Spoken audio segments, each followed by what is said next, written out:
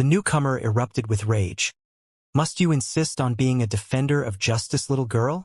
Have you stopped to consider whether it's worth it? You don't know this person, do you? Do you intend to offend others for the sake of a stranger?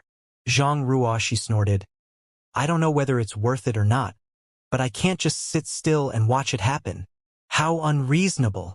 The anger of the newcomer was like an active volcano, and it almost swallowed him up. How unlucky! I just had to encounter a meddlesome little girl like her when my life is at stake. On a regular day, he wouldn't mind wasting a few words with her. But right now, he didn't have the luxury. Just then, Xianxia raised his head and looked at the newcomer and said faintly, The wind is getting stronger outside. I'm afraid you won't be able to find another place if you don't go now, friend. The newcomer stared back with deep, hatred-filled eyes before turning around and dashing out. He didn't even bother to spit out a threat, because he knew that if he stayed to argue with Xianxia, he would miss the opportunity to find another cave. Being exposed to the astral wind was lethal, but if he left now, he would still have a chance to survive. It was a gamble. Many thanks. This humble one will never forget what you did for me today, and will definitely return my gratitude in the future. The young man hiding in the deepest part of the cave cupped his fists and bowed over and over again to Xianxia. If Xianxia didn't stand up for him just now, there was no doubt that he would have been thrown out of the cave and left to die. Therefore, he was very grateful to her. She dismissed it with a smile and a wave of her hand. Don't mention it. Her smile seemed to light up the whole cave, and the young man couldn't help staring at her, stunned, while her face turned a little red when she noticed. At the same time, she felt slightly annoyed. Old man lightly coughed. This old man admires your kind heart, young lady, but I'm afraid what you've done just now is pointless. What? Xianxia, she turned her head and looked at Old Man with a puzzled expression on her face. The old man sighed. As the time of the astral wind draws closer, more and more cultivators will come and fight for a spot. You've managed to drive one of them away, but will you be able to drive away all of them? As soon as his words fell, the sound of heavy breathing came from outside the cave. Following it, several cultivators who were escaping from the strange fog rushed directly towards the cave. They were undoubtedly looking for shelter. When they reached the entrance, they looked inside, and when they saw that there was no space left, their faces turned dark. However, they seemed to have expected this situation, because instead of stopping to talk nonsense, they summoned their respective artifacts and unleashed their strongest attacks. Amidst the chaotic flashes of source chi, 2 distressed cries rang out. Blood splashed, and the 2 cultivators standing closest to the entrance fell before they could even react. The pungent smell immediately filled the air. Afterwards, the newcomers laughed and kicked the bodies aside. Give us some room if you don't want to die, they sneered. As they spoke, their attacks rained down harder, causing the cultivators near the entrance to cry out miserably and incessantly. Xianxia, she was stunned upon realizing the truth behind the skeletons outside.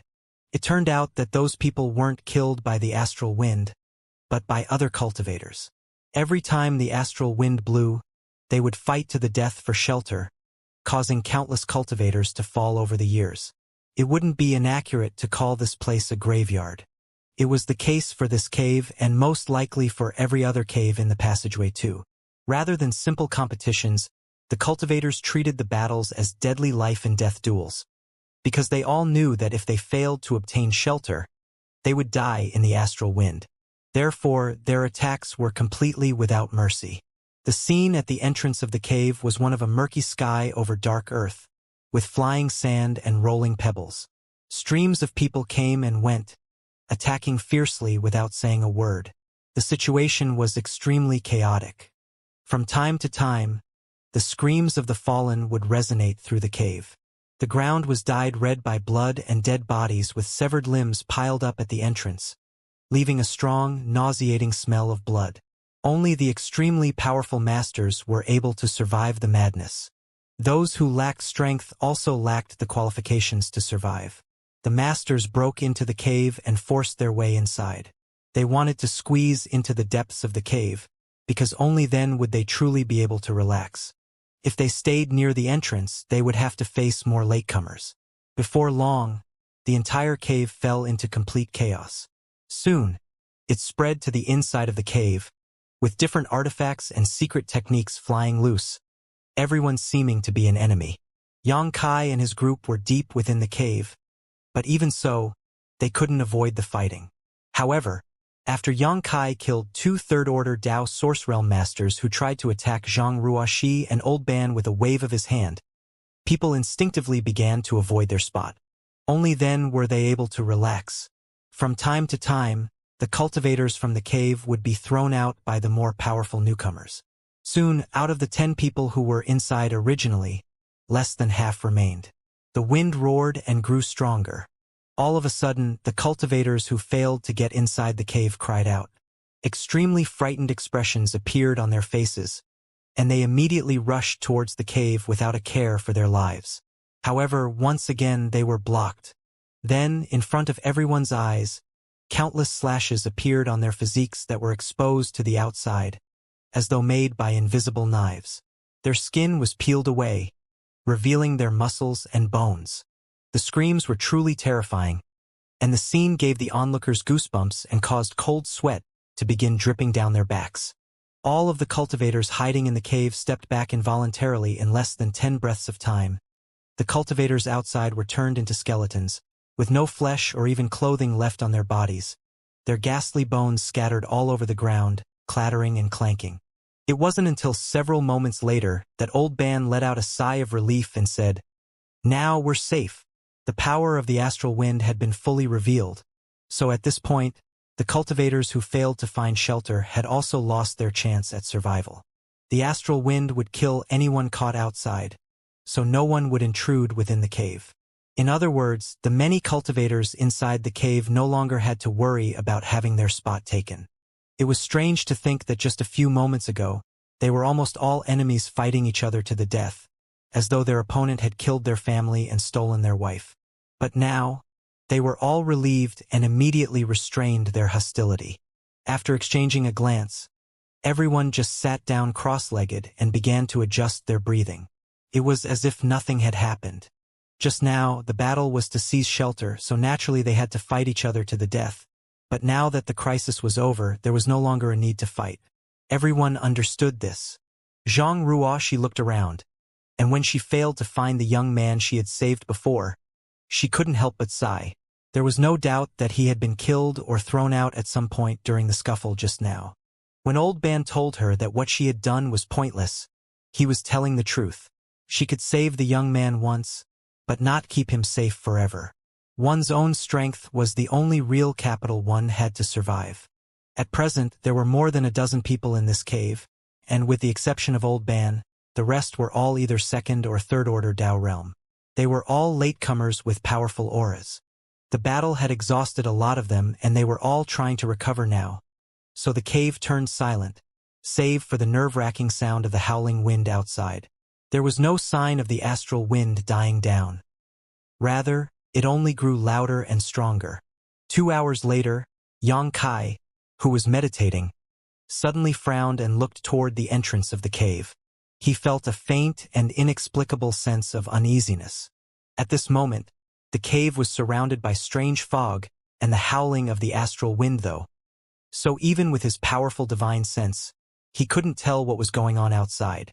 As Xianxia paid close attention to any movement outside the cave though, a cry and a howl traveled inside from the depths of the strange fog.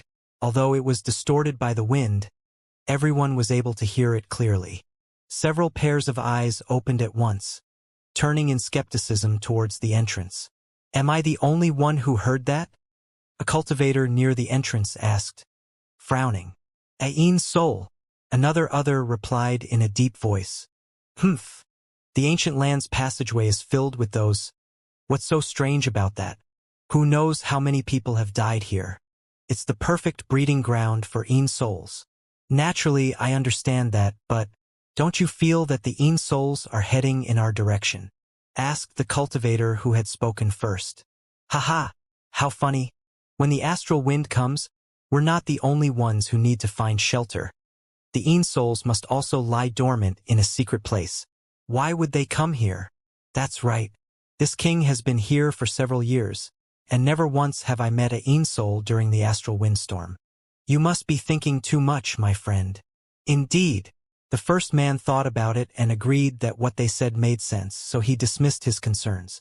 The cultivator's conversation naturally entered Xianxia's ears. However, instead of feeling reassured, he became more vigilant and asked quietly, "Is it true that souls don't come out when the wind blows, old man?" "Generally, yes. It's because the astral wind is so powerful that not even the souls here can resist it and are likely to be blown away."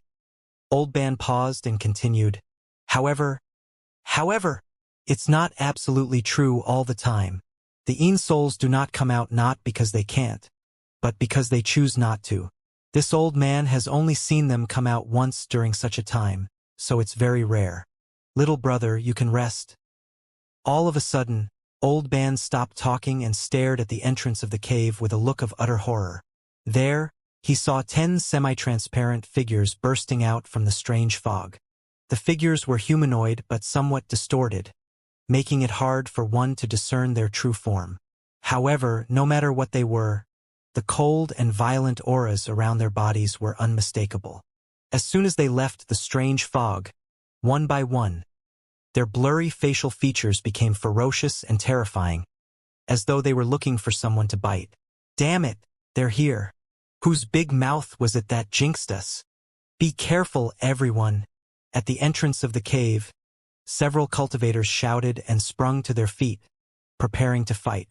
As soon as these souls rushed in, they would be the ones to bear the brunt of the attack with no way to advance or retreat. Thus, they could only choose to fight.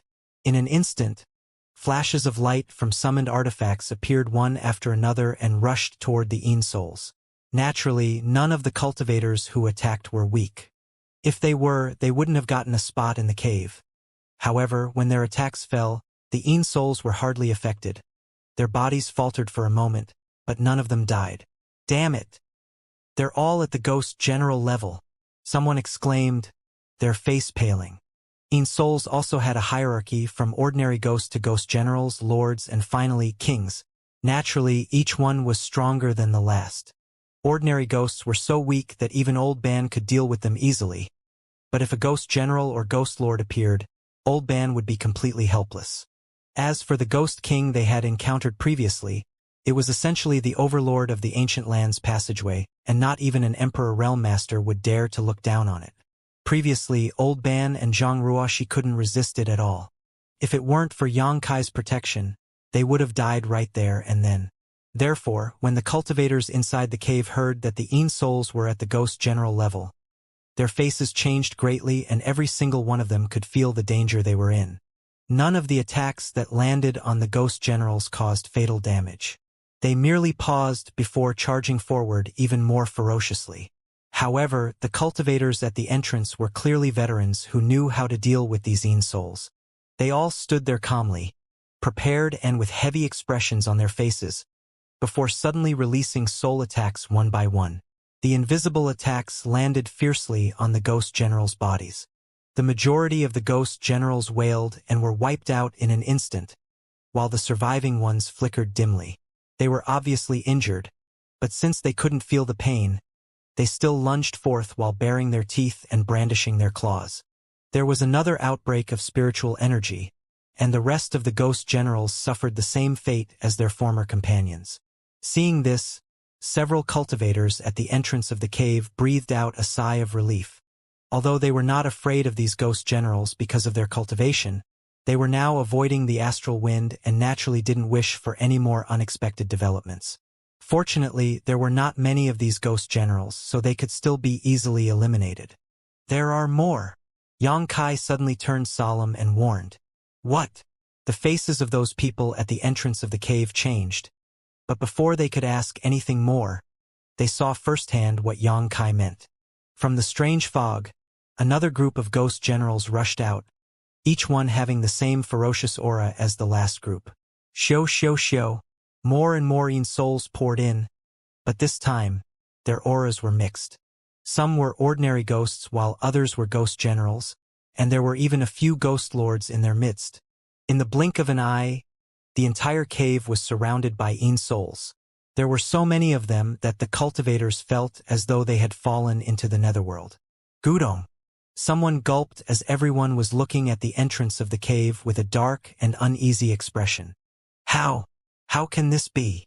Why are so many souls coming out when there is still the astral wind?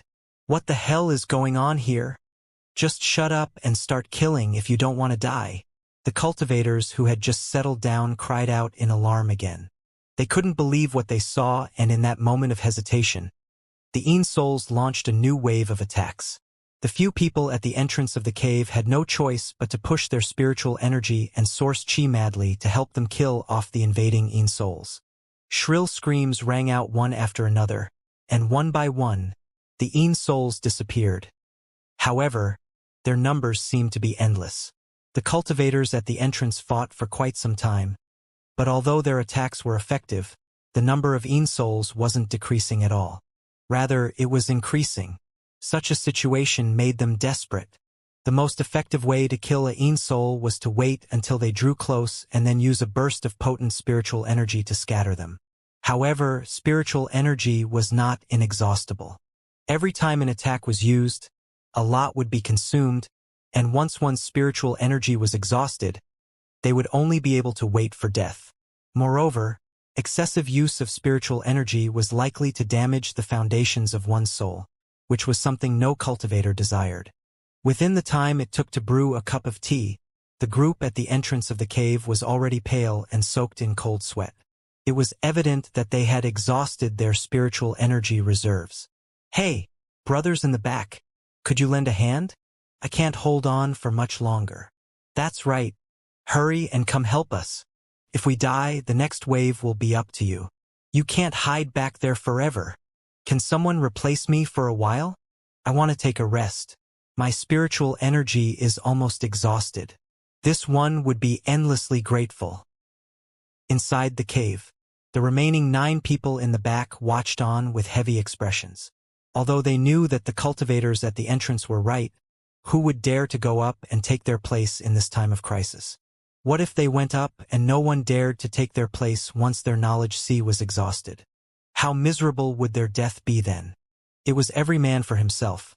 Therefore, although their expressions were grim, none of the people inside the cave said anything, let alone step forward to replace the cultivators at the entrance. Old Ban, you don't think it's... Yang Kai suddenly looked at Old Ban and asked quietly. It only took a moment for Old Ban to understand what Yang Kai meant, and he nodded slightly. It's possible. Generally, souls would not appear during the astral wind period, so the situation now was quite strange. Moreover, judging from the way the souls were moving and staring into the cave, it seemed that they bore a grudge against a single person. This reminded Yang Kai of the Ghost King. The Ghost King had suffered a loss at Yang Kai's hands, so perhaps this incident was related to that. Since the Ghost King wasn't Yang Kai's opponent, it decided to take advantage of this opportunity to mobilize the souls in the passageway in order to wear down Yang Kai. However, despite knowing the truth, he had no way to escape. If the souls continued attacking, they would reach him sooner or later. If so, then Yang Kai was the culprit and everyone else was simply implicated because of him. Just as Yang Kai and Old Ban were communicating secretly, a man inside the cave suddenly stood up and shouted, "Everyone, at this time of life or death, we have to work together if we want to survive." Exactly. We need to work together. This wonderful brother has such a profound sense of justice. Hurry and help me fight for a while. This one will thank you with 20 million source crystals after this. A third-order Dao Source Realm Master hurriedly responded. He was pale and barely hanging on.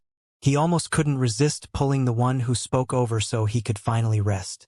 The one who spoke looked at him and said, "Please wait a moment, friend. This one will discuss with the others. It won't be long." "What? We'll die if you do that." "Humph, we're over here fighting with our lives on the line, while you are in the back relaxing. Do you think we'll just let that happen? If you people don't come and help, then don't blame us for accidentally letting some souls inside. That's right. If we're going to die, then we'll drag you all down with us. Please be patient and allow this 130 breaths of time to come up with a satisfactory plan," the man inside the cave said. As soon as his words fell, the cultivators at the entrance stopped clamoring. The man's words sounded sincere, and they also wanted to see how he would deal with this. Moreover, holding on for 30 more breaths of time was not hard to do. Seeing that they had no objections, the man cupped his fists and said, "He Feng from the Qi family fort greets fellow cultivators." Qi family fort. Yang Kai was startled and he turned to look at He Feng, coincidentally meeting his gaze. He Feng smiled at him, while Yang Kai couldn't help but snort. Does he recognize me? If he does, he wouldn't be smiling like that. So, it turns out that you're from Qi family fort. I have long admired your family. As soon as He Feng reported his background, several people revealed looks of approval. After all, Qi family fort was a great force that existed near the ancient lands, so it held some prestige here. He Feng didn't waste any words and went straight to the point. I believe our current situation is clear to all. If the friends at the entrance were to exhaust their spiritual energy and fall, the attacks would fall on us next. It seems that there is no end to this wave of Yin souls, and if they continue to pour in here, this Qi reckons only a handful of us will be able to survive. Thus, this Qi would like to ask you all to set aside your personal opinions, cooperate sincerely, and fight together. Only then will we have a chance of surviving. Moreover, there just happens to be 12 of us here. The opening is only wide enough to accommodate about 4 people standing side by side. This Qi suggests that we divide into 3 groups, and each one will take turns defending the cave for a stick of incense's worth of time, and then switch out again. This will allow each group to rest for about half an hour, which is enough time to recover almost completely. Try to kill the Yin souls if possible and block them if not. As soon as the astral wind ends, we won't have to entangle with them any longer. We can escape the cave and thus survive. However, in order for this to happen, we must join hands and trust each other without harboring any other intentions. That is this Qi's proposal. What does everyone think? He Feng finished, glancing around at the other cultivators.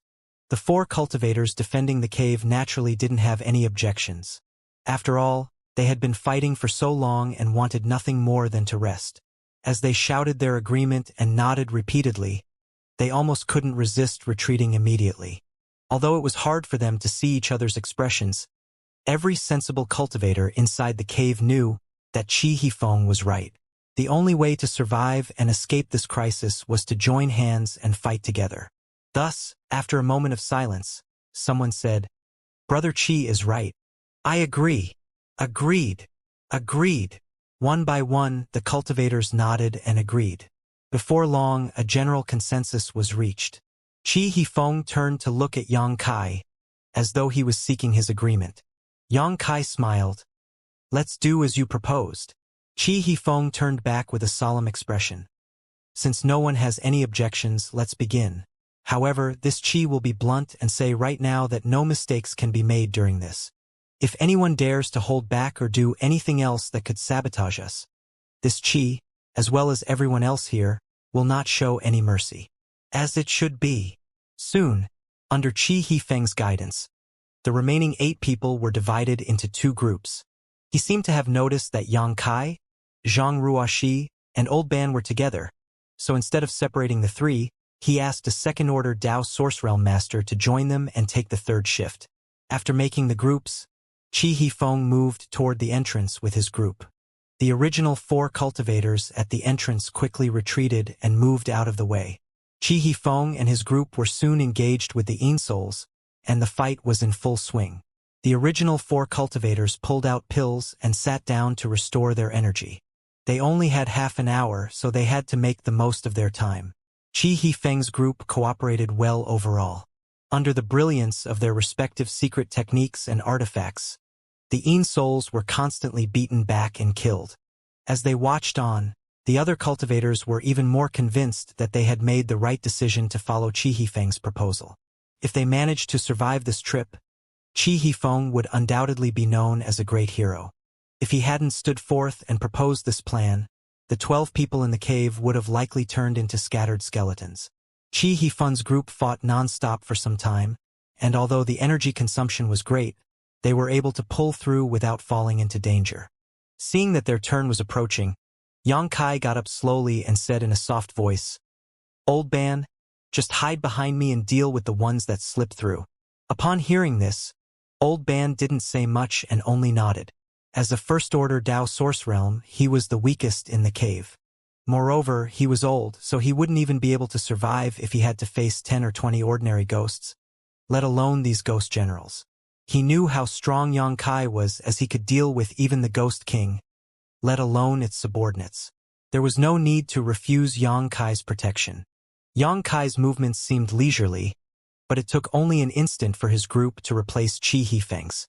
A brilliant light burst from Zhang Ruoxi's hand as extremely rich and pure spiritual energy turned into an invisible blade that swept through the entire scene like a divine weapon, cutting down every Yin soul before her, as though they were nothing but straw. The second-order Source Realm Master who was with them turned to look at her in amazement. Only then did he realize how powerful this beautiful girl was, and for a second he felt both fear and respect. Then, he felt a stab to his self-esteem and clenched his teeth, releasing his spiritual energy and fighting to the best of his abilities so as not to be underestimated. Yang Kai's performance was not as exaggerated as Zhang Ruoxi's, but every time he used his spiritual energy, he would inconspicuously eliminate a large area of Yin souls, most of whom were hidden in the strange fog, so no matter how much noise they made, no one noticed. Occasionally, he would deliberately let 1 or 2 Yin souls pass for Old Man to deal with. It wasn't for the sake of Old Man's self-esteem, but because the other cultivators were working so hard and sincerely that it would seem unreasonable for Old Man to be doing nothing. 1 or 2 Yin souls were easy to deal with and didn't pose any threat. As soon as Yang Kai took over the defense, the situation changed greatly. Previously, no matter which group was at the entrance, their vision would be filled with endless Yin souls. More would appear as they were killed, which made them feel desperate. But this time, with Zhang Ruoxi killing at the front and Yang Kai cutting off the Yin souls' reinforcements in the rear, the situation at the entrance became much better in just 10 breaths of time. The number of Yin souls had obviously reduced, giving one the illusion that the disaster would pass soon. Seeing this, the 8 resting cultivators couldn't help but perk up. It was as though they had seen a glimmer of hope in the fog. After another stick of incense's worth of time, without Yang Kai's having to call out, the first group stood up and stepped forth to replace them. By now, no one was thinking about their own benefits. Everyone knew that if they wanted to survive, they would have to cooperate with each other. However, after the first group took over, they discovered that the overwhelming number of Yin souls had been restored and were quite depressed. Like this, the 12 people in the cave worked together in an orderly manner, constantly resisting the invasion of the Yin souls. A day passed and everyone's expressions gradually turned somber. This was because they had discovered that even after an entire day, the Yin souls showed no intention of retreating and continued to invade. Most of the cultivators were injured now, and although no one had suffered fatal injuries, it would become a problem if they weren't treated soon. Only Yang Kai's group of 4, because of his secret protection, was still intact. The reason for the injuries was due to the excessive and long-term consumption of spiritual energy. Although they were given time to rest and consumed numerous pills, the fatigue couldn't be entirely dispelled. Moreover, there was something even worse. They were running out of the spirit pills that could restore spiritual energy. If they ran out of pills, they would no longer be able to replenish their spiritual energy. And if the astral wind didn't calm down by then, only death awaited them. Qi Hifeng even took the initiative to distribute his spare spirit pills, but it was still just a drop in the bucket and didn't play a big role. Half a day later, the situation grew worse. The atmosphere inside the cave was dark and gloomy, with people constantly shouting and swearing to vent their anger. Qi Hifeng's brows are furrowed, but he couldn't think of a way to save the situation. He could only look at Yang Kai, his eyes full of helplessness. Yang Kai glanced at him and snorted.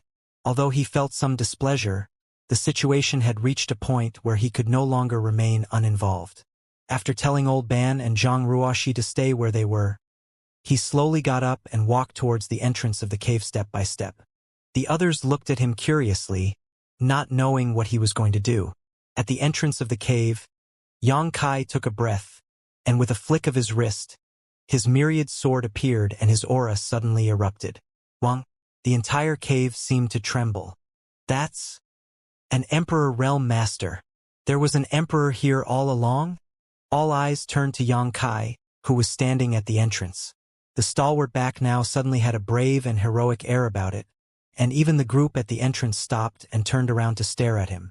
Although Xianxia performed well before, he didn't unleash his full might, and the other cultivators were too worried about their own lives to pay him much heed. It was only at this moment that they realized Xianxia was actually an Emperor Realm Master. No wonder the 3 cultivators in his group were completely unharmed.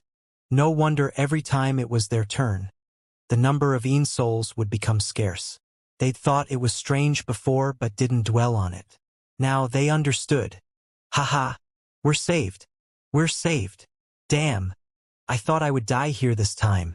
It seems the heavens still don't want me to visit yet. Sir, please hurry and give those Yin souls a good bashing. At this time, everyone was shouting and cheering. They seemed to believe that the Yin souls would all disappear as long as Xianxia acted. Qi Hifeng said solemnly, "Many thanks, sir." Although Xianxia's hand had been forced, it didn't change the fact that he would become everyone's life-saving benefactor if he managed to beat back all of these Yin souls. Therefore, it was natural for Qi Hifeng to thank him. "You guys should move to the rear," Xianxia said as his body flickered and appeared before the group, defending the entrance. Without saying a word, the 4 cultivators immediately stepped back and retreated behind him. As soon as they retreated, countless Yin souls roared and rushed forward madly. Each one looked so ferocious that it made the other cultivators sweat for Xianxia, worried if he would be able to stop them alone. An Emperor Realm Master was indeed strong, but he had been fighting and consuming energy for a day and a half already just like the rest of them. Now that he had become their only hope, it was only natural that no one wanted to see him have an accident. However, in front of everyone's eyes, Xianxia was as steady as a mountain and didn't move until the Yin souls were almost upon him. At the last moment, his spiritual energy suddenly burst out like a tsunami. Hong! It seemed like an invisible wall in front of Xianxia suddenly formed, deflecting all of the Yin souls and preventing them from getting closer. Moreover, under some invisible pressure, the Yin souls disintegrated at an astonishing speed, and several shrill cries rang out. It was like watching snowflakes under the scorching sun. Wherever the sun passed, the snowflakes melted away. This was not the end. The myriad sword in Xianxia's hand swept out, the fierce attack rising and spreading all around like the light of the moon and stars. A large number of Yin souls was wiped out yet again. Although this kind of attack was not as effective as one using divine sense, Xianxia was an Emperor Realm Master, and his myriad sword was also an Emperor artifact, so it was impossible for the results to be ordinary. The lowest level of Yin souls and even the ghost generals were reduced to dust as soon as they came into contact with his sword wave.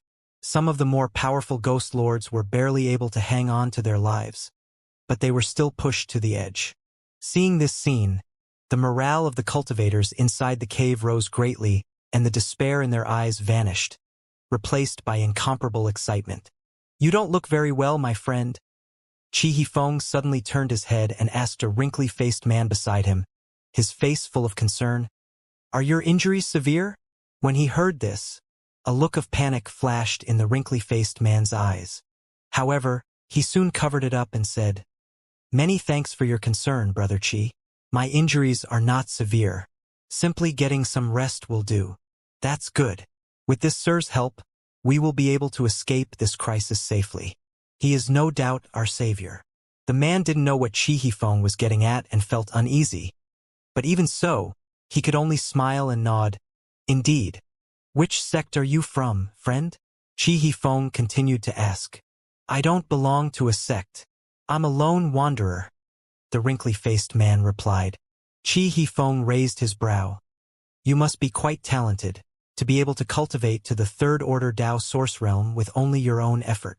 Are you interested in joining the Qi family fort?" "I am honored by Brother Qi's offer, but I'm used to being free. I don't wish to join any great forces yet." "Very well." After that, Qi Hifeng stopped talking and turned his head to watch Xianxia.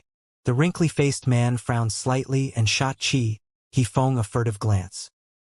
His expression had been normal, and it seemed that he had just been making casual conversation, so the wrinkly-faced man sighed in relief. At the entrance, Yang Kai was like an impassable mountain, and with each swing of his sword, the Yin souls were pushed back. Occasionally, a few would slip through and be killed by the cultivators in the back. The Yin souls had no way to break into the cave. At this moment, everyone relaxed and was no longer anxious. The crisis would pass as long as Yang Kai held on. The strength of an Emperor Realm Master was formidable as expected and truly awe-inspiring. However, they were afraid Yang Kai would run out of energy before everything ended. After all, one's strength was always limited. Alas, half a day later, their worries came true. By then, it became obvious that Yang Kai's attacks were no longer as powerful as before. The force behind both his sword waves and soul attacks were greatly reduced, and most noticeably, the number of Yin souls slipping through his defense had increased. However, this wasn't surprising. The fact that Yang Kai was able to hold on for half a day on his own was a testament to his great strength. After all, the four-person groups before could only hold on for a stick of incense's worth of time. After another half-day, Yang Kai's hand trembled slightly, and his face turned pale. It was apparent he was nearing his limit. He-Fong stood up. "Sir, please go back and rest for a while. You can leave the rest to us."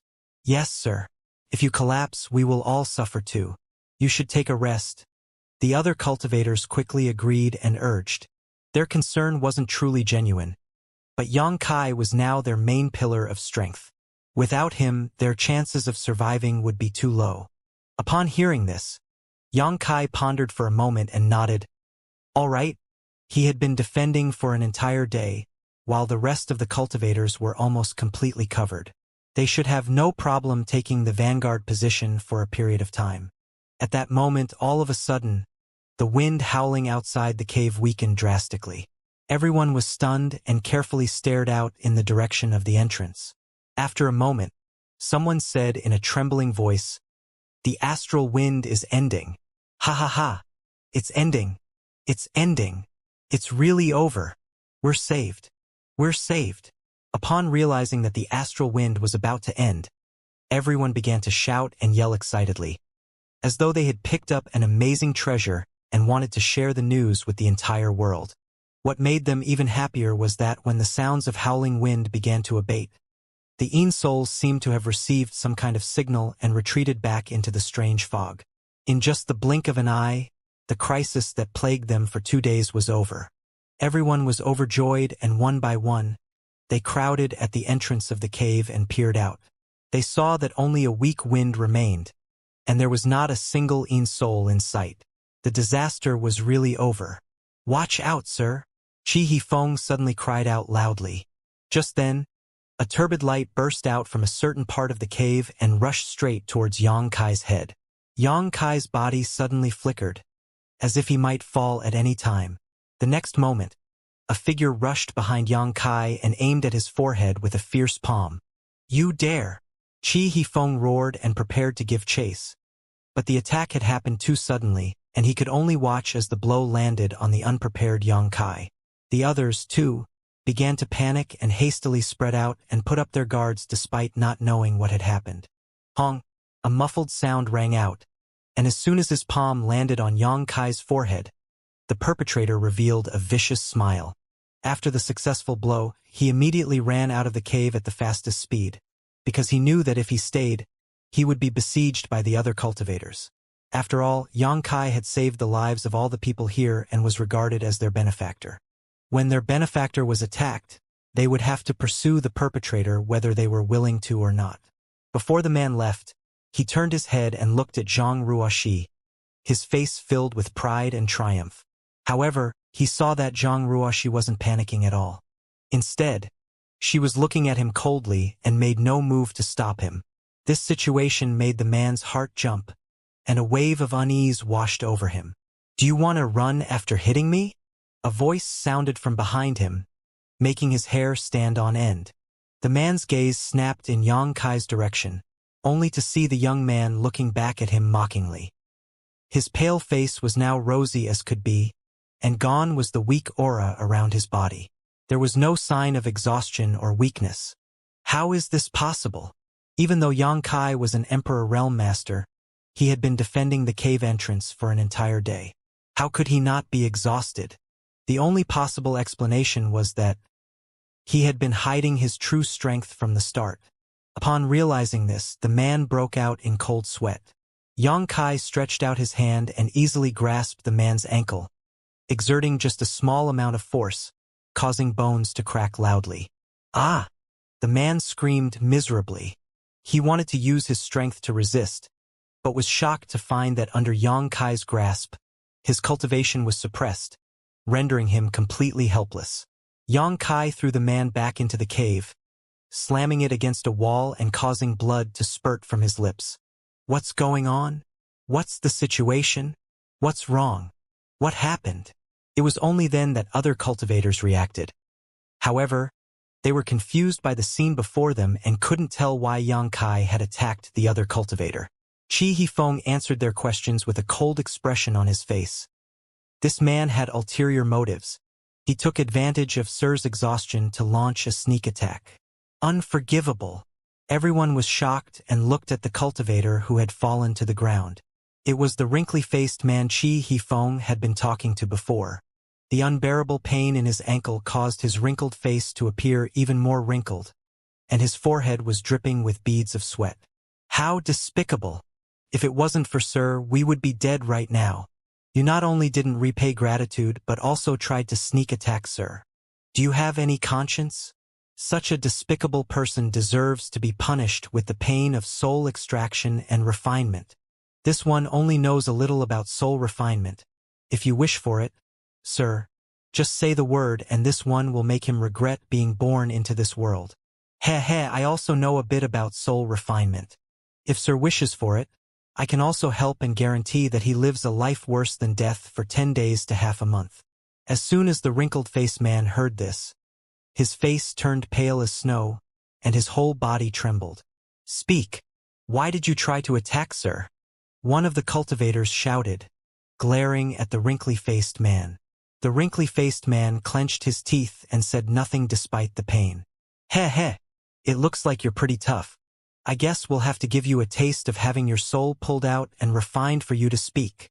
Another one approached with a sinister smile. Ha. The wrinkly-faced man suddenly burst out laughing. His laughter contained so much madness that it immediately stunned everyone. A moment later, he sneered and said coldly, You want to refine my soul? You'll need to have the courage first. Do you know where I come from? If you dare to hurt a single hair on my head, my sect will not let you off. Everyone's faces changed as soon as they heard these words. The intimidation from the possibility that the wrinkly-faced man came from a great background was quite effective. When they stopped to think about it, it did make sense. The wrinkly-faced man wouldn't dare to attack an Emperor Realm Master if he didn't have something like a top sect backing him. Perhaps Xianxia had offended the sect somehow, so the wrinkly-faced man was sent to assassinate him. Just minutes ago, the other cultivators were only focused on repaying Xianxia for saving their lives and didn't think much about the situation. However, now that they had stopped and looked back on it, they found the matter to be quite strange. Ha. Scared now? Seeing the looks on the cultivators' faces, the wrinkly-faced man sneered. I advise you all to mind your own business. Don't get in my way. Pa! Before he could finish speaking, Xianxia suddenly flashed in front of him, and a sound slap landed on his face. The wrinkly-faced man was slapped silly. It wasn't until several moments later that he recovered from the shock. Over 10 teeth had been knocked out of his mouth, and blood was now dripping from its corners. Although Xianxia was unharmed by the wrinkly-faced man's sneak attack, Xianxia was enraged nonetheless. She never imagined there could be someone so ungrateful in this world. Right after Xianxia saved his life, he tried to kill him. The death of a person like him wasn't worth pitying. If she hadn't tried her best to suppress her anger, the wrinkly-faced man would have likely died from her slap. The other cultivators were afraid of him, but she wasn't. It seemed that she was truly enraged this time, because an overwhelmingly violent aura surrounded her body, making her appear like a wild beast. Everyone was stunned and looked at her, dumbfounded. They never thought a beautiful girl like her could have such a terrifying side. The wind has stopped howling, and the souls have dispersed. I won't be seeing everyone out, Xianxia said indifferently, his expression unchanged. The other cultivators quickly understood his meaning. No matter what grudge he shared with the wrinkly-faced man, and no matter what the wrinkly-faced man's background was, he didn't want nor need anyone else to interfere. It was pointless to insist on staying when they were too afraid to do anything.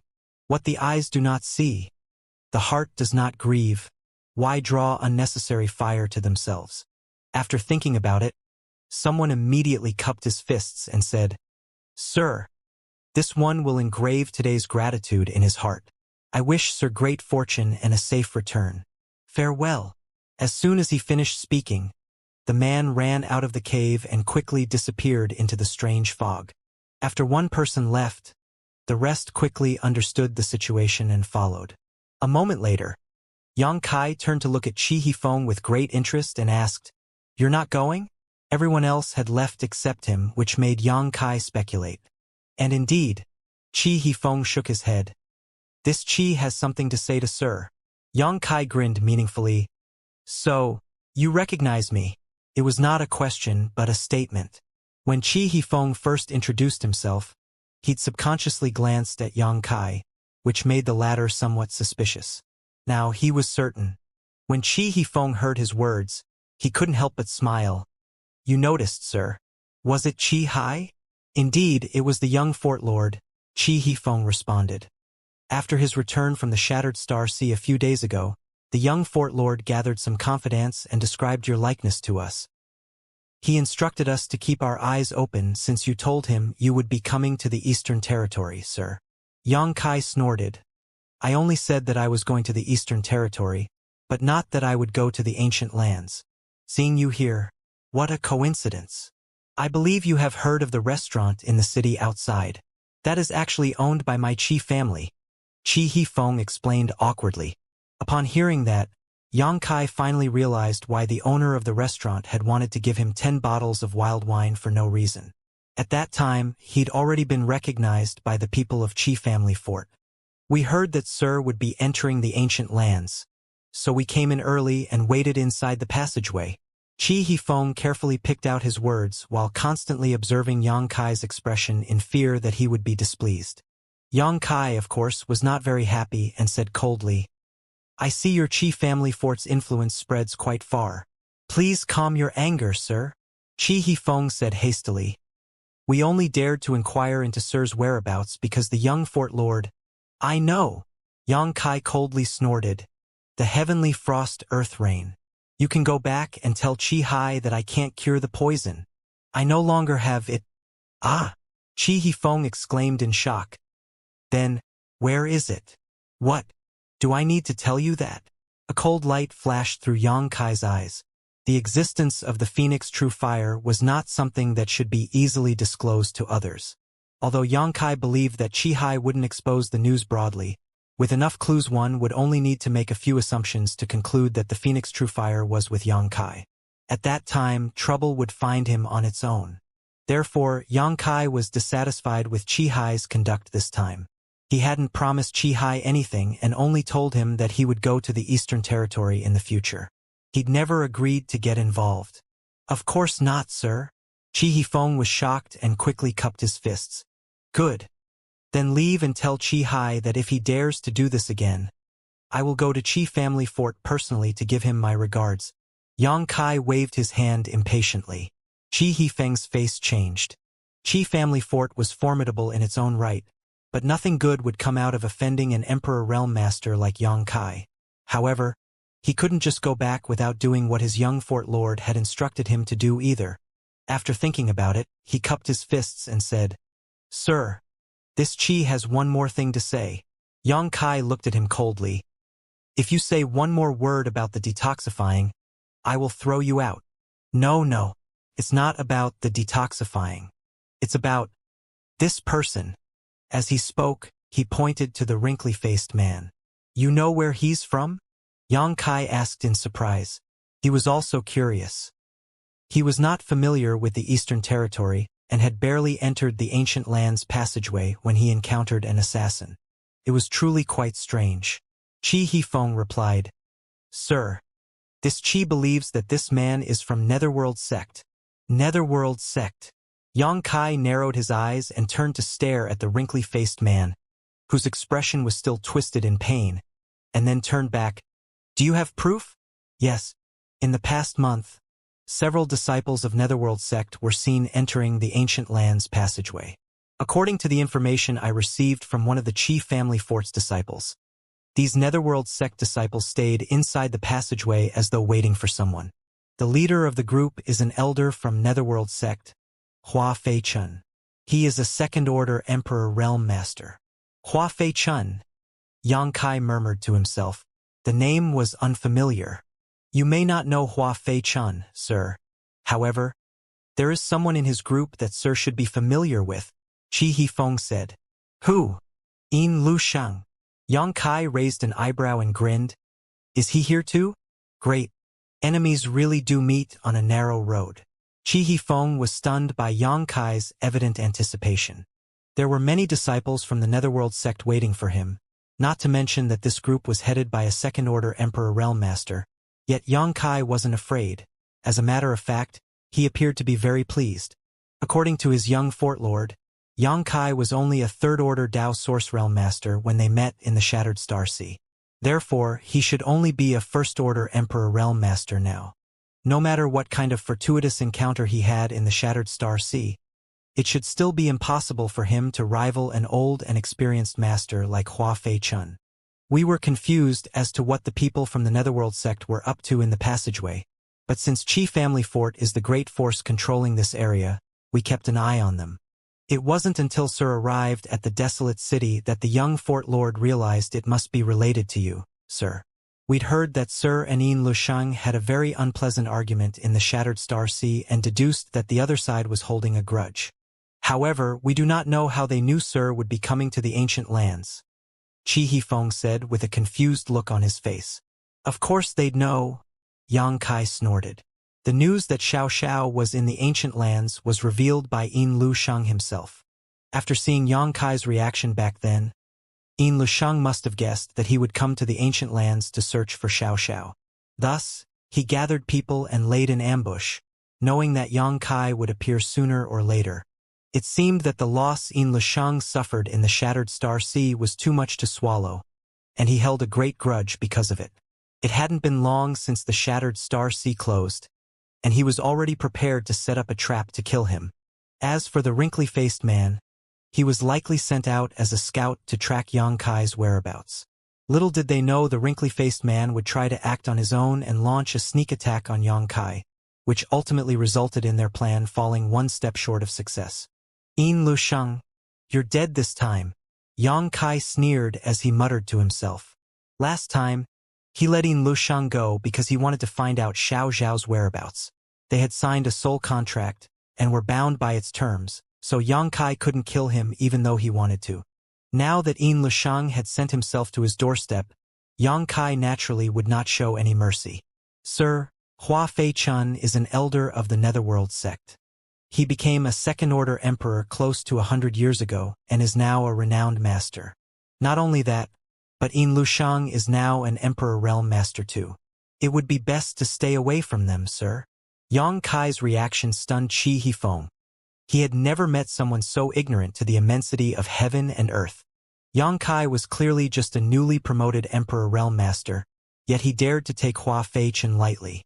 "Sir, it would be best to leave here first and think of a plan later," Chi Hifeng urged. "Yin Lushang also broke through to the Emperor Realm?" Yang Kai frowned. "When did that happen?"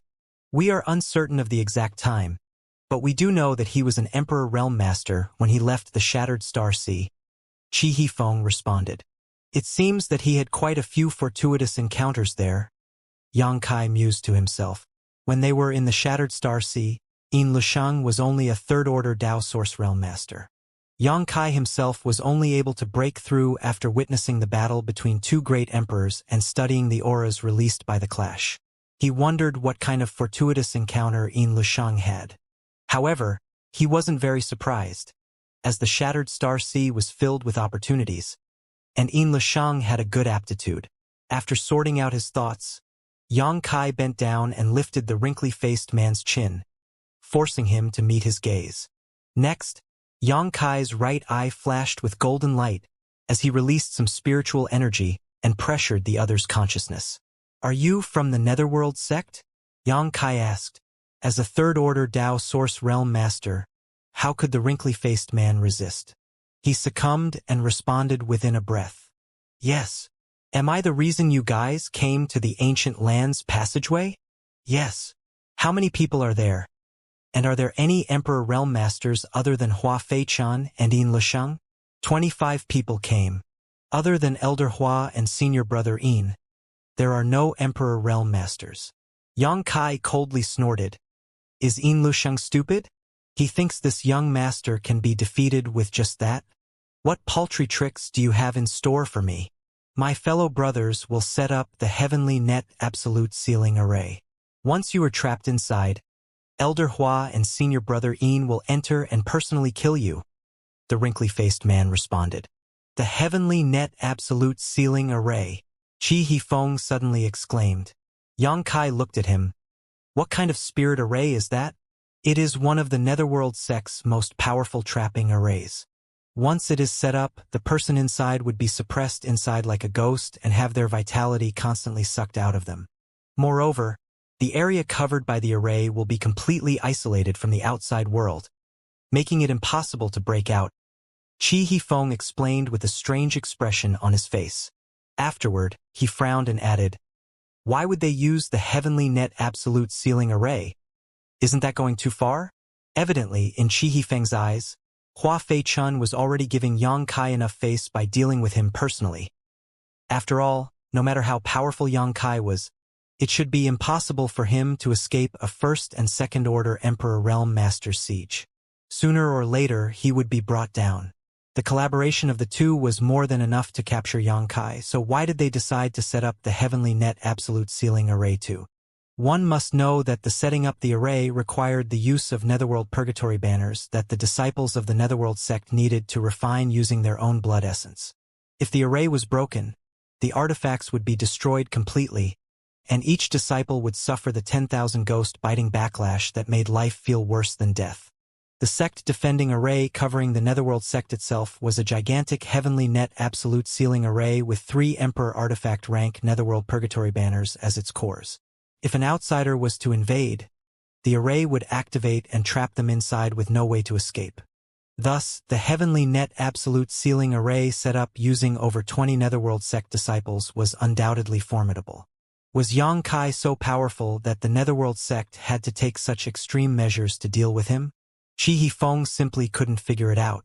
However, what he didn't know was that Yin Lishang had insisted on using this array because he knew Yang Kai was proficient at using space principles. Hua Fei-chun might be stronger than Yang Kai, but wanting to kill him without cutting off his path of escape was all but impossible. Since ancient times, cultivators who were proficient in the Tao of space were the hardest to deal with. In order to kill them, one must first think of a way to seal them in a certain region in order to prevent them from simply escaping. Isolated from the outside world. Yang Kai coldly snorted. He immediately understood what the Heavenly Net Absolute Sealing Array was for. Sir, you should retreat. If your purpose for entering the ancient lands is to look for something, our Qi family fort can help. You would only need to wait for our message, Qi Hifeng said, looking at Yang Kai eagerly. He believed that with Yang Kai's current strength, throwing himself into the array would be the same as throwing himself into a grave. Your Qi family fort cannot help with what I'm seeking. Yang Kai shook his head. He was not looking for treasure, but Xiao. How could he let the Qi family fort help with that? As he spoke, Yang Kai's outstretched hand jerked, and the wrinkly-faced man immediately fell over. On the outside, there was not the slightest sign of injury, but his insides had already turned to dust. He couldn't be more dead. Let's go, Yang Kai said to Zhang Ruoxi and Old Ban. There was nothing more he needed to know. As he spoke, he wrapped his Emperor Qi around the two and disappeared like a ghost. Sir, Chi Hifeng yelled twice, but Yang Kai had already left. Chi Hifeng ran out after him, but the strange fog quickly obstructed his sight and divine sense. Chi Hifeng stood in one spot for a moment, then he stamped his foot and quickly went on his way. It would be impossible to find Yang Kai again. He had waited inside the cave for him, but now that he was gone, so Chi Hifeng had to send word back to Chi family fort as soon as possible so that the young fort lord could decide what to do next. 50 kilometers away from the original location of Yang Kai's group, in another cave. This cave was much larger than the one Yang Kai's group hid and could accommodate over 20 without feeling crowded. The people inside the cave were all wearing the same clothes and were from the same sect. Their leader was a second-order emperor who was wearing a traditional-style robe. He appeared to be around 50 years old, but his face looked rosy and young. This person was Elder Hua Fei-chun of the Netherworld sect. Sitting beside him was Yin Lusheng, whose venomous gaze had been staring into the surging strange fog as though wanting to pierce through its depths. There was a cold and unsettling smile on his face. Whenever he recalled his encounter with Yang Kai in the Shattered Star Sea, he would have trouble eating and sleeping. He had never suffered such a great loss since he became a cultivator. He had always been the one to crush others with absolute strength and never expected that one day, someone of the same level would oppress him. He couldn't stand it. Worse, in order to survive last time, he even had to lower himself and flatter Yang Kai. Yin Lusheng reckoned that if he didn't have information Yang Kai was interested in, he would have died at that time. In the end, he had to rely on a soul contract to stay alive. Back when they were in the Starlight Corridor, Yang Kai wasn't his match at all. He never expected that in just less than 10 years, Yang Kai would advance to such heights. Who knew how monstrous Yang Kai would become if he was given a few more years? Thus, Yin Lusheng had to get rid of Yang Kai once and for all, like cutting weeds and pulling out their roots. Yin Lusheng was certain that if he allowed Yang Kai to grow further, his life would become exceedingly difficult. Therefore, as soon as he returned to his sect, he asked his honored master to send Elder Hua Fei-chun to the Ancient Lands passageway with over 20 disciples to help him kill Yang Kai. With the assistance of Hua Fei-chun, the Heavenly Net Absolute Sealing Array, and his own trump cards, there was no way Yang Kai would be able to survive. Yin Lusheng could already imagine the wonderful scene of Yang Kai falling to his knees and begging for mercy. Suddenly, a loud voice shouted, "Elder, we have bad news." His reverie interrupted. Yin Lusheng was somewhat displeased and turned to see a Netherworld sect disciple standing beside Hua Fei-chun, an ugly expression on his face. "What's the matter?" Yin Lusheng asked with a frown. Hua Fei-chun also opened his eyes and looked at him calmly. "Senior brother Yao is dead," the disciple said in a trembling voice. "Who killed him?" Yin Lusheng asked. Although there were many hidden dragons and crouching tigers in the Ancient Lands passageway, the Netherworld sect was a name that caused those in the Eastern Territory to tremble and obey. Who would dare to kill one of their disciples so casually? "It seems to be this man," said the disciple, revealing a bead in his palm. An illusory phantom appeared from it, reflecting the scene of Yang Kai's hand crushing the wrinkly-faced man's 5 viscera and 6 organs. This was a mysterious technique that could replay the scene of the wrinkly-faced man's death clearly to Hua Fei-chun and his group. Yang Kai? Yin Lusheng clenched his teeth, glaring at the image of Yang Kai in the illusory image. His eyes turned red as soon as he saw this enemy of his. That's him. That's the bastard who bullied this young lady. So he really did enter the Ancient Lands passageway. Hua Fei-chun, you need to catch him so this young lady can torture him. On the other side of the cave, a young red-clothed woman suddenly jumped up and cried out, glaring at Yang Kai's figure with gnashed teeth. This young woman was the one who had troubled Old Ban. She had met up with the Netherworld sect at an unknown time. Old Fu, who was protecting her, was also present. However, the 2 third-order Dao Source Realm Master Guards were nowhere in sight, their life or death unknown. She was only a third-order Dao Source Realm Master, yet she showed no respect for Hua Fei-chun, an Emperor Realm Master. Despite that, Hua Fei-chun wasn't angry at all. There was only some helplessness in his expression. Yin Lusheng turned to the red-clothed girl, the corners of his lips turning upwards as he asked, Young Lady Linner, you mean, the person you want to punish is him? That's right. The girl named Linner, gritting her teeth, fire almost shooting from her eyes. I would recognize him even if he turned to ashes. You, hurry up and catch him for me. I want to see him kneel down in front of me and beg for mercy. 2 days prior, this young lady had suddenly stumbled into the cave where the Netherworld sex members were hiding and ordered Hua Fei-chan and others to teach someone a lesson for her. She said that the man had brazenly bullied her. Hua Fei-chan and Yin Lisheng felt their heads hurt when they heard this demand.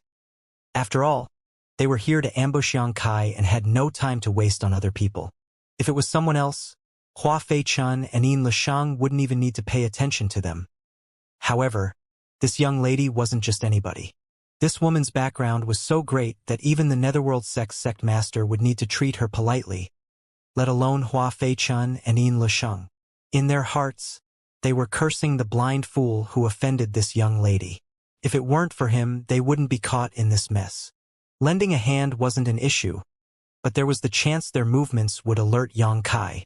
However, no matter how reluctant they were, they couldn't disobey this young lady's orders. Just as they decided to grit their teeth and bear with it, the wind began to howl. Their group was forced to stay inside a cave for 2 days and couldn't go outside until now. Now, however, Yin Lisheng was quite happy. Young Lady Linner, it seems we are dealing with the same person, he said with a smile. The same person? A shocked expression appeared on the girl named Linner's face, and even Old Fu's eyes widened. Such a coincidence? Yin Lisheng slowly rose. I will not hide anything from you, young lady.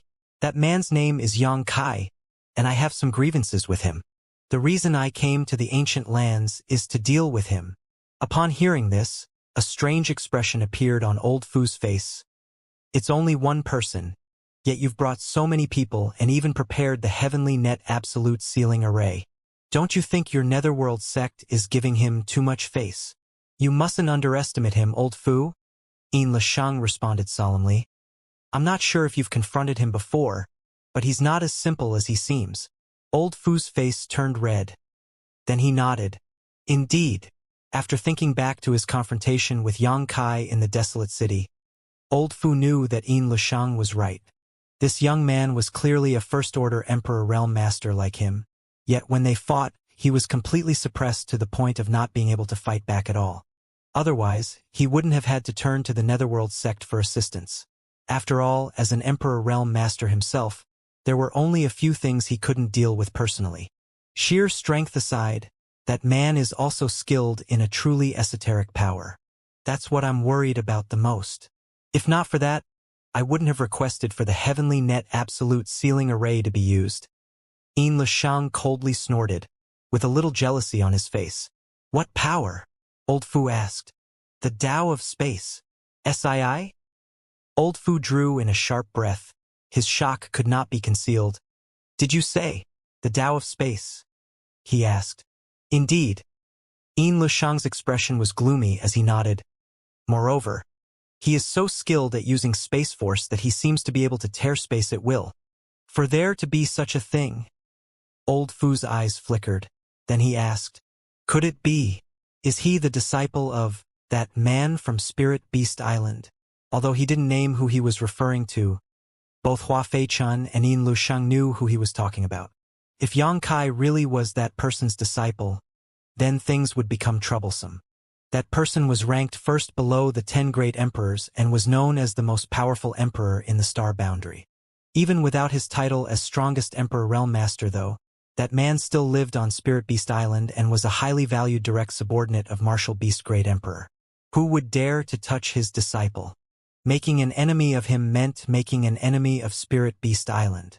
Not even Old Fu and the girl named Linner could afford those consequences. Therefore, Old Fu couldn't help but feel worried. What if they had provoked someone they shouldn't have? However, to his relief, Yin Lisheng shook his head. As far as I know, there is no relationship between the little brat and that sir, so you can rest assured. How do you know? Old Fu asked cautiously. As the young lady's bodyguard, he needed to be a careful and thorough person. Yin Lisheng smiled and responded. Because he is from the Southern Territory, The Southern Territory? Upon hearing this, Old Fu finally put down his worries. In that case, he should have no ties with that person. He paused and continued. So, the heavenly net absolute sealing array is for sealing space. Indeed, Xianxia said with a hideous grin. I'd like to see how he'll be able to escape without his space abilities. Hua Feichun suddenly interjected. Is that little brat already an Emperor Realm Master? The disciple surnamed Yao that Yang Kai killed was a third-order Dao Source Realm Master. And Old Fu and the young lady had also suffered at his hand. This showed that Yang Kai was likely already an Emperor Realm Master. Yes, what did you think he was? Old Fu looked at him strangely. Hua Feichun frowned. Martial nephew Yin said that when they were in the Shattered Star Sea, the little brat was only a Dao Source Realm Master. To think. His aptitude is also astonishing, and the opportunities that exist within the Shattered Star Sea are truly heaven-defying. Thus, it is not surprising that he was able to break through to the Emperor Realm there. Wasn't I the same? If he wasn't an Emperor Realm Master, I wouldn't have asked Martial Uncle Hua and my fellow brothers to lend a hand. Xianxia explained with a slight smile. He looked as though he had expected it. The Shattered Star Sea. He was in the Shattered Star Sea. Old Fu was surprised. You mean he broke through to the Emperor Realm not long ago? A young man who had just broken through to the Emperor Realm, possibly without having stabilized his new cultivation and was still unfamiliar with Emperor Qi, was able to completely suppress him. Old Fu couldn't believe it. Am I just too old? Rest assured, Old Fu. No matter what kind of opportunities he had, he will surely die here today. Xianxia said, his expression grim. What are you muttering about? The young lady Liner was silently listening for a long time and finally grew impatient.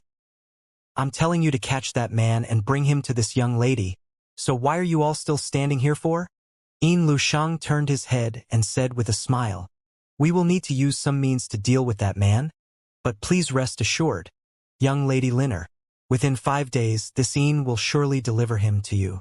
At that time, young lady Liner will be able to do whatever she wishes with him. The girl named Liner snorted. It'd better be that way. When the time comes, this young lady will strip him of his clothes and throw him to a place filled with people so they can laugh at him.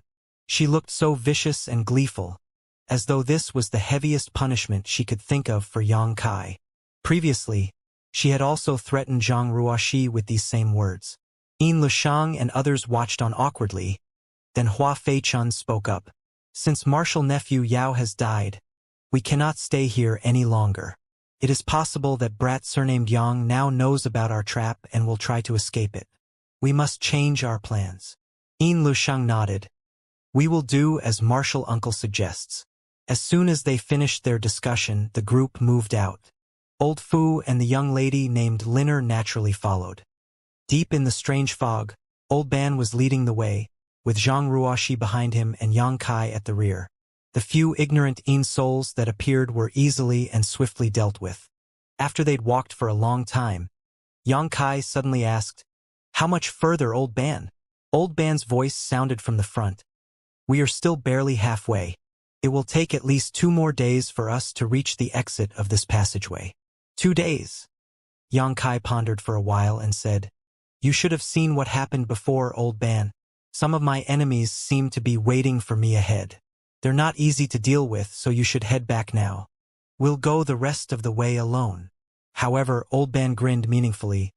This old man has heard a few things about the Netherworld sect, and indeed I cannot afford to provoke them. However, in this ancient lands passage, I am confident in my ability to come and go at will, so little brother doesn't have to worry about me.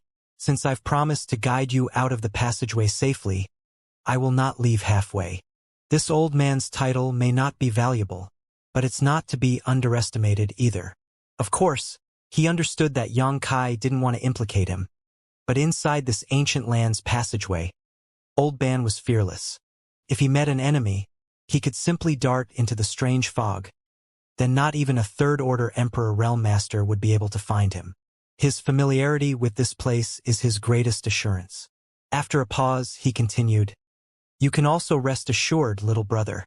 Even if they wanted to ambush you, they wouldn't choose to do it in this damned place. This old man reckons they're waiting at the exit, so I will be fine as long as I leave before then. What he said was quite reasonable. Even if the Netherworld sect was planning to ambush Xianxia, they wouldn't do it in the obscurity of this strange fog. Therefore, the road ahead should be safe. Thus, Xianxia was no longer reluctant and nodded. Many thanks then, old man. There was nothing more to say along the way, and the three continued to move forward. Since the most dangerous falling thunder and astral wind had passed, they no longer had to make any major detours. According to Old Ban, the Ancient Lands passageway would be relatively safe for another month, and they would only need to pay attention to the occasional insouls that attacked. Xianxia was worried that the Ghost King hadn't given up. After all, he had killed so many insouls when he was in the cave. However, after walking for half a day, Xianxia realized that he was overthinking things. Perhaps the Ghost King knew that there was nothing it could do to Xianxia, even if it attacked personally. What the eyes do not see, the heart does not grieve, so it decided to ignore Xianxia. As for the hundreds of insouls that were killed, there was no lack of them in the Ancient Lands passageway. It didn't matter how many were killed, since they could always be replaced. The route Old Ban took was winding and irregular as usual, but with the guidance of the jade beads, the group of three stuck together and always kept a distance of 3 steps between them. 2 days later, Xianxia felt that the surrounding strange fog had thinned out a little. He wasn't sure if it was his imagination, though. Old Ban, who was walking in front of him, suddenly stopped and said, "We've almost reached the exit, little brother. The strange fog will no longer affect divine sense much. With your strength, you should be able to find the way out safely." Hearing this, Xianxia quickly released his divine sense to investigate his surroundings, and sure enough, he was able to scan a far wider range than before. As long as he could use his divine sense, he should be able to navigate through the strange fog without trouble. Moreover, his divine sense would only become clearer as he moved closer to the exit. "Many thanks for guiding us until now, Old Ban. Please be careful going back," Xianxia said, cupping his fists.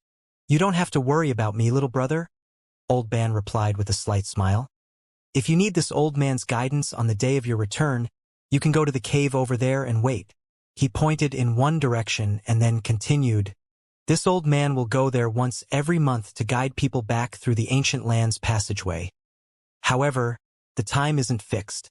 Xianxia understood his meaning. Old Ban is doing two-way business. He could take people who wanted to enter the Ancient Lands, and then take people out when he exited. It was quite a good business. This old man's cultivation is low. Although I am knowledgeable about the terrain, I will not be able to resist if I encounter a powerful insoul. As a guide, I also receive the protection of those I'm guiding. You've thought of things out quite meticulously, Xianxia nodded. All right, this old man will leave now. I wish you safe travels, little brother, young lady. Old Ban bid farewell before leaving in the direction he had pointed out earlier, presumably to wait for people to guide back. As soon as the old man disappeared, Xianxia turned his eyes to the front, and after looking for a moment he said, "Ruoxi, I'll go the rest of the way alone." Zhang Ruoxi's face was filled with distress. Although she wanted to help Xianxia, she was still too weak and would only be a burden if she stayed. So she had no choice but to grit her teeth and leave. With the flash of light, Xianxia hid Zhang Ruoxi inside the sealed world bead. Then he began to move forward. The more he moved forward, the less influence the strange fog would have, and the wider the range that Xianxia's divine sense could detect. Just as he was about to leave the passageway and set foot into the real wilderness, Xianxia suddenly stopped and looked around. Here, the strange fog was almost transparent and barely affected him, so he could sense his surroundings clearly. It was quiet, without any sign of living creatures or even the slightest fluctuation of qi. However, Xianxia grinned and shouted, "I'm sure you've been eagerly awaiting this moment, Brother Yin. Now that it's come, why bother hiding like this?" As soon as his words came out, somewhere in the sky, it was as though a piece of perfect brocade and silk had been torn off, and suddenly, a line of more than 20 people appeared. A pair of eyes, carrying great murderous intent, focused on Xianxia. At the same time, a streak of light flashed by, turning into a cloak-like artifact that fell into the hand of a red-clothed woman. Yang Kai's eyes lingered on the cloak for a moment before raising his brow and muttering, "A concealment artifact?" He wasn't certain that this was the place, but his intuition had told him the people from the Netherworld sect were hiding here. So he spoke up to check, and sure enough, his intuition was right. It seemed that they were able to conceal themselves not because of a secret art, but because of the cloak. To be able to hide so many people at once and escape even his detection. It was quite an amazing artifact. Yang Kai looked at the red-clothed girl with some slight surprise. Although he knew that she and Old Fu had entered the Ancient Lands passageway one day prior, he hadn't expected them to be together with the people of the Netherworld sect. Furthermore, he didn't know whether they were Netherworld sect's people or not. At the moment, the red-clothed girl was glaring fiercely at him, seemingly very angry. She grit her teeth and demanded, "How did you find us?" Old Fu could not help but sigh. "That shouldn't be the case, young lady. This artifact is a treasure gifted to you by Sir himself. How could a trivial First-Order Emperor Realm Master be able to see through it? How could that be? I clearly heard him speak just now," the red-clothed girl said in dismay.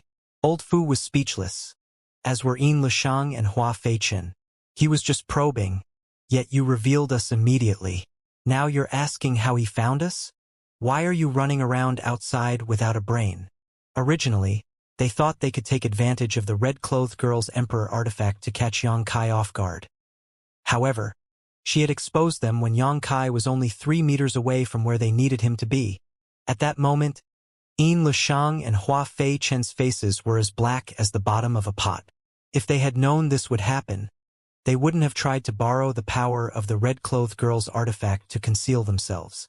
"Are you two also from the Netherworld sect?" Yang Kai asked, looking at the red-clothed girl and Old Fu. Before Old Fu could answer, the red-clothed girl coldly snorted.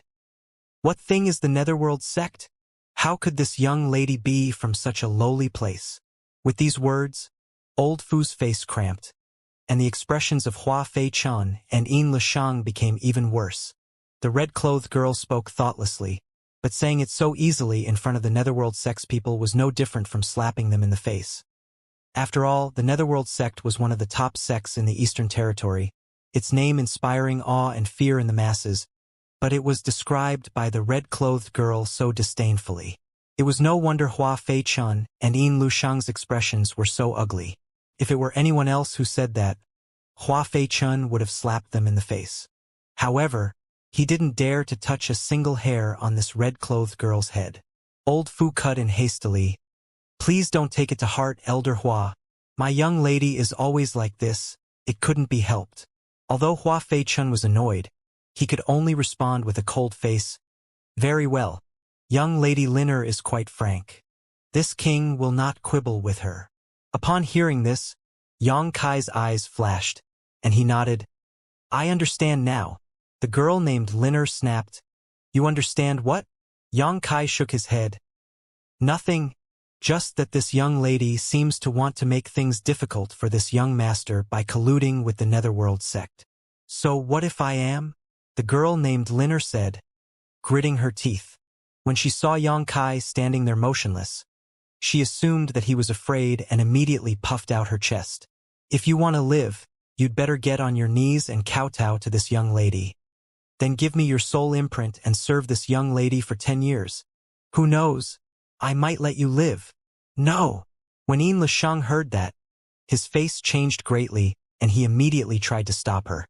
He brought so many people with him together, all to kill Yang Kai. So how could he let this red-clothed girl say that she could let him live? Yang Kai must die today, no matter what. However, without giving him a chance to continue, the girl named Linner turned her head and said angrily, "Shut up! How dare you interrupt this young lady?" Yin Lishang was so infuriated that his face twisted up, but he didn't dare to say a word. He could barely stand it. This little girl was clearly here to ask for their help. But at this moment, it was as though he and his sect members had become her subordinates and needed to heed her every command. The girl named Linner turned her attention to Yang Kai again. Then she glanced around and frowned. "Where did that wench who was with you go?" When she saw Yang Kai earlier, She was caught up in her anger and forgot about the existence of Zhang Ruoxi. Now, she suddenly realized that Yang Kai was alone. When he smiled without responding, she was angered. "Are you deaf? This young lady is asking you a question. Where did that wench who slapped my face go? I'm going to make her life worse than death." Slapped? Hua Fei Chen's ears perked up as he directed a look of shock at the young girl. The other disciples of the Netherworld sect also looked horrified. Someone who dared to slap this young lady's face existed? Who was this so-called wench that truly didn't fear the heavens? Meanwhile, old Fu was standing off to the side, his forehead dripping with cold sweat, his legs almost shaking. His young lady was slapped in the face while he was escorting her. It would have been fine if no one learned about it, but she just had to expose it to the public. If this were to spread to Sir's ears, how could he possibly survive now? The fearful old Fu immediately looked over at Hua Fei Chen pleadingly, silently begging him to not let this out. Hua Fei Chen returned his gaze and observed him, quickly figuring out what old Fu was thinking and simply nodding. Although old Fu's cultivation was lower than his, he was nonetheless born and raised from that place and served as this young lady's guard. So it wouldn't hurt to have a good relationship with him. There may come a time when they need to use old Fu, so this could benefit them in the future. After getting a response, old Fu quickly cupped his fists to express his gratitude. The girl named Linner continued shouting, her bosom heaving in anger. Finally, she put her hands on her hips and scolded angrily, "Call that wench out for me. This young lady won't spare her." She was confident that Yang Kai had hidden Zhang Ruoxi somewhere. Yang Kai coldly snorted and looked at her indifferently. "Little girl, this young master would advise you to learn your place. Otherwise, you will die somewhere sooner or later." "How dare you?" old Fu roared. How could he just stand by and watch as his young lady was being threatened like this? The girl named Linner was utterly stunned and didn't react until several moments later. "You want to kill me?" she frowned. "My patience is not limitless, girl. So what if I kill you?" Yang Kai sneered. Upon hearing that, the girl flew into a hysterical rage. "You want to kill me? You sure have guts.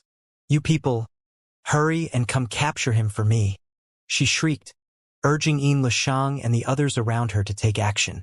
It was as though the Netherworld sect's people were her subordinates.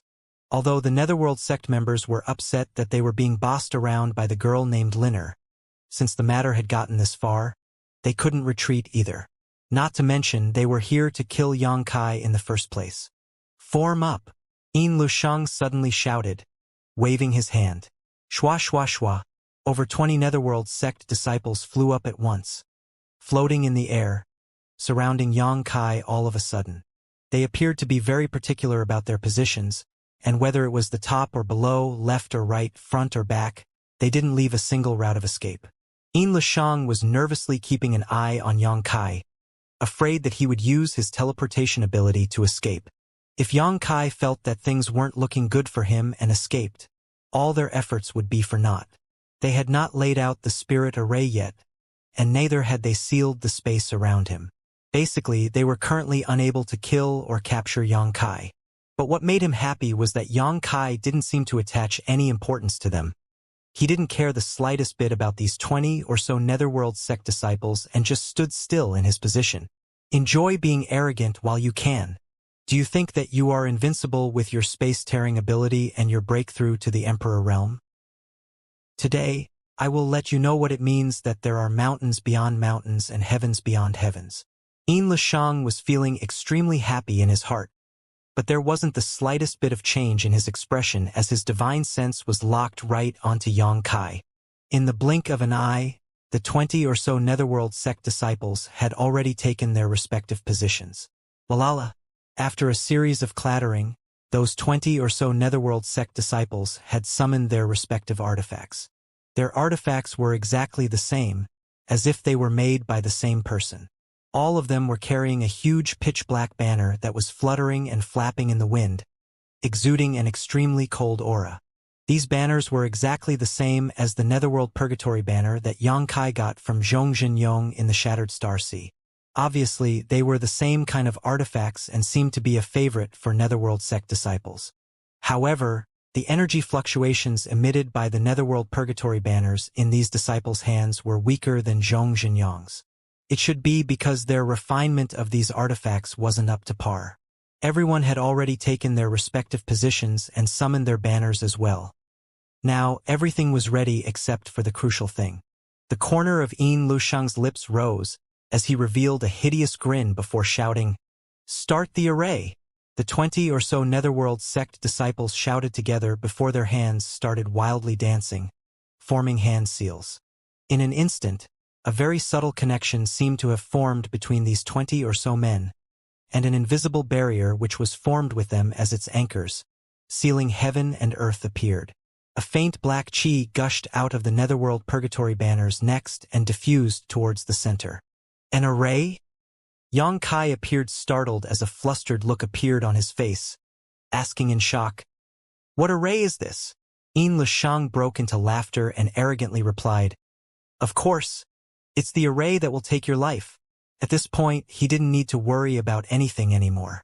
Since the Heavenly Net Absolute Sealing Array was already activated, Yang Kai could not escape from this place even if he was proficient in the Tao of Space, unless he could break this array, of course.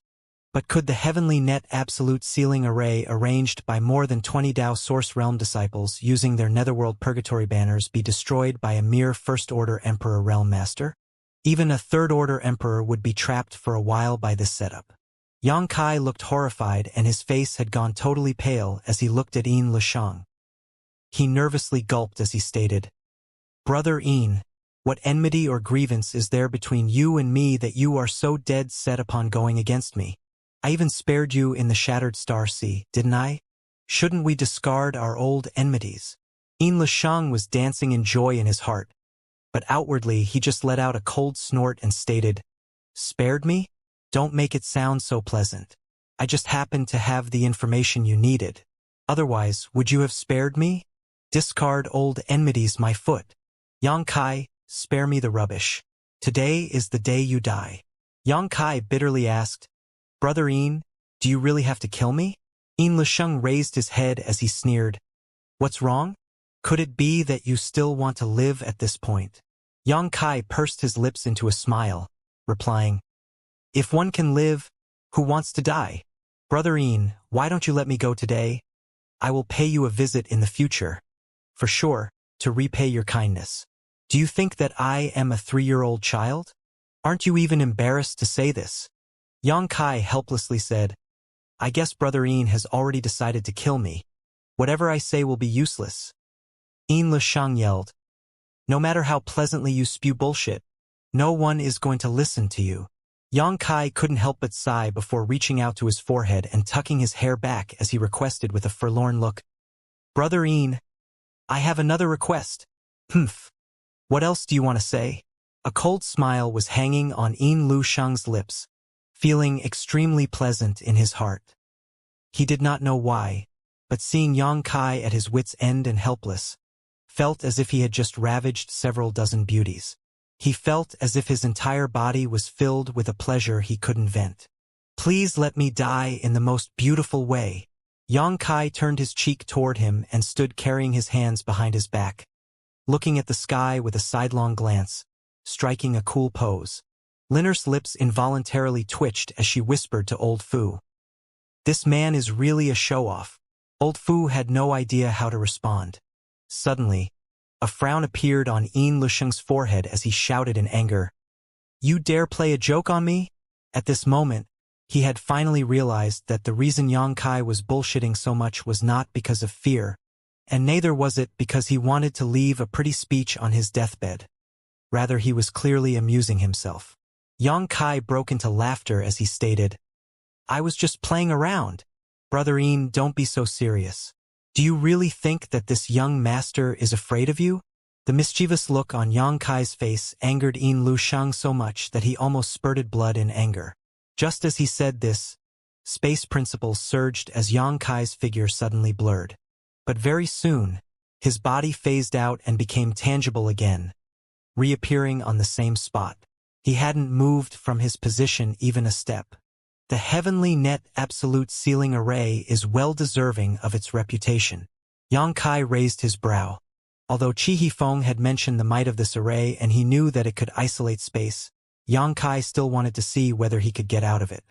After giving it a try, Yang Kai found that the surrounding space was utterly sealed, and with his current achievements in the Tao of space, he was unable to teleport out of here. "What are you all waiting for?" Yin Lusheng shouted at the sight of this, lest Yang Kai escape if they delay any longer. The 20 or so Netherworld sect disciples pushed their source chi after receiving the order, pouring it into their Netherworld purgatory banners, fully activating the might of the array. Hoo hoo hoo. Suddenly, ghastly cries and wails appeared out of nowhere, making everyone feel as if they had fallen into the Netherworld. A cold and sinister aura spread into the surrounding, freezing the ground and withering the grass and trees instantly before they were reduced into dust that blew away with the wind. Dense and thick streams of black chi kept gushing out from those 20 or so Netherworld purgatory banner, while countless faint Yin souls could be seen in the darkness, dancing around, baring their claws and fangs, a terrifying sight to behold. In just 3 breaths, the heavenly net absolute ceiling array had sealed this region, turning it pitch black. From the distance, it looked as if a giant pitch-black ball had suddenly appeared. This black ball was a few hundred meters in diameter, covering a fairly wide area, and Yang Kai's figure had completely disappeared inside.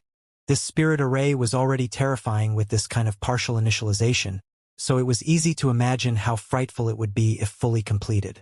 Yin Lusheng pursed his lips into a hideous grin, his eyes completely glued onto the huge black ball, as if he couldn't wait to witness Yang Kai's death with his own eyes. If Yang Kai had a slim hope of escaping a moment ago, with the array activated now, Yang Kai had no chance of surviving. Inside the array, his vitality would keep on withering away. Furthermore, the might of 20 or so Netherworld purgatory banners would be greatly increased under the effect of the array, making the joint attack of more than 20 Netherworld sect disciples quite capable of taking Yang Kai's life. Yin Lusheng, it seems you went to great lengths just to take my life. But do you really think that this young master can't break this array? Suddenly, Yang Kai's fierce shout came from inside the black ball, one that sounded completely energetic, as if he wasn't affected by his situation at all. Yin Lusheng's pupils shrank as he suddenly felt a foreboding feeling grip his heart. Before he could reply, a wave of terrifying energy fluctuations suddenly spread from the black ball, followed by a deafening explosion. The huge black ball suddenly doubled in size under the explosion of energy, and looked as if it would burst at any moment. The 20 or so Tao Source Realm disciples responsible for arranging the heavenly net absolute ceiling array also turned pale and their figures trembled as if they had suffered some kind of backlash. Yin Lusheng was completely taken aback and his eyes nearly popped out of their sockets.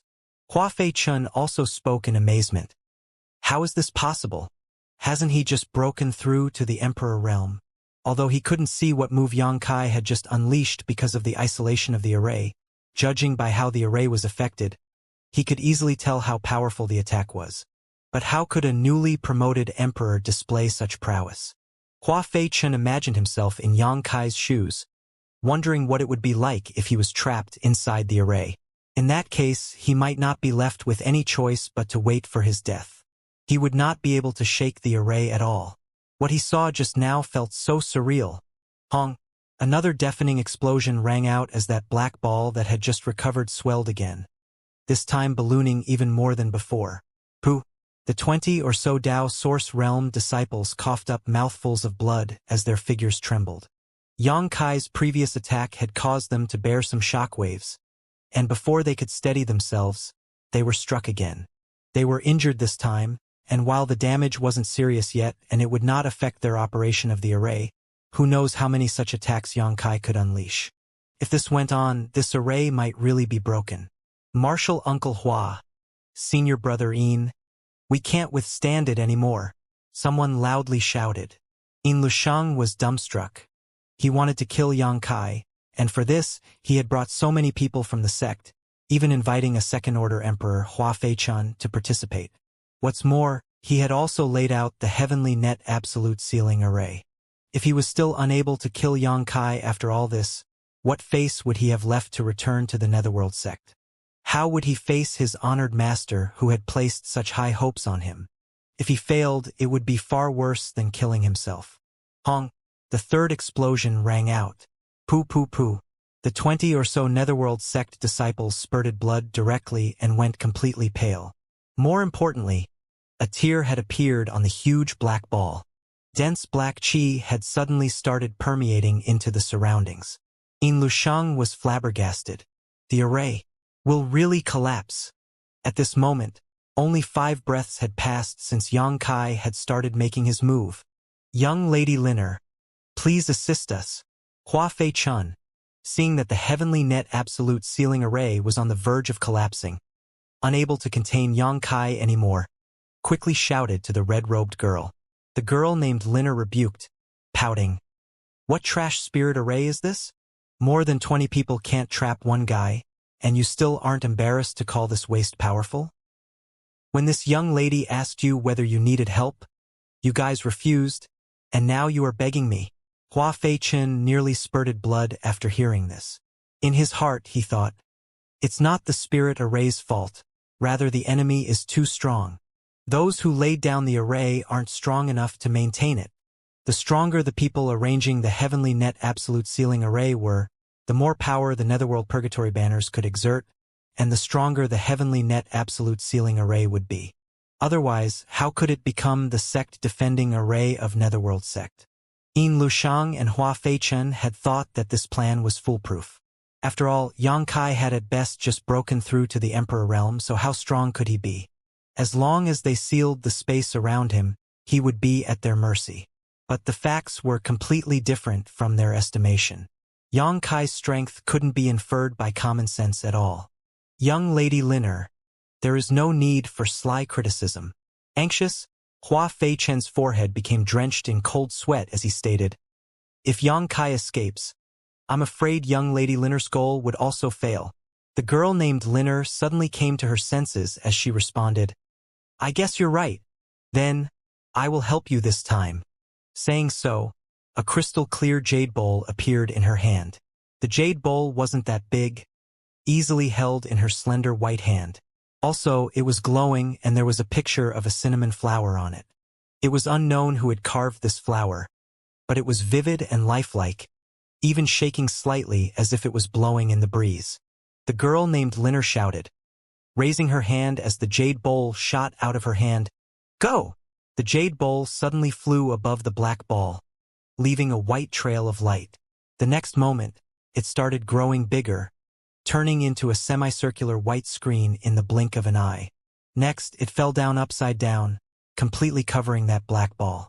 Not only that, the illusory image of the cinnamon flower in the jade bowl became tangible, taking root in the ground, becoming a towering old tree. Immediately, a wonderful fragrance slowly began to permeate into the surroundings. Hong! Right then, Yang Kai struck again. The black ball suddenly swelled again, but the jade bowl transformed white light screen blocked its expansion. This time, the black ball was suppressed, unable to swell noticeably. The 20 or so Netherworld sect disciples, whose faces were pale, thinking that the array would definitely break this time and they would have to bear the backlash, were all pleasantly surprised after seeing the array completely safe and sound under the protection of the light screen. Immediately after, they pushed their source chi even harder, increasing the might of the array. A covetous look appeared in Hua Fei Chen's eyes as he blurted, gulping, Is that the Tai cinnamon bowl? This emperor artifact was famous. Only a few masters of Eastern Territory hadn't heard of it, but even fewer than a few people had ever laid their eyes on it. Hua Fei Chen was also seeing for the first time. With his experience and knowledge, he naturally knew the terrifying might of this emperor artifact. So what if it is? You want it? The girl named Liner turned her head, staring at him coldly. Hua Fei Chen was terrified and hurriedly replied, I dare not. I dare not. It's just that young Lady Liner has opened this old master's eyes today. This trip has become really worthwhile. Enough with all this nonsense. Quickly get on with it. I can't keep this up for too long. The girl named Liner's face had gone red as her source chi kept pouring out like a flood. She could easily tell that the consumption of summoning the Emperor artifact was pretty big, and she wouldn't be able to maintain it for a long time. Hua Fei-chun immediately regained his wits and solemnly responded, "I request young Lady Liner to cooperate for a bit." While speaking, he motioned to Yin Lushang as the two tacitly came to an understanding. Their figures flickered as they jumped straight towards the black ball. The girl named Liner formed a few hand seals and opened a slight gap on the white light screen when the two approached it, letting them pass through. The 20-some Netherworld sect disciples naturally did the same, allowing Hua Fei-chun and Yin Lushang to rush into the heavenly net absolute sealing array. Inside the array, Yang Kai let out a soft exclamation with an extremely weird look on his face. He was almost about to destroy this array, but somehow some strong and sturdy force had stabilized it all of a sudden. Not only that, but even the surrounding space had been more tightly sealed. Even he felt like he was being suppressed now. Inside this ghastly array, Yang Kai felt that he was surrounded by dark fog, and he was unable to spread his divine sense very far. So naturally, he was oblivious to the fact that the girl named Liner was using a mighty Emperor artifact to create difficulties for him. He simply thought that he had underestimated the might of the spirit array. Chi chi chi chi. Swishing sounds kept coming from all around as the abominable Yin souls swam around Yang Kai, attacking him whenever they found an opportunity. The heavenly net absolute sealing array was arranged with Netherworld purgatory banners as its foundation. The black fog that was capable of sealing space was also coming from the Netherworld purgatory banners, and thanks to the array, the might of the Netherworld purgatory banners was enhanced. Inside the array, it was like fighting more than 20 Netherworld sect disciples. It wasn't as simple as 1 plus 1 at all. The Yin souls seemed to have been greatly strengthened in this strange environment, and although Yang Kai tried his best to shake them off, he wasn't able to kill more than a few as he was focused on breaking the array before, which led to his current predicament. At this moment, he finally noticed the strangeness of this spirit array. Entrapped in this place, Yang Kai discovered that his vitality was withering away bit by bit, and the black chi around him was extremely corrosive. It was eroding his physique and emperor chi. Woo woo woo. Hair-raising ghost cries rang out to no end, and one after another, Yin souls hidden in the black fog attacked him from every direction. Yang Kai flicked his fingers, firing off moon blades in every direction.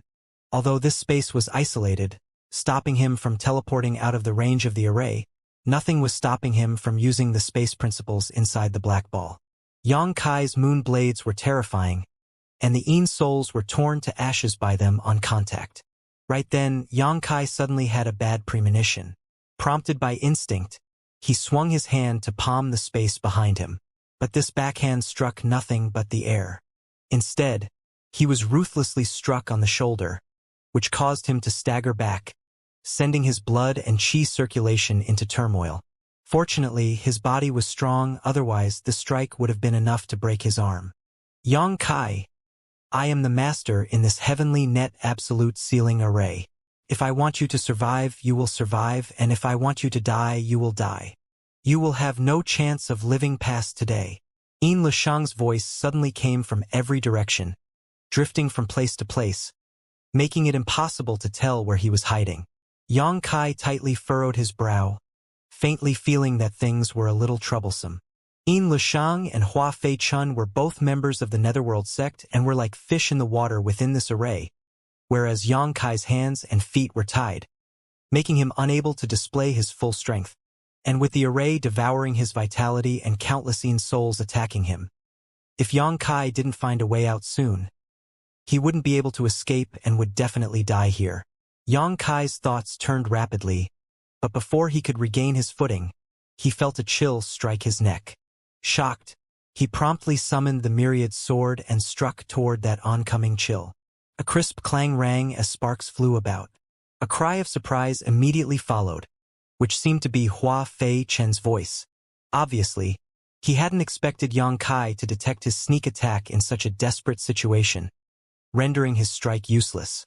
The myriad sword in Yang Kai's hand formed a curtain of sword chi as he looked around, and although he couldn't see anything clearly, Yang Kai still pursed his lips into a smile and stated, Yin Lushang, I thought that you would conduct yourself well after I let you go once in the Shattered Star Sea.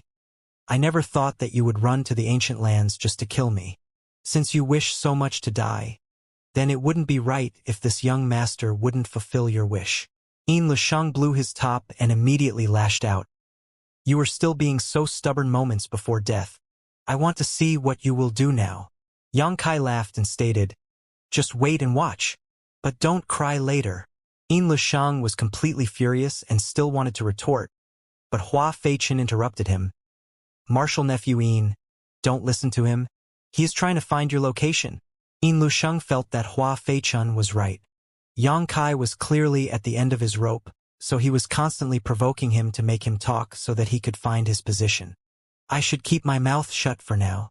Yang Kai, on the other hand, lightly sneered before speaking. Do you think that this young master can't do anything to you because of this weak spirit array? You will be kneeling and begging for mercy in just 15 minutes. Shameless boasting. Lusheng was really furious and couldn't help but shout back. Hua Feichen was also shivering with anger. He had never seen such an ignorant junior who didn't know the immensity of heaven and earth. Clearly, death was knocking on his door, but he was still boasting. Where was he getting all this confidence from? Hua Feichen secretly decided that he would torture Yang Kai well after capturing him. After a few more rounds of bickering, no more words could be heard inside the black ball, just constant swishing sounds. The red-robed girl and old Fu, who were standing outside, also understood that Yang Kai must be having a hard time, even though they had no idea what was going on inside, because every once in a while, they could hear Yang Kai's groans. Obviously, he was attacked by Hua Feichen and Lusheng. The girl named Liner tried her best to rouse the might of the Tai cinnamon bowl, and although this was taking a toll on her, her face was filled with excitement. Just like Hua Feichen, she was looking forward to torturing Yang Kai. As long as she could take down Yang Kai, she would be able to vent all her frustrations. No matter what price she had to pay, it would be well worth it. Pung pung pung. Sounds of clashing swords could be heard coming from inside the black ball every now and then. However, it was quite obvious that Yang Kai was at a complete disadvantage. He was passively taking a beating, and if not for his proficiency in the Tao of space, allowing him to notice subtle fluctuations around him and dodge incoming attacks, he would have died many times over by now. Even so, he was in a tight corner at this moment. His body was riddled with multiple wounds, and although there weren't any serious injuries, the number of injuries was slowly increasing. You are still not dead. Lusheng was shocked and furious.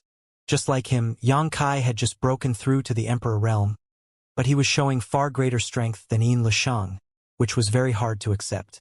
But all that should be over soon, as Yang Kai's vitality was constantly being drained by the array and the surrounding Qi invading his body, as well as the accumulated injuries. Soon, Yang Kai would no longer have any strength left to resist, and when that happened, he would be a fish on the chopping block. Proud, Lusheng arrogantly laughed. Yang Kai, do you think you will live after today? A master proficient in the Tao of space could tear space at will, but now he was trapped here. Lusheng was so filled with joy that it couldn't be described with mere words. So, even though he knew that he shouldn't talk to Yang Kai at this moment, Lusheng couldn't help but arrogantly taunt. Hua Feichen, on the other hand, didn't speak a word as he was constantly looking for a chance to attack. Yang Kai, blocking the next attack, drew back. He put the myriad sword horizontally before his chest, taking a defensive stance, before rebuking with a snort. The frog at the bottom of the well knows nothing of how vast the sky is. Today, this young master will open your useless eyes. Just watch how I break this useless array of yours. Saying so, he flipped his hand as a bracelet suddenly appeared.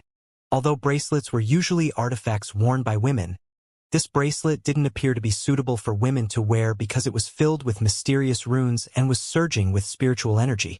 One could tell that it was a powerful emperor artifact at a glance. You still dare to be so arrogant? Lusheng was enraged. With the cover of Heavenly Net Absolute Sealing Array, Lusheng sneaked close to Yang Kai.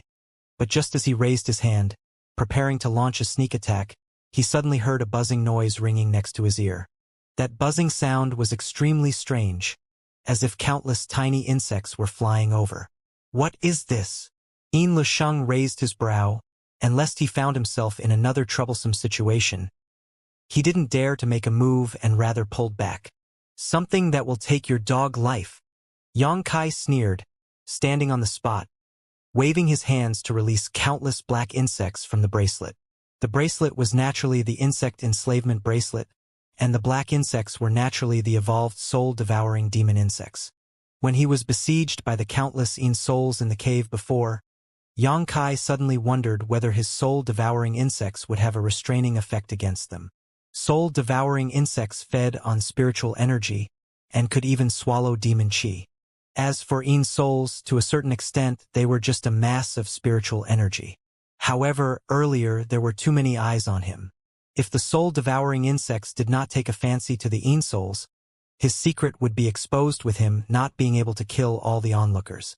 But now, there were only two that were watching, so Xianxia secretly released a few soul-devouring insects earlier while dealing with Lushang and Hua Fei-chun, waiting for the results. After giving it a try, it went as he had expected. The souls were simply delicious dishes laid out for the soul-devouring insects. Not only did the soul-devouring insects devour the souls gleefully, they also seemed able to devour the black chi as well. They loved this type of energy too. Now that the result of his experiment was already out, naturally Xianxia would no longer be polite to the Netherworld sect. The next moment, countless soul-devouring demon insects flew out, swarming in every direction. The insects rushed forward like a pack of hungry wolves charging into the flock of sheep, catching each and every soul wandering around. In a flash, miserable wails sounded everywhere. Although these souls were devoid of the sentience they had when they were still alive, they still screamed when they were being eaten, giving jitters to the listeners. Both Lushang and Hua Fei-chun were shocked. They had no idea what was going on. All they understood was that their side was taking heavy losses. With having no idea of what was happening, they didn't dare to rashly attack anymore, lest what Xianxia said came true. What's going on? Helpless, Hua Fei-chun could only ask the 20 or so disciples managing the array. Only they knew about the situation inside the array, because they were the ones who had arranged it. More importantly, the foundation of the array was made up of their artifacts, so it could even be said that their lives were related to the array, their life and death tied to it. "It's very bad, Elder Hua," a disciple cried in horror.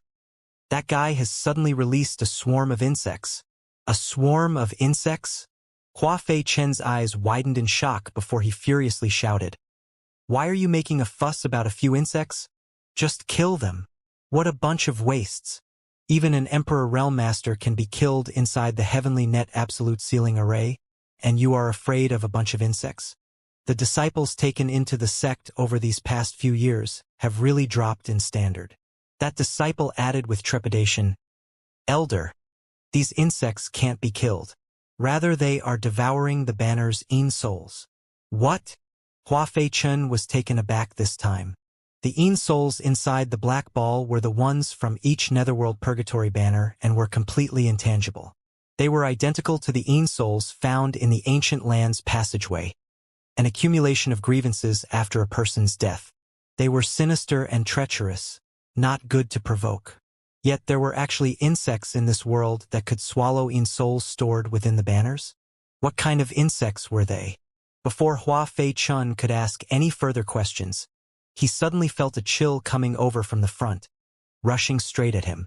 Hua Fei-chun was greatly shocked and immediately shouted, "Junior, you dare to sneak attack me?" Evidently, this chill was the result of Xianxia's sneak attack, and while shouting, Hua Fei-chun hurriedly blocked the oncoming strike. A deafening clap of thunder immediately followed, and his eyes bulged in shock so wide that the corners of them almost cracked. Much to Hua Fei-chun's shock and dismay, he was actually pushed back. This was the first head-on confrontation between Xianxia and him, as all the previous clashes were just him sneak attacking, taking advantage of the concealment of the array. Therefore, he hadn't expected Xianxia to be this powerful. Is he even human? Hua Fei-chun couldn't help but find it surreal, as if he was dreaming. Xianxia broke into laughter as he taunted. "If you can do it, why can't I? What's so strange about me sneak attacking you? Does Elder Hua think that this young master should just stick his neck out and let you cut it off?" The corners of Hua Fei-chun's lips twitched, but he couldn't help but agree with a snort. That would be best. Yang Kai meaningfully grinned and said, then it would depend on whether you even have the strength to make me. As he spoke, his figure flickered as he attacked him with an earth-shattering momentum. Somehow or the other, he had accurately grasped Hua Fei Chen's location. Hua Fei Chen was greatly shocked and hurriedly shouted, Martial Nephew Yin, help me! A second-order Emperor Realm Master was attacked by an enemy, who was one minor realm below him, inside a spirit array his allies controlled. Yet he was still calling for his martial nephew's help. Hua Fei Chen felt like he lost all face at this moment. But compared to his life, his face was simply nothing. Naturally, Yin Lishang wouldn't let Hua Fei Chen take risks alone, and promptly rushed over after hearing this cry for help while fiercely shouted, Yang Kai, don't go too far. Martial nephew and uncle instantly teamed up, their emperor chi surging as they launched one netherworld sect secret technique after another against Yang Kai, locking him in a fierce struggle. Deafening claps of thunder rang out one after another as violent energy fluctuations spread outward. Strange looks appeared on the faces of Old Fu and the girl named Linner, who were hovering in the air. Old Fu furrowed his brow, criticizing, what the hell are those from the netherworld sect doing? A bunch of wastes. The girl named Linner ground her teeth and cursed. She had even taken out an emperor artifact, the Tai Cinnamon Bowl, to help, but she hadn't expected for the netherworld sect to be unable to take down Yang Kai even after this. This really caused her to look down on them. Young lady, do you want this old master to help them out? Old Fu inquiringly asked. Judging by the shockwaves and rumblings, the chances of Hua Fei Chen and Yin Lishang being able to defeat Yang Kai anytime soon appeared bleak. At any rate, Old Fu was a first-order Emperor Realm Master, and if he helped them now, they would definitely be able to suppress Yang Kai. No need, the girl named Linner refused. This young lady has already personally given them a hand, which is already giving them a lot of face. Why should you intervene too? If they still can't win, these guys from the Netherworld sect are truly useless. Old Fu didn't dare to violate her order, so all he could do was bow his head and agree. Right then, a cry of shock sounded. Old Fu's pupils shrank as he looked toward the source of the cry. The next moment, he saw the 20 or so Netherworld sect disciples, who were presiding over the array, stumble as if they were struck by lightning. Their faces were pale as paper and large beads of sweat were rolling down their foreheads while blood could also be seen coming out of the corners of their lips. They seemed to have suffered serious injuries. What happened? Old Fu stared with widened eyes, unable to understand what was going on. One of the Netherworld sect disciples cried for help. Elder, please, save us. The Yin souls within our banners are about to be completely devoured. The Netherworld sect disciples' lives and cultivation were tied to their Netherworld Purgatory banners. So while their strength might be greatly enhanced with them, if their Netherworld Purgatory banner was damaged, they would have to bear an extremely serious backlash.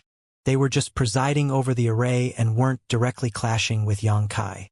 But the soul-devouring insects released by Yang Kai were constantly devouring their banners' Yin souls, and at an extremely fast pace at that.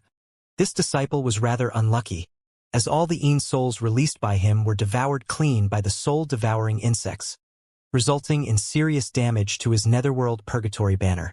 He even had to bear a tremendous backlash.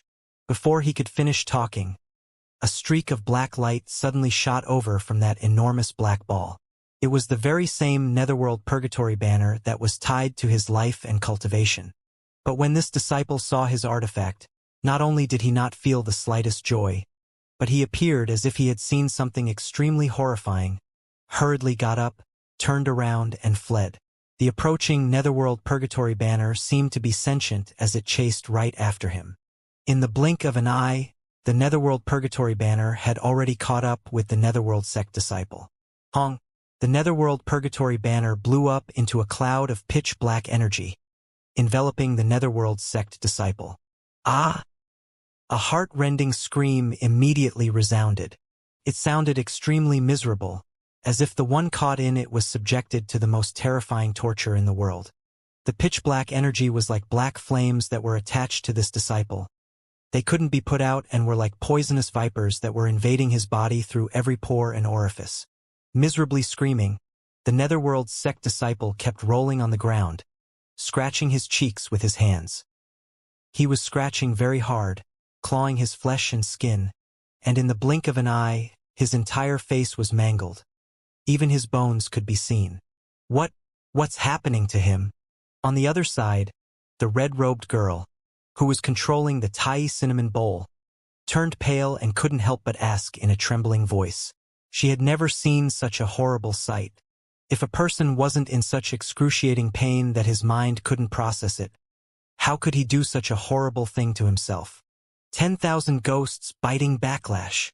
Old Fu Tu nervously gulped as he added in shock. He is finished. The Netherworld Purgatory banner was greatly damaged.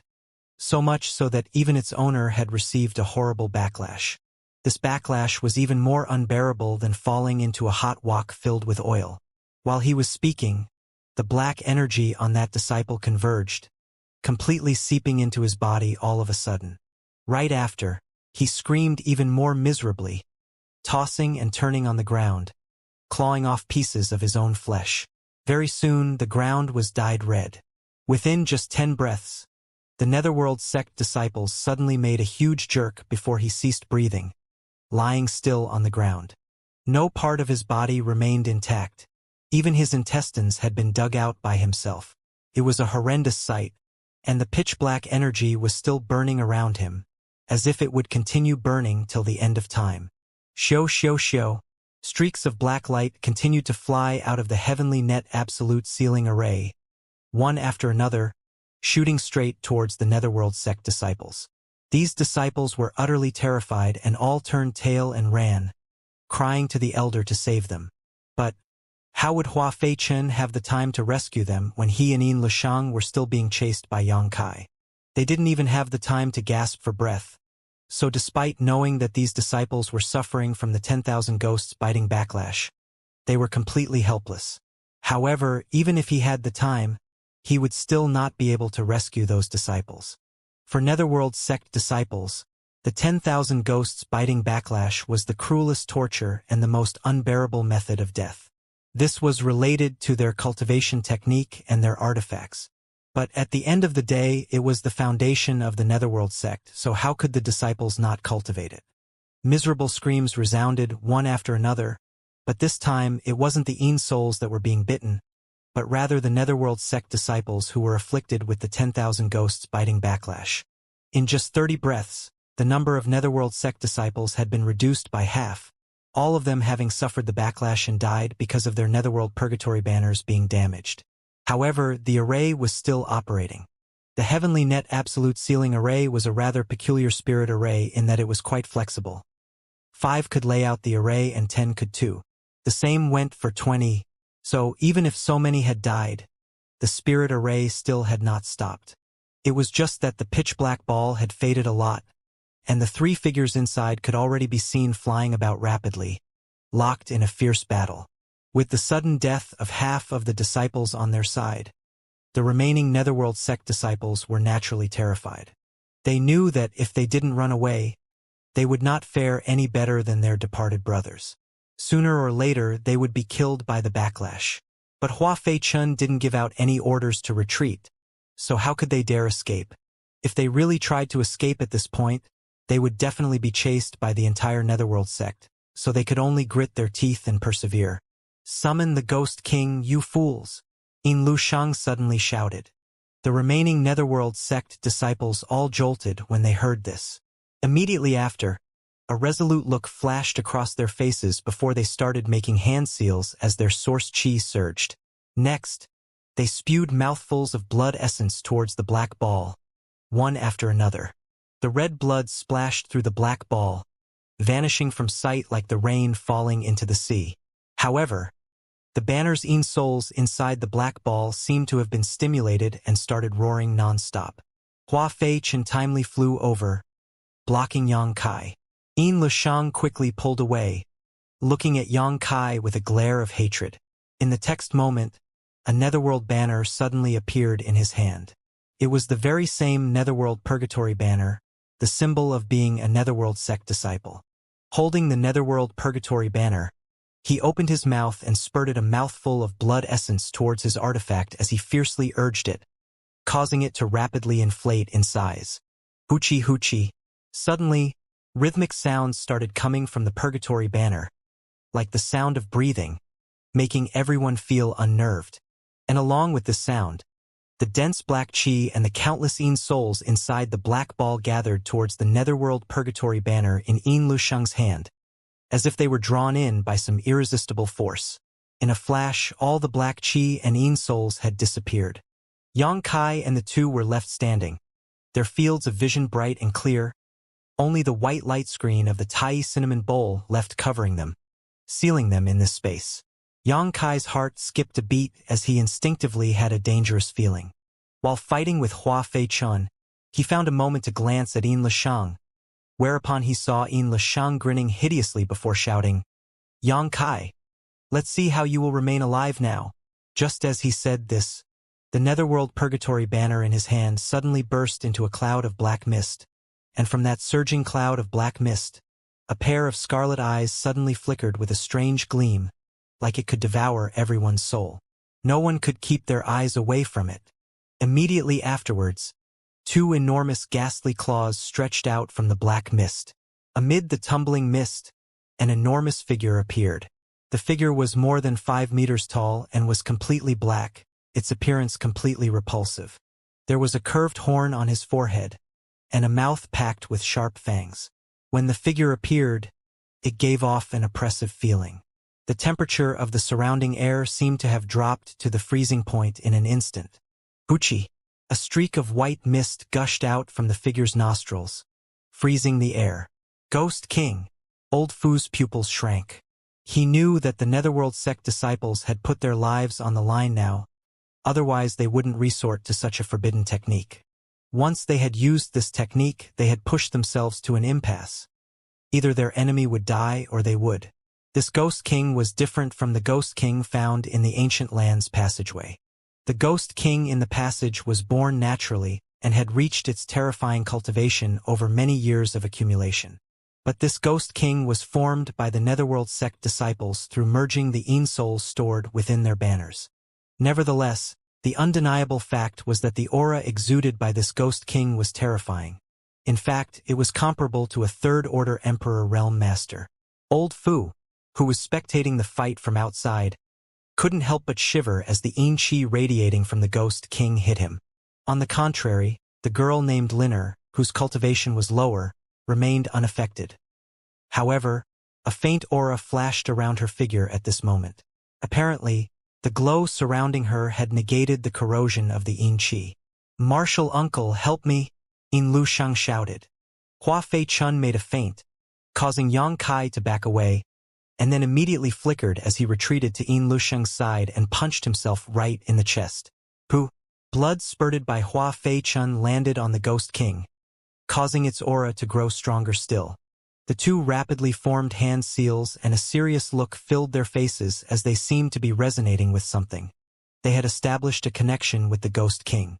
Yang Kai, on the other hand, stood in place with a solemn look on his face, his eyes narrowing as he sized up the newly summoned Ghost King. Worthy of a top sect from the Eastern Territory, they actually had such a bizarre secret technique. Yang Kai thought his victory was secured, but he had never expected such a development. Yin Lusheng, gritting his teeth, shouted, "Yang Kai, I didn't anticipate you being so strong, but can you beat this Ghost King? This is the full power of the several dozen disciples of my Netherworld sect. Your death has now been assured." Yang Kai derided with a snort. "You have already said that so many times today, yet this young master is still standing here, isn't he?" Yin Lusheng was unable to suppress his anger as he stopped arguing and formed a hand seal, shouting, "Die!" When the words fell, the Ghost King's eyes flashed with a red gleam. It rushed toward Yang Kai. "Devour it!" Yang Kai pointed at it as countless soul-devouring demon insects flew out and crashed into the Ghost King, forming a dark cloud in the sky. Hunglong. The dark cloud of insects suddenly collapsed as countless soul-devouring insects were knocked back and fell to the ground. It was difficult to tell whether they were alive or dead. The Ghost King, on the other hand, was completely safe. Its momentum wasn't diminished in the slightest. After all, the dark cloud of insects was composed of countless soul-devouring insects, so they didn't form a dense or rigid structure. How could a cloud withstand such a collision? It was natural for it to collapse, giving the impression that it couldn't take even a single hit. Yin broke into laughter and sneered. Who asked you to act so arrogantly and presumptuously? You brought this upon yourself. Judging by his words, it seemed as if Xianxia was in the wrong. Xianxia pursed his lips into a sneer, indifferently staring at the oncoming Ghost King, showing no intention of moving away. Yin Lushang's laughter abruptly came to a stop as he stared ahead with bulging eyes when he noticed pitch-black insects crawling all over the Ghost King at some point, covering it completely. Obviously, they had secretly landed on the Ghost King during the collision. Suddenly, a crisp sound akin to the silkworm biting the mulberry leaves rang out. Immediately, an extremely painful look appeared on the charging Ghost King's face, and it let out a howl as it suddenly slowed down. Yin Lushang was stunned. He didn't expect these strange insects would be so powerful that they could even devour the Ghost King. Hua Fei Chen's face suddenly brightened and then darkened as a flash of confusion appeared in his eyes. Soon, he seemed to have recalled something as he called out in alarm. Soul-devouring insects. These are soul-devouring insects. As a second-order Emperor Realm Master, he had cultivated for many, many years and naturally had an extremely rich breadth of experience and knowledge. It wasn't surprising for him to know about soul-devouring insects. He didn't recognize them at first. After all, these soul-devouring insects were really different from the records he had seen in the ancient books he had read. Whether it was their size or brutality, these were on a completely different scale compared to the ancient records. Only now did he come to realize their true nature. And after having come to know that they were soul-devouring insects, Hua Fei-chun was struck with panic. Yin Lushang may not know how powerful these soul-devouring insects were, but he knew that the Netherworld Purgatory Banner and Yin Souls were absolutely not opponents of these insects. No wonder so many disciples had so miserably died. It was because of these bugs. While he was crying out in shock, the soul-devouring insects that had been knocked down and fallen on the ground also crawled back up, fluttered their wings, and buzzed towards the Ghost King, biting at it. Currently, the enormous Ghost King was covered in soul-devouring insects, leaving only its faintly discernible scarlet eyes visible. Being gnawed by the soul-devouring insects, the Ghost King was slowly slipping out of Yin Lushang and Hua Fei Chen's control, howling and writhing as if in excruciating pain. Hua Fei Chen knew that things weren't looking good for them and he hurriedly shouted, "We have to end this quickly!" Once the soul-devouring insects had come into play, they couldn't delay things any longer. If they continued to drag the situation, the Ghost King would be completely devouring clean. When that happened, he and Yin Lushang would also suffer the 10,000 ghosts biting backlash. Over a dozen disciples had miserably died already, and Hua Fei-chun didn't want to follow in their footsteps. Yin Lushang was also sharp and naturally knew about the fearsome relationship with this Ghost King, so he immediately teamed up with Hua Fei-chun to force the Ghost King to attack. Oh! The Ghost King let out a deafening roar and its two eyeballs turned redder, as if blood was pouring out from them. It completely disregarded the soul-devouring insects gnawing at it and shot straight at Xianxia, stretching its enormous ghastly claws as a pitch-black sickle suddenly appeared in its hands. Immediately after, it swung it straight towards Xianxia. The momentum of the Ghost King's attack was astonishing, and before it even reached Xianxia, the resulting wind tore open Xianxia's skin. Wang! The myriad sword hummed as Xianxia swung it diagonally and Emperor Qi surged through it. Immediately after, it bloomed with a dazzling halo. The next moment, a crisp metallic clang rang out as sparks flew everywhere. The lunging Ghost King paused for a moment before its enormous figure leaned back a bit, proof in itself how powerful Xianxia's blow was. The feedback from the Ghost King made Yin Lushang and Hua Fei Chen's pupils simultaneously shrink as looks of disbelief appeared on their faces. Meanwhile, Xianxia was knocked back like a rucksack, crashing right onto the white light screen before stopping. A flash of horror appeared in his eyes as he hadn't expected Ghost King to be this powerful. When Yin Lisheng saw Yang Kai suffer a loss, he couldn't help but laugh. After I have teamed up with Martial Uncle Hua, the Ghost King is as powerful as a third-order Emperor Realm Master.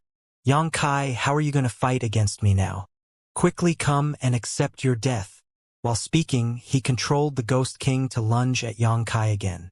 Apparently, he wanted to kill Yang Kai before he could regain his breath. Chi. The enormous pitch-black sickle struck again with an unstoppable momentum, directly cutting Yang Kai's figure in half.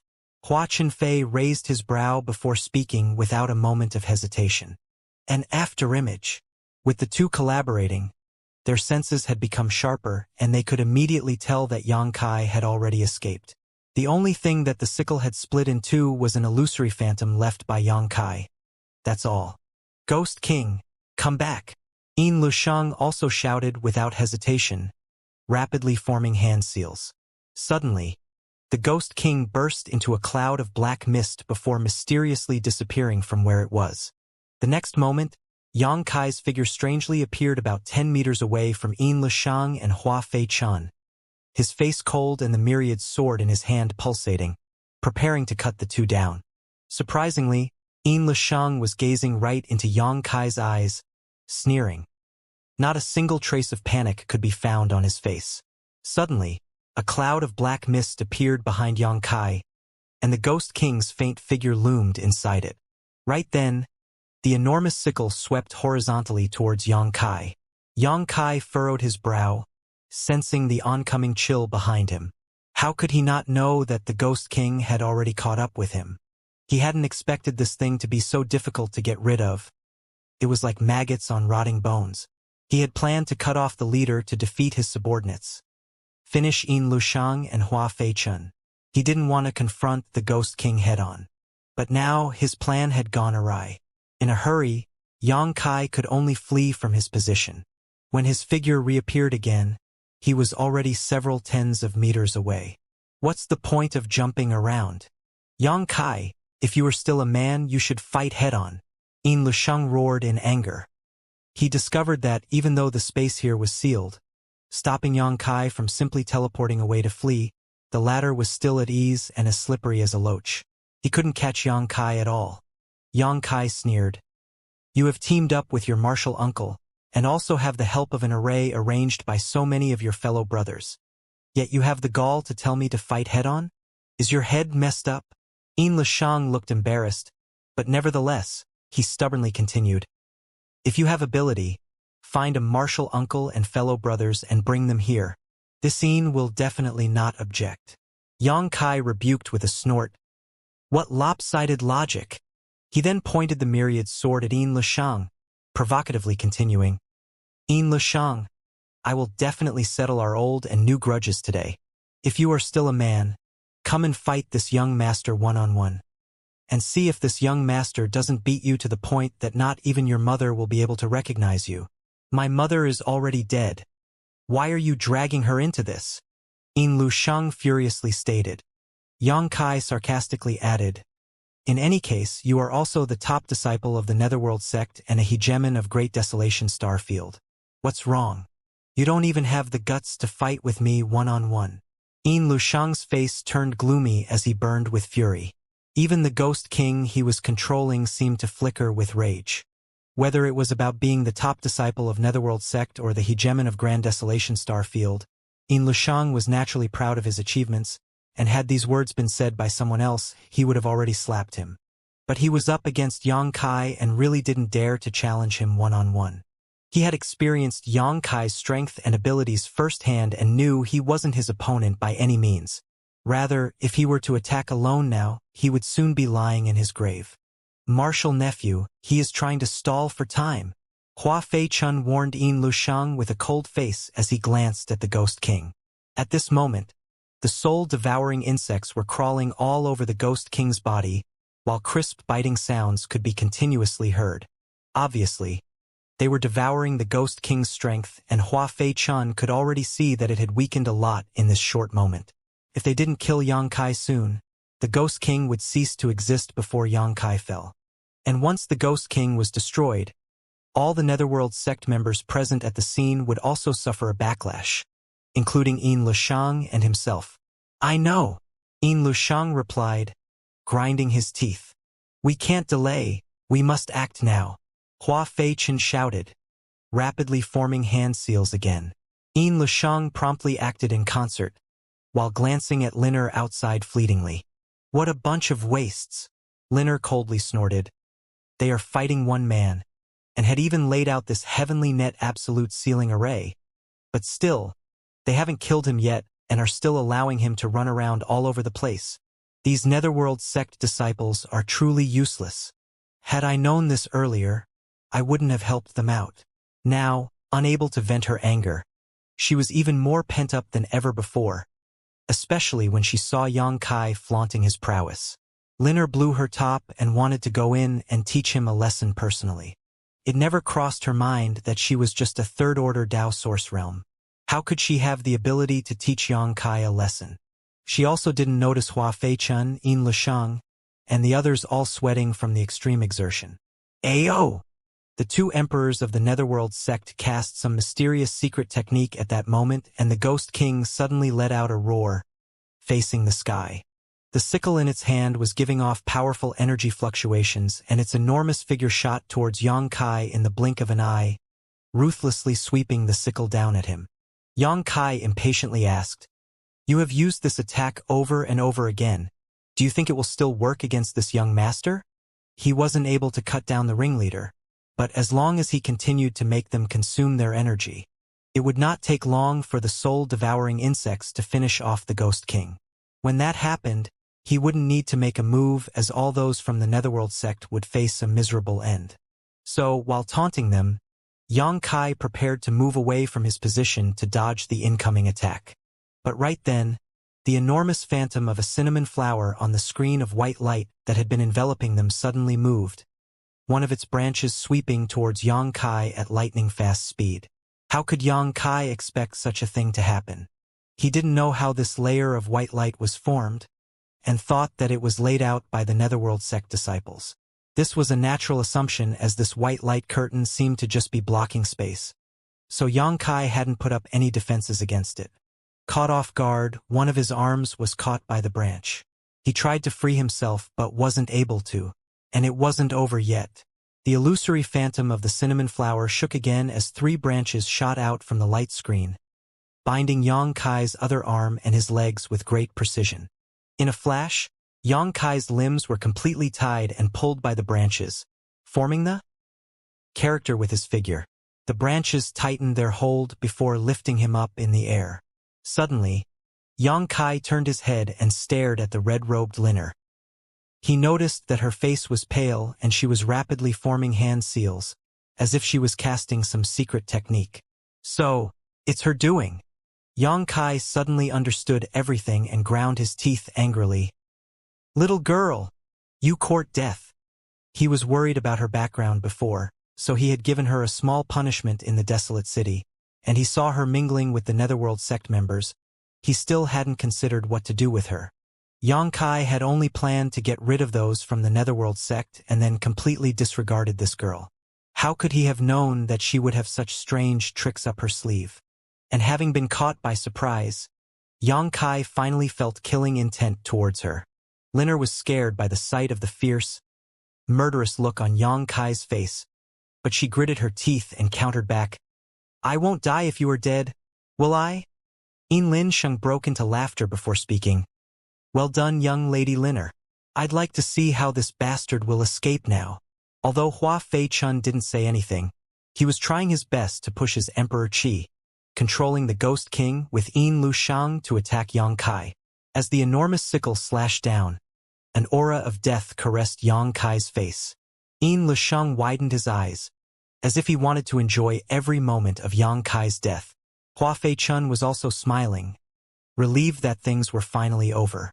If Yang Kai could break loose and escape now, that would be an inconceivable feat. The attack came instantaneously, and Yang Kai's pupils immediately shrank to the size of needle tips as he roared, "Dragon transformation!" With a deafening roar, a shining golden dragon head suddenly appeared behind Yang Kai. The entire world seemed to tremble with its appearance as dragon pressure immediately spread everywhere. causing every living being to submit. Even the charging Ghost King couldn't help but momentarily freeze, its sickle strike stagnating for a moment. Yin Lishang and Hua Fei Chun had their jaws drop, watching the roaring dragon head in a daze, a sense of absurdity rising in their heart. It became even harder for Liner to hold on once this happened. Her cultivation was the lowest here, and under the intense dragon pressure, her tender figure stumbled, almost falling over and collapsing. Owing to this, the power of Tai Cinnamon Bowl's restraints also greatly fell. From the start, she was unable to bring out the full power of this Emperor artifact, and even her current condition couldn't be maintained for too long. Now, under the dragon pressure, the white screen of light was showing signs of collapsing, but through sheer force of will, she hurriedly grit her teeth and held on, not daring to let Yang Kai break free. The shining illusory phantom of the dragon head flickered as it drilled into Yang Kai's body. Immediately after, Yang Kai's hands transformed into dragon claws as dragon scales mysteriously appeared on his bare body. Even a dragon tail formed of golden energy had appeared behind him, sweeping left and right, leaving gullies on the ground as it did. It was a shocking sight. Hong! The Ghost King's attack arrived in the next moment, cutting Yang Kai right in the chest. Chi-chi-chi. A grating sound immediately followed as sparks flew everywhere. It seemed as if the Ghost King's attack hadn't struck a human but the hardest artifact that could possibly be made. Yang Kai spurted out a mouthful of blood, but what everyone found surprising was that the blood wasn't red like others, but golden. And on his chest, a half-meter-long gaping wound had appeared, one so deep that even his bones were visible. Yang Kai had cast the Dragon Transformation's secret technique, which had greatly improved his physical defenses, but nonetheless, he was still hit hard by the Ghost King's attack.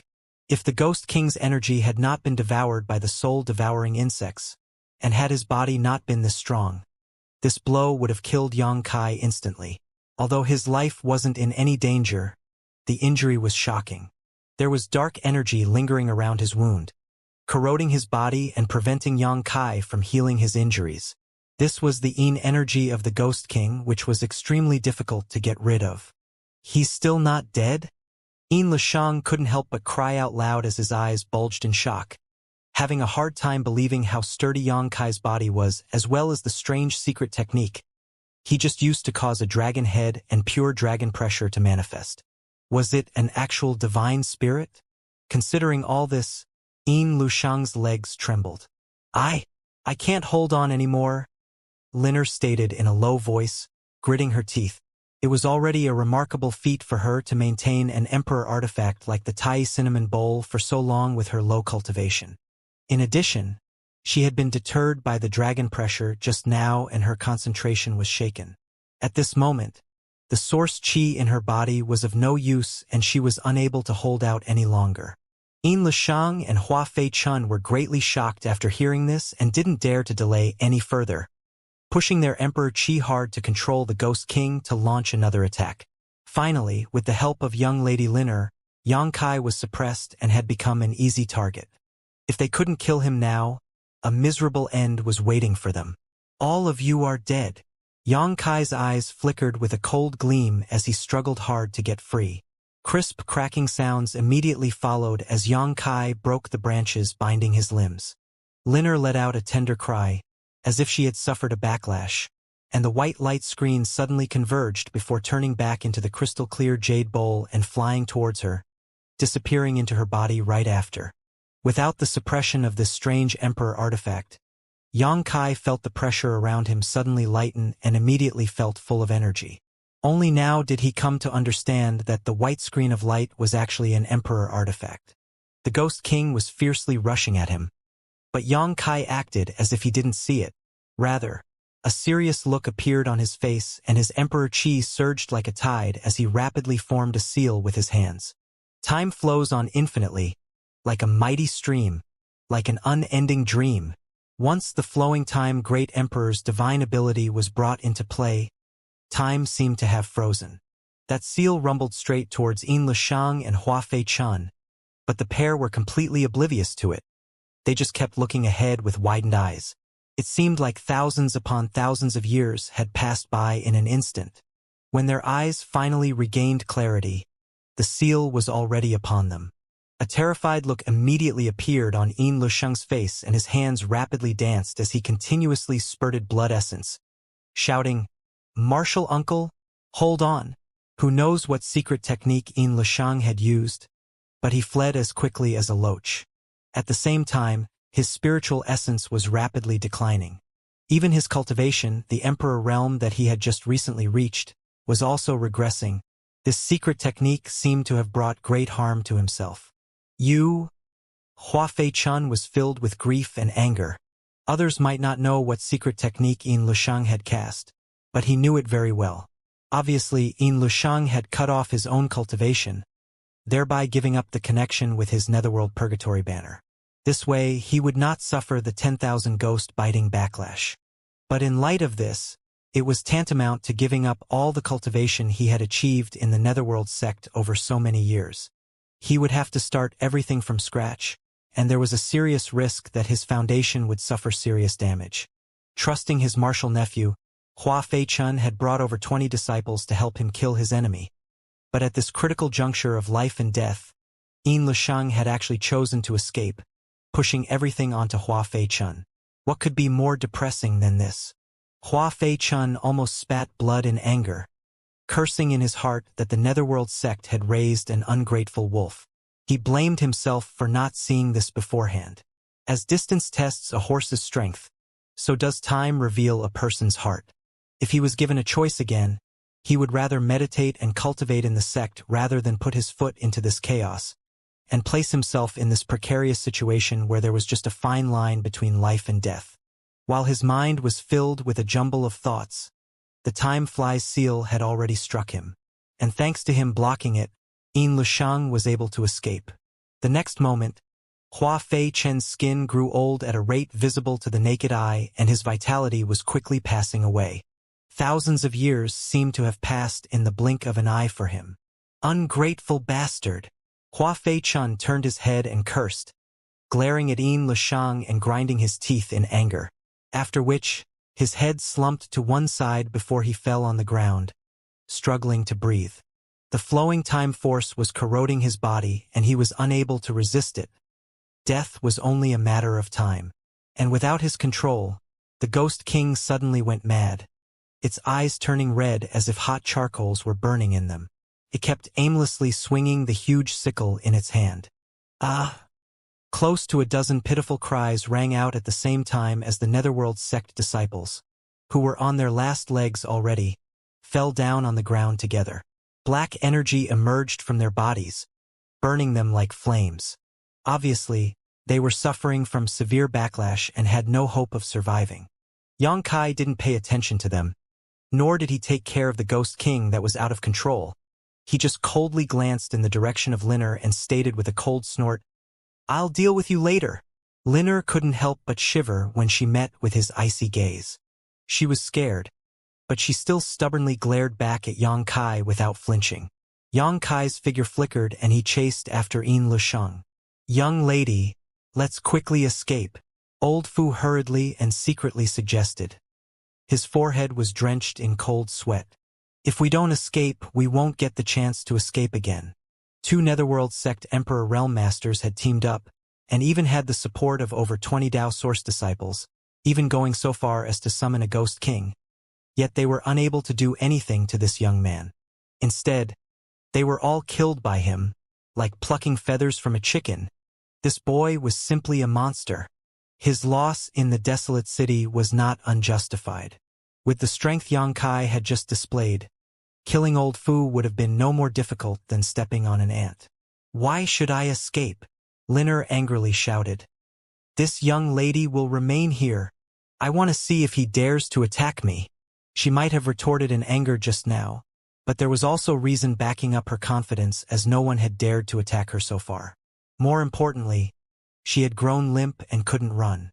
Old Fu became anxious and hurriedly said, "Young lady, didn't you see his bloodshot eyes filled with murderous intent? If he accidentally hurt young lady's noble body, how would this old master explain it to Sir?"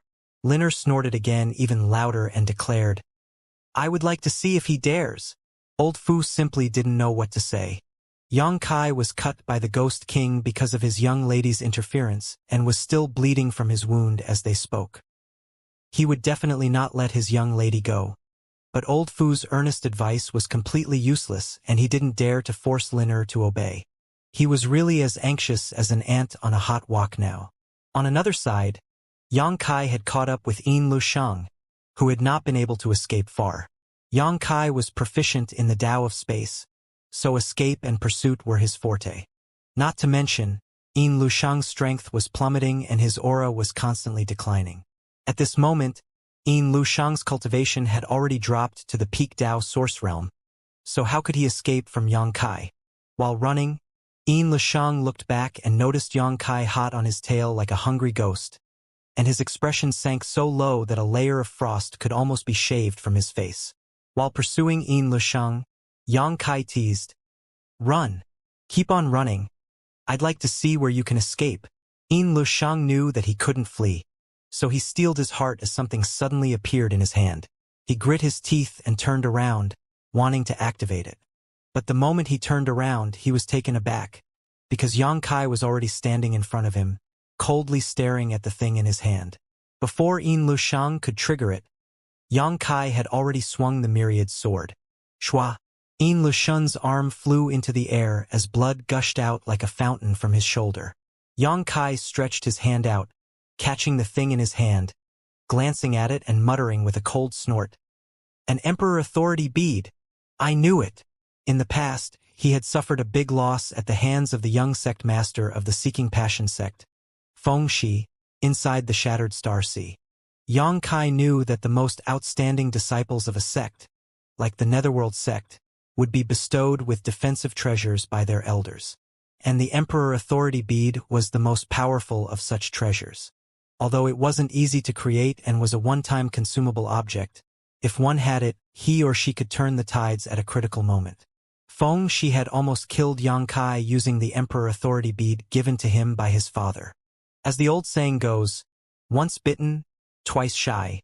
So how could Yang Kai not prepare against this action by Yin Lusheng? He had not allowed Yin Lusheng to use the Emperor Authority bead, and had directly chopped off his arm. Yin Lusheng only just realized that his arm had been chopped off after staring at his severed limb in a daze before miserably screaming. He staggered back and fell to the ground, his face completely pale. Zhang! A cold gleam flashed before his eyes as the myriad sword in Yang Kai's hand appeared right before him as the latter condescendingly looked down at him. The sword tip was pointing right at his nose, and the gleaming sword aura was like a poisonous snake hissing at him. Yin Lusheng's cries came to an abrupt halt as he couldn't help but nervously gulp with a look of horror on his face. He knew that he had lost, and his defeat was thorough and complete. Even if Yang Kai let him go now, he would not be able to cultivate anymore as he had used a forbidden technique to sever his cultivation to escape with his life. His foundation was damaged and he had already regressed to the Saint King realm, his strength still continuously declining. In truth, there is no deep grudge between us. Yang Kai gazed at Yin Lusheng, blood dripping down his chest and onto the ground as he continued with a stoic look on his face. "You brought this upon yourself."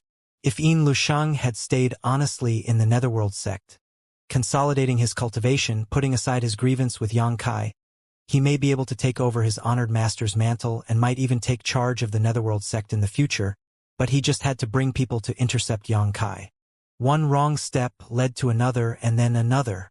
Yin Lusheng grimly smiled and stated, "Who can tell what path is right or wrong on the Grand Tao? I might have lost today, but it's not definitive that you will reach the peak in the future. What are you feeling proud about?" "Perhaps you are right," Yang Kai nodded in agreement before adding, "but I can go farther and see more than you." The corner of Yin Lusheng's lips twitched. He was rendered speechless. "Do you have any last words?" "Let's hear them," Yang Kai indifferently asked. Yin Lusheng grit his teeth and stated, "I'll be waiting for you on the road to the Yellow Springs." "You're still reluctant to admit your faults."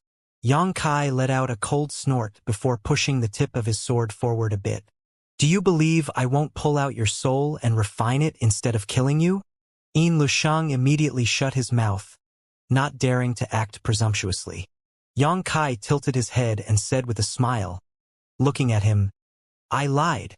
Saying so, he thrust the myriad's sword ahead, slowly stabbing into Yin Lusheng. Yin Lusheng's eyes widened in an instant. He could hear the myriad's sword slowly piercing his body and stabbing his heart loud and clear. That slow and terrifying feeling instantly filled his heart and soul. "My netherworld sect will not spare you." A murmur-like voice came from nearby. Yang Kai turned his head and looked towards the source. He noticed Hua Fei Chun, who was hanging by a breath, lying on the ground, staring in his direction with wide-open eyes that were gray and devoid of any luster, like those of a fish that had been dead for many days. After having said his piece, his head slumped to one side as his vitality completely disappeared. It was already a pretty impressive feat that he had remained alive till now after having been struck by the Time Flies seal. Naturally, Yang Kai didn't attach importance to a threat from the dead, simply reaching out and taking Yin Lusheng's ring before throwing it into his pocket. He was the top disciple of the Netherworld sect, so he definitely had many treasures on him. How could Yang Kai miss such a prize? Before he could turn and deal with Hua Fei Chen, Yang Kai's expression drastically changed, and he hurriedly threw away the Emperor Authority bead in Yin Lusheng's hand. Pung! With a deafening clap, the Emperor Authority bead suddenly exploded, reducing into dust before scattering in the air. Yang Kai's expression rapidly changed as his good mood suddenly turned bad, gritting his teeth as he murmured, "So, there was a restriction." He had no idea what restriction was placed on the Emperor Authority bead, but it must have been related to Yin Lusheng's life. After all, it was a treasure bestowed to Yin Lusheng by the Netherworld sect's sect master. Such a restriction must have been set to trigger upon Yin Lusheng's death, rendering the Emperor Authority bead useless. Yang Kai was saddened, but now that it had already happened, it was pointless to brood over it. All he could do was collect himself, then walk over to Hua Fei Chun and take his space ring as well. As for the out-of-control Ghost King, Yang Kai was totally unconcerned about it. Countless soul-devouring insects were gnawing on it, treating it as a delicious meal, so presumably, it would not be long before it would be completely devoured. With over 20 fresh corpses lying around, there was a pungent, bloody smell lingering in the air. Yang Kai was injured as well. The wound caused by Ghost King's slash hadn't healed even now, and pitch-black energy was lingering around the edge of the wound, continuously corroding his flesh and skin. Yang Kai stretched his hand out and made a gesture, immediately drawing a small swarm of soul-devouring insects towards him and directing them to his wound. Since the soul-devouring insects could devour a being like the Ghost King, it shouldn't be a problem for them to deal with its Yin Qi. Yang Kai had summoned them to deal with his injury, and as he expected, just as the soul-devouring insects landed on his wound, they started devouring the lingering energy. In just a few moments, that pitch-black energy was devoured clean, and without the corrosion and interference of the Yin Qi. The strong restorative properties of Yang Kai's golden blood came into play. His flesh and skin started squirming, and Yang Kai estimated that his wound would fully heal in just a few days. Only now did Yang Kai finally turn his head, looking at the red-robed girl. As soon as their eyes met, Linner couldn't help but nervously gulp. She might have put up a brave front, but she was still scared to death in her heart. She had never seen someone as fierce as Yang Kai, who could kill all his opponents even when he was so heavily outnumbered. Furthermore, he didn't murder ordinary people, but 2 Emperor Realm Masters from the Netherworld sect plus a group of Dao Source Realm Masters who had laid out the Heavenly Net Absolute Sealing Array. The huge wound on Yang Kai's chest gave him an even more ferocious appearance. Seeing Yang Kai looking in her direction, it would be a lie if she said that she wasn't in a panic. Linner was currently regretting a little. Had she known, she would have escaped with Old Fu earlier. What could she even do by putting up a brave front and remaining here? It never crossed her mind that with Yang Kai's skill, she wouldn't have been able to escape even if she wanted to, unless she and Old Fu escaped back to the Ancient Lands passageway where they could throw Yang Kai off with the help of the strange fog. Sha. Yang Kai walked towards her, step by step, his eyes completely cold, putting a lot of pressure onto Linner. Old Fu earnestly tried to protect Linner, his figure flickering and standing before her, a wary look on his face. You are pretty obedient. Yang Kai stood just 10 meters away from them and coldly stated, pointing his sword at them, "For your honesty and compliance, this young master will give you a quick and painless death. Tell me, how do you want to die?" Old Fu grew anxious upon hearing this. Was he serious? There were only a few people in this world who would dare to point their swords at his young lady and ask how she wanted to die, and judging by the murderous look on this young man's face, he really was not planning to let the two of them go. This was only natural, however, as his young lady had used an emperor artifact to bind him in a life-and-death fight, almost causing him to die at the hands of the netherworld sex people. Anyone would be enraged if they were in his place. But how could he let his young lady die? If she died, the entire world would be thrown into chaos. Old Fu quickly intervened. "Young master, enmity should be resolved rather than settled. We were in the wrong today, please show mercy on us this time. In any case, nothing happened today." Yes, nothing happened? Yang Kai, who was burning with fury, looked sidelong at him as he snorted as he rebuked. "Do you think this young master is faking his injuries? How can you say nothing happened?" His wound had still not healed and his bones could be seen quite clearly. How could it be treated as nothing? Old Fu's face sank as he justified. "This old master is also doing this for your own good. If you refuse to realize your errors, you will be facing a huge disaster." Yang Kai laughed in anger and stated, "This young master knows that you have strong backing and there is someone big behind you. But so what? Since you have fallen in this young master's hand, your life or death is for me to decide. Losers should act like losers, yet you still dare to shamelessly boast like this. Do you really believe I won't run you through with my sword?" While speaking, Yang Kai thrust his sword, resting it straight on Old Fu's chest, and with a flick of his wrist, he tore Old Fu's shirt apart, scaring him to the point that he hurriedly backed away. His bold front instantly vanished in a puff of smoke and his puffed-up chest shriveled like a wilted eggplant. He was utterly afraid that Yang Kai would stab him in a rage. If his young lady died, this young man would suffer a deadly crisis. But if he was killed, no one would stand up for him. In the end, he was just a guard, responsible for protecting his young lady. But how was he supposed to protect her if he couldn't even protect himself now? They had really run into a true madman. Old Fu was filled with hatred, but he knew very well how strong Yang Kai was now. Had he known that the Netherworld sect disciples were such wastes, why would he have gone to look for them and actively cooperate with them, provoking Yang Kai with his young lady time and time again? But then again, how could he have known that a mere First-Order Emperor Realm Master could be so overwhelmingly powerful? And then what do you want? Old Fu softened his stance and weakly asked. At present, he was the fish on the chopping block, facing Yang Kai's blade. He had no choice but to lower his head, throw his pride and humiliation aside, and look for a way to survive this. 10 years wasn't too late for a gentleman to take his revenge. Yang Kai's face sank as he stated, "An eye for an eye, a tooth for a tooth. This young master can let things go once or twice, but certainly not thrice. Your young lady obstinately insists on her foolish actions and will cause a catastrophe sooner or later. Why doesn't this young master clean up your sect on behalf of the sir behind you and save him from future worries?" Old Fu was greatly shocked, feeling like he was trying to make a clever speech to a cow. Yang Kai's murderous intent hadn't been reduced at all, and he seemed dead set on his young lady. What was he supposed to do? He didn't dare to hesitate anymore and hurriedly added, "Do you know who we are? Who my young lady is? She is—" "Shut up!" Yang Kai kicked him before he could finish.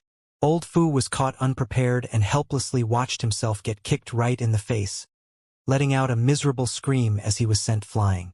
His nose was broken from this kick and he crashed to the ground, not getting up no matter how much time passed. After kicking away Old Fu, Yang Kai finally turned his gaze at the red-robed girl and quickly said, "Girl, this young master let you go back in that desolate city, and instead of feeling grateful and seeking ways to repay me, you actually joined forces with the Netherworld sect to try to attack this young master. Today, this young master will take your life to let you know that there are some people in this world you cannot provoke. Liner was greatly shocked, and her pretty face turned pale as she cried, "How dare you!" She had not even finished her words, though, when Yang Kai lifted his sword and swung it at her. In a flash, Liner's pretty face went as pale as paper as the aura of death enveloped her. She broke into a cold sweat, and her hands and feet froze up. She had never experienced something like this. She had been completely spoiled since birth, with everyone at her beck and call. Wherever she went, no one would dare disobey her every command, much less dare to kill her. But now, she had encountered someone who wanted to take her life, and he wasn't just trying to intimidate her. He meant what he said and was actually trying to do it. She was just a third-order Dao source realm who was exhausted from using her Emperor artifact. Now, she couldn't even smoothly walk, much less defend herself from a blow like this. So, this is what death feels like. He really intends to kill me? Liner stood in a daze, as if a petrification spell had been cast on her. Emperor Qi surged as the myriad sword horizontally slashed at her. Yang Kai hadn't held himself back at all. Even old Fu would be cut into two by this slash, not to mention a tender girl like Liner. But just when the myriad sword was about to cut her, a black pendant on Liner's neck suddenly cracked and turned into a black barrier, covering her completely. Hong! A crisp and reverberating clang immediately rang out. The myriad sword struck the barrier, but it couldn't damage it even a bit. Instead, Yang Kai retreated a few steps from the recoil. Yang Kai narrowed his eyes, but he didn't look surprised at all. It appeared as if he had expected this and just stared at the black barrier while letting out a cold snort. After protecting Liner, the black barrier turned into a streak of black light as it shot out and sank into old Fu, who was still lying on the ground. Wang! The surrounding world suddenly trembled as an unimaginable pressure spread into the surroundings, a pressure which clearly originated from old Fu. Walala!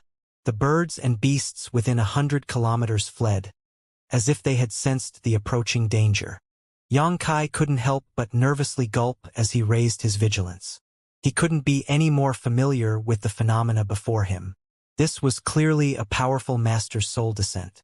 Feng Shi had also resorted to this technique back in the Shattered Star Sea, so the experience was still fresh in Yang Kai's memories. The elites of top sects seemed to have many tricks up their sleeves, with Emperor Authority beads being the most common. The soul descent was undoubtedly an even stronger form of protection, as a wisp of a true master was able to manifest itself through it. Although this master was unable to bring out their full strength in a borrowed body, it still wasn't something an ordinary person could deal with. The manifestation of a master's soul not only put tremendous pressure on the opposite party, but also deterred the enemy with prestige and reputation. There were only so many top masters in the world, but once one of their souls appeared, who would dare to disregard them? Since even Feng Shi had a soul descent of his father placed on him in the Shattered Star Sea, of course this young lady Liner could have a similar technique protecting her. Yang Kai had already expected this, so he didn't expect to be able to really kill Liner at all. Still, being unable to vent his anger vexed him greatly. The mysterious master, who chose to soul descend in old Fu's body, might have his own considerations. First, Liner was a girl, making it a little inconvenient, and second, old Fu was much stronger than Liner. The mysterious master would be able to use a few more moves by manifesting his soul in old Fu's body. Furthermore, he didn't have to worry about damaging old Fu afterwards. Also, it would be a bigger burden on the person with a weaker body when a master's soul manifested in their body. Under Yang Kai's watchful gaze, old Fu, who was lying on the ground, stood up straight, his gray hair dancing as if in the wind despite there not being any blowing. His eyes were now as deep as the sea, giving off an awe-inspiring impression. In the blink of an eye, old Fu's temperament had drastically changed, and the look in his gaze was now one of a superior being, who considered everyone beneath him, like the ruler of the world. Old Fu glanced around, his gaze momentarily stopping on Yang Kai, before turning to Liner's direction. His face remained stoic, making it hard to tell whether he was happy or angry. At this point, Liner finally showed a response. She reached out to her neck and touched the area where the pendant was originally hanging. Then she glanced at old Fu. After noticing a familiar gaze, she couldn't help but shrink her neck again, already realizing what had just happened. "Father," she called out in a mosquito-like voice. Rather than being happy that her father's soul had appeared, it looked more like she was scared. "Humph." Old Fu let out a cold snort before indifferently speaking. "Why are you outside? You should be behind closed doors, reflecting on your mistakes." Linner was rendered speechless after hearing this, flinching as she looked away, not daring to meet her father's gaze. Yang Kai's brow twitched upon hearing this. It turned out that this young lady had secretly run away from home. No wonder she looked afraid when her father had used a soul descent. Why did all these little girls like to do this? Mo Xiaoqi also often sneaked out of Spirit Beast Island. Now there was this girl too. All of them were so spoiled. Yang Kai coldly snorted in his heart. "What did you do now?" Old Fu asked. Linner didn't answer and instead began glancing left and right, as if she was looking for a way to escape. "I've asked you a question. Why aren't you answering?" Old Fu suddenly shouted. Linner trembled before blurting out in a conditional reflex, "Your dear daughter was bullied." While she replied, tears rolled down her white cheeks before dripping down on the ground. She appeared as pitiful and as sad as could be. Her previous arrogance and domineering bearing were nowhere to be found. Her current performance was completely opposite from before. Yang Kai was flabbergasted, thinking in heart, "This young lady's acting skills are pretty good. I guess she does this quite often." Her tears started pouring out as soon as she started speaking, and they kept rolling down like there was no end to them. Her cries sounded extremely miserable and pitiful, as if someone had really bullied her intolerably. Next, she pointed at Yang Kai and shouted, "It was him! He wanted to kill me. Father, you must uphold justice for me." Old Fu, maintaining a stoic look, stated, "Is there anyone who would dare to bully you? It's always you who has been bullying others and causing trouble everywhere you go. But this time you were taught a harsh lesson. Am I right?" He seemed to know his daughter very well and didn't believe her story at all, hitting the nail on the head in just a few sentences. Linner's cries came to an abrupt stop as she looked at Old Fu, mouth agape. "Sir is really wise," Yang Kai praised, hurriedly cupping his fists, a grin on his face. Old Fu turned and indifferently looked at Yang Kai. "This king is talking to his daughter. You have no right to interrupt us." Yang Kai couldn't help but disdainfully snort, finding the whole situation tiresome and frustrating. Old Fu then asked, "Aren't you surprised to see this king?"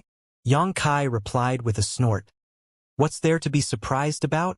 Had you not been spoiling and protecting her, with your daughter's temper and ability to cause trouble, how could she survive till today? Without such sheltering, you wouldn't even know how she died." Since the opposite party wasn't polite towards him, Yang Kai didn't bother to give him face. In any case, he was in the right now, so Yang Kai didn't believe that the opposite party could bully him. Fengshi's father, Fengxian, might forcefully stand up for his son, paying no attention to his face, but the opposite party couldn't do this as he still had to have qualms regarding his identity. And precisely because of this, Yang Kai wasn't afraid at all. Linner glanced at Yang Kai in astonishment. She had never thought that Yang Kai would have such guts that he could say such things right in her father's face. Not just anyone could do this. Why did I provoke this kind of crazy person? Linner was deeply regretting it now. Old Fu's face turned grim as he doubtfully asked, "Little brat, are you accusing this king of being too lax in his discipline?" Yang Kai snorted and ignored him. What was the point of asking this when he clearly knew the answer already? Seeing his indifferent appearance, Old Fu was also taken aback and immediately asked, "Aren't you afraid of this king?" Yang Kai gave him a sidelong glance and stated, "Why should I be afraid?" Had it been before his trip to the Shattered Star Sea, Yang Kai might have still been frightened, but he was far more experienced now and had even met the bustling world Great Emperor and the heaven-devouring Great Emperor.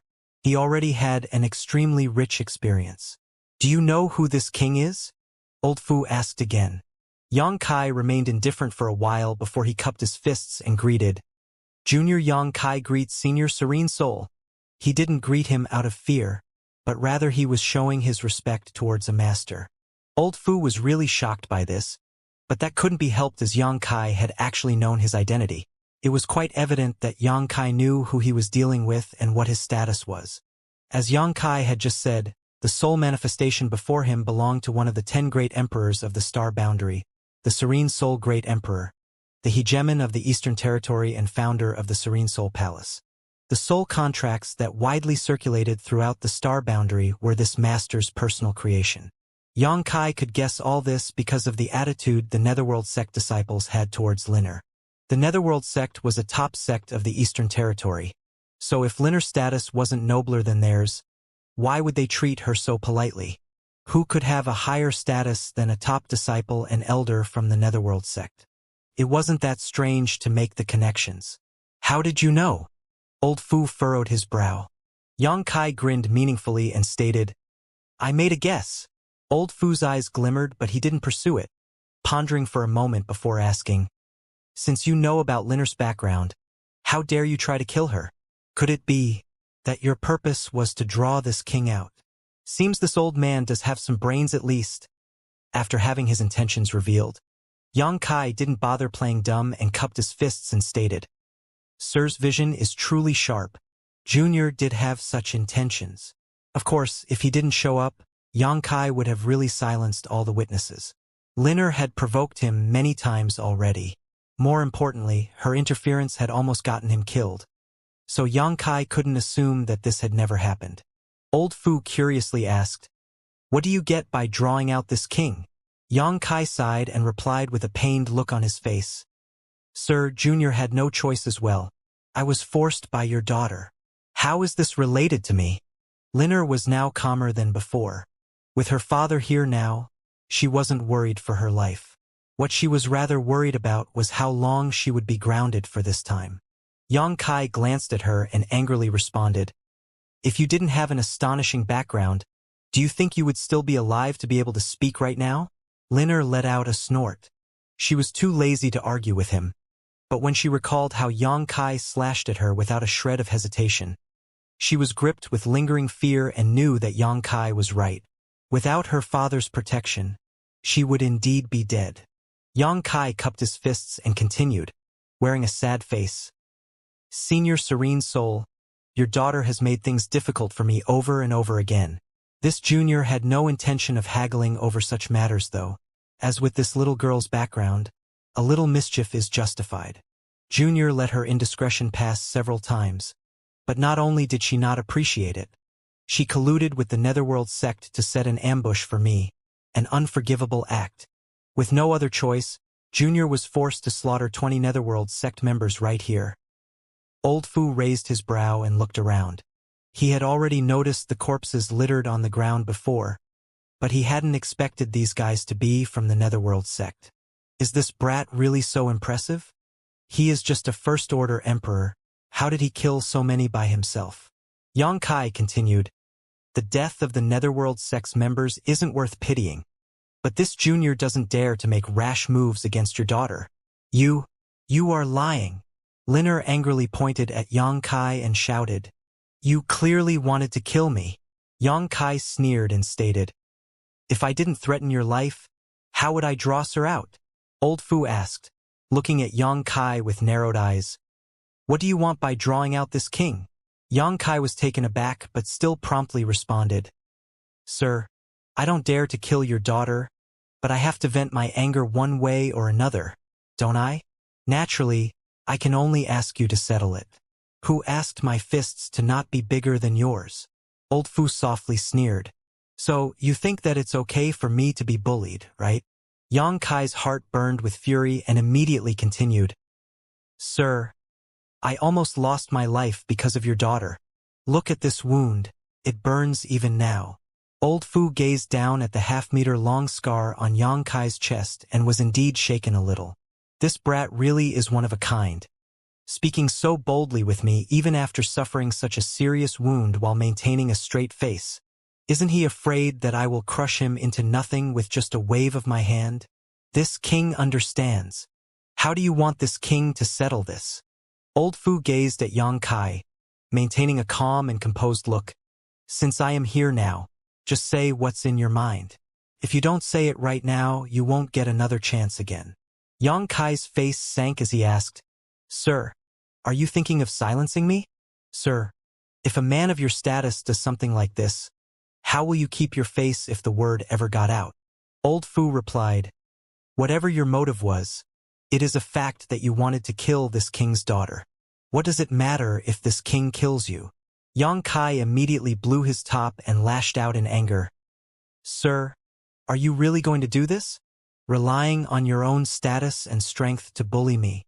This old fart was simply too shameless. As one of the 10 great emperors, he was someone of great prestige. How could he do something so deplorable? Linner, on the other hand, was excited and immediately shouted, Father, there is no need to talk nonsense with him. Quickly kill him. Old Fu coldly smiled and asked, gazing at Yang Kai, are you afraid now? Yang Kai grit his teeth and stated, what have I to be afraid of? This young master has fought shoulder to shoulder with the bustling world great emperor. It's not like I have never seen the power of a great emperor. This young master is also an experienced person. What's there to be afraid of? Once he mentioned this, a strange look immediately appeared on Old Fu's face as he asked, you have fought shoulder to shoulder with old Hong Chan? That's right. Yang Kai snorted before continuing. Sir, if you really came in person, this junior would naturally flee right away, but with just a wisp of Sir's soul having manifested here, how much of your strength can you display? Forgive this junior for being blunt, but if forced to, this junior can drag your daughter down with me before he dies. I wonder if Sir cares about your daughter's life or not. A ferocious look appeared on Yang Kai's face. He would really do it. He wasn't just making an idle threat.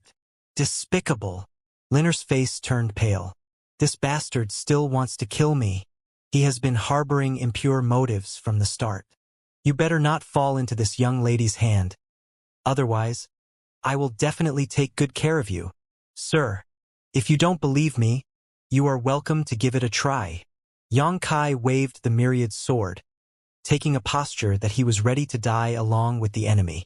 Old Fu maintained the same stoic look as he rebuked in a low voice. You fought shoulder to shoulder with the bustling world great emperor? Brat, haven't you gone overboard with your bragging?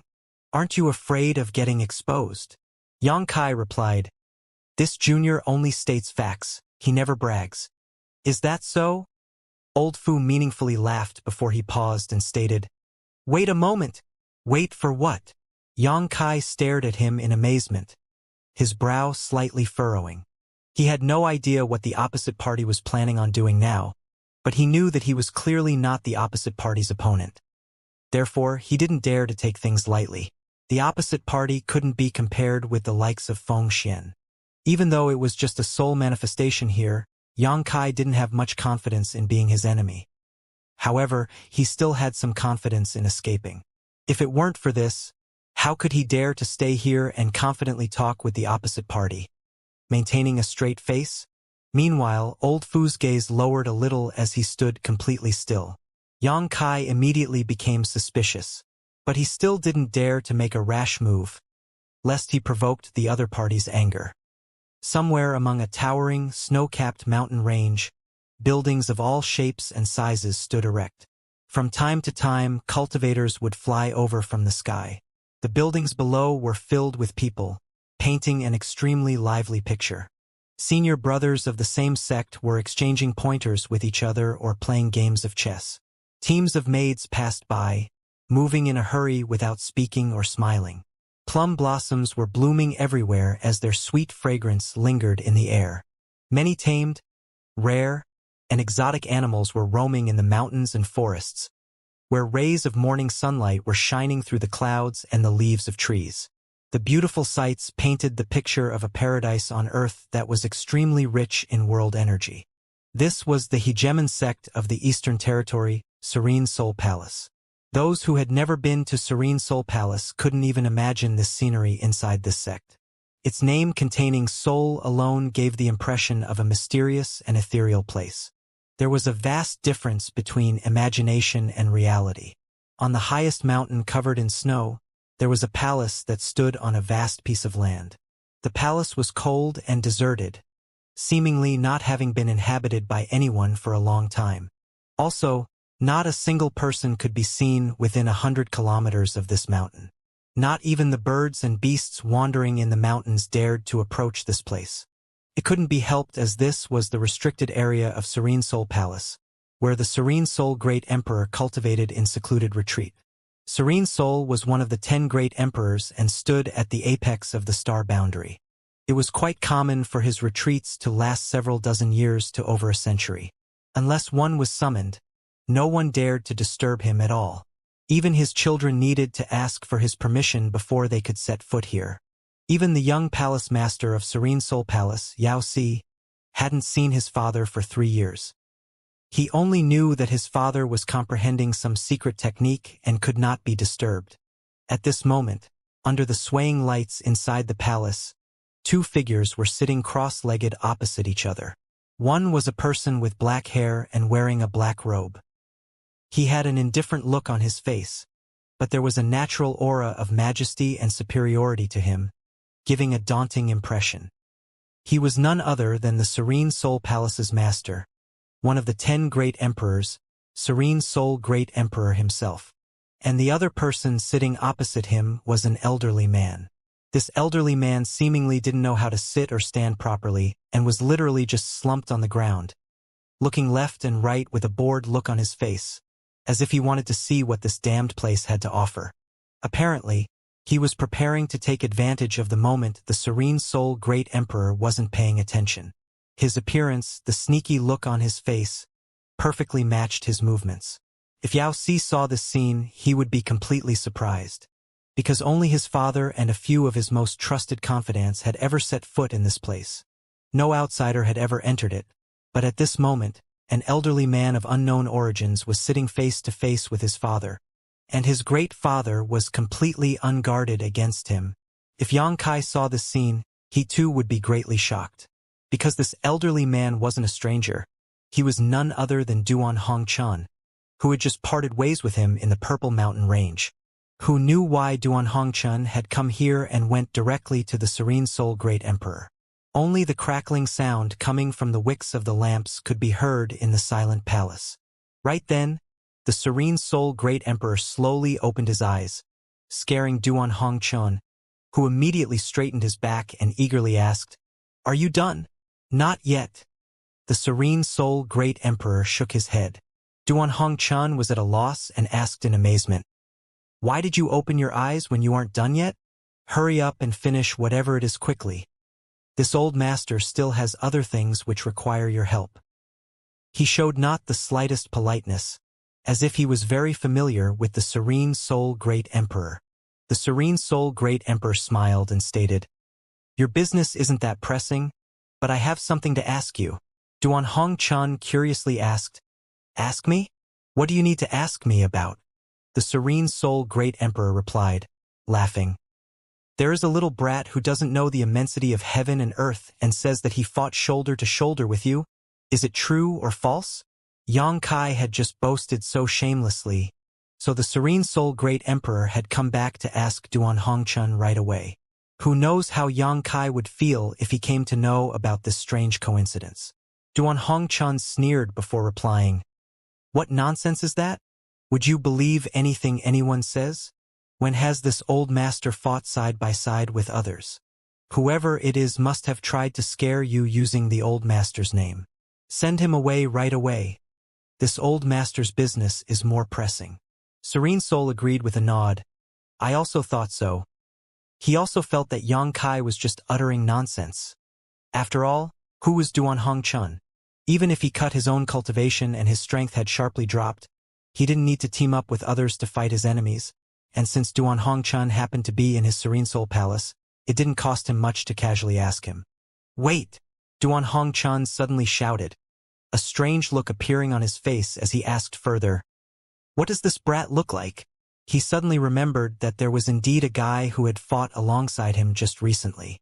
The Serene Soul Great Emperor didn't reply in words and instead waved his hand, causing the space between the two to ripple.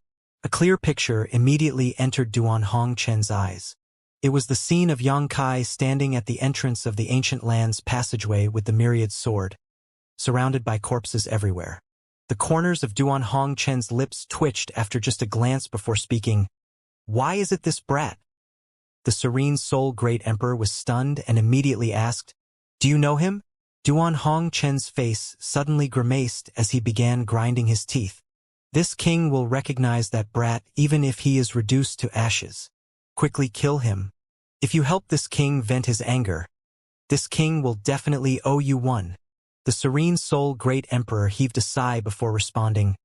Heaven devourer, if you come out and talk nonsense again, this king will not be polite to you. This king's serene soul finger isn't something to be trifled with.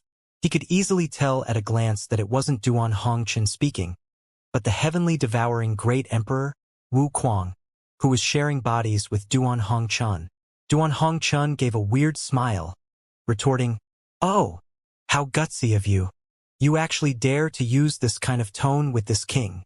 I didn't see you having such guts back then. The serene soul great emperor repeated with a smile. This king's serene soul finger isn't to be trifled with. He kept silent about what happened back then. Apparently, he had suffered a huge loss at the hands of Heaven Devourer. Duan Hongchen's face turned gloomy as he retorted, Can't you change the line you keep using? Is it that interesting to threaten this king with the same line over and over again? The serene soul great emperor remained unaffected and kept smiling. This king's serene soul finger? You are sick. The heaven-devouring great emperor didn't have a good temperament to begin with, so at this moment he couldn't help but lash out. At that moment, Duan Hongchen suddenly jolted before the vicious look on his face suddenly disappeared, replaced by an angry look. If somebody was speaking but someone took over his body suddenly, anyone would be annoyed, but Heaven Devourer and he couldn't do anything to each other right now. Do you really know this brat? Serene Soul asked after seeing that Heaven Devourer was suppressed. Yes. Duan Hongchen smacked his lips and said, He is that boy I just told you about. Serene Soul raised his brow and asked, Did both of you attack Heaven Devourer together and ruin Heaven Devourer's plans? That's right, but it's more complicated than you think. I can't explain it to you in just a few words. In any case, you have seen the final result. Duan Hongchen helplessly replied.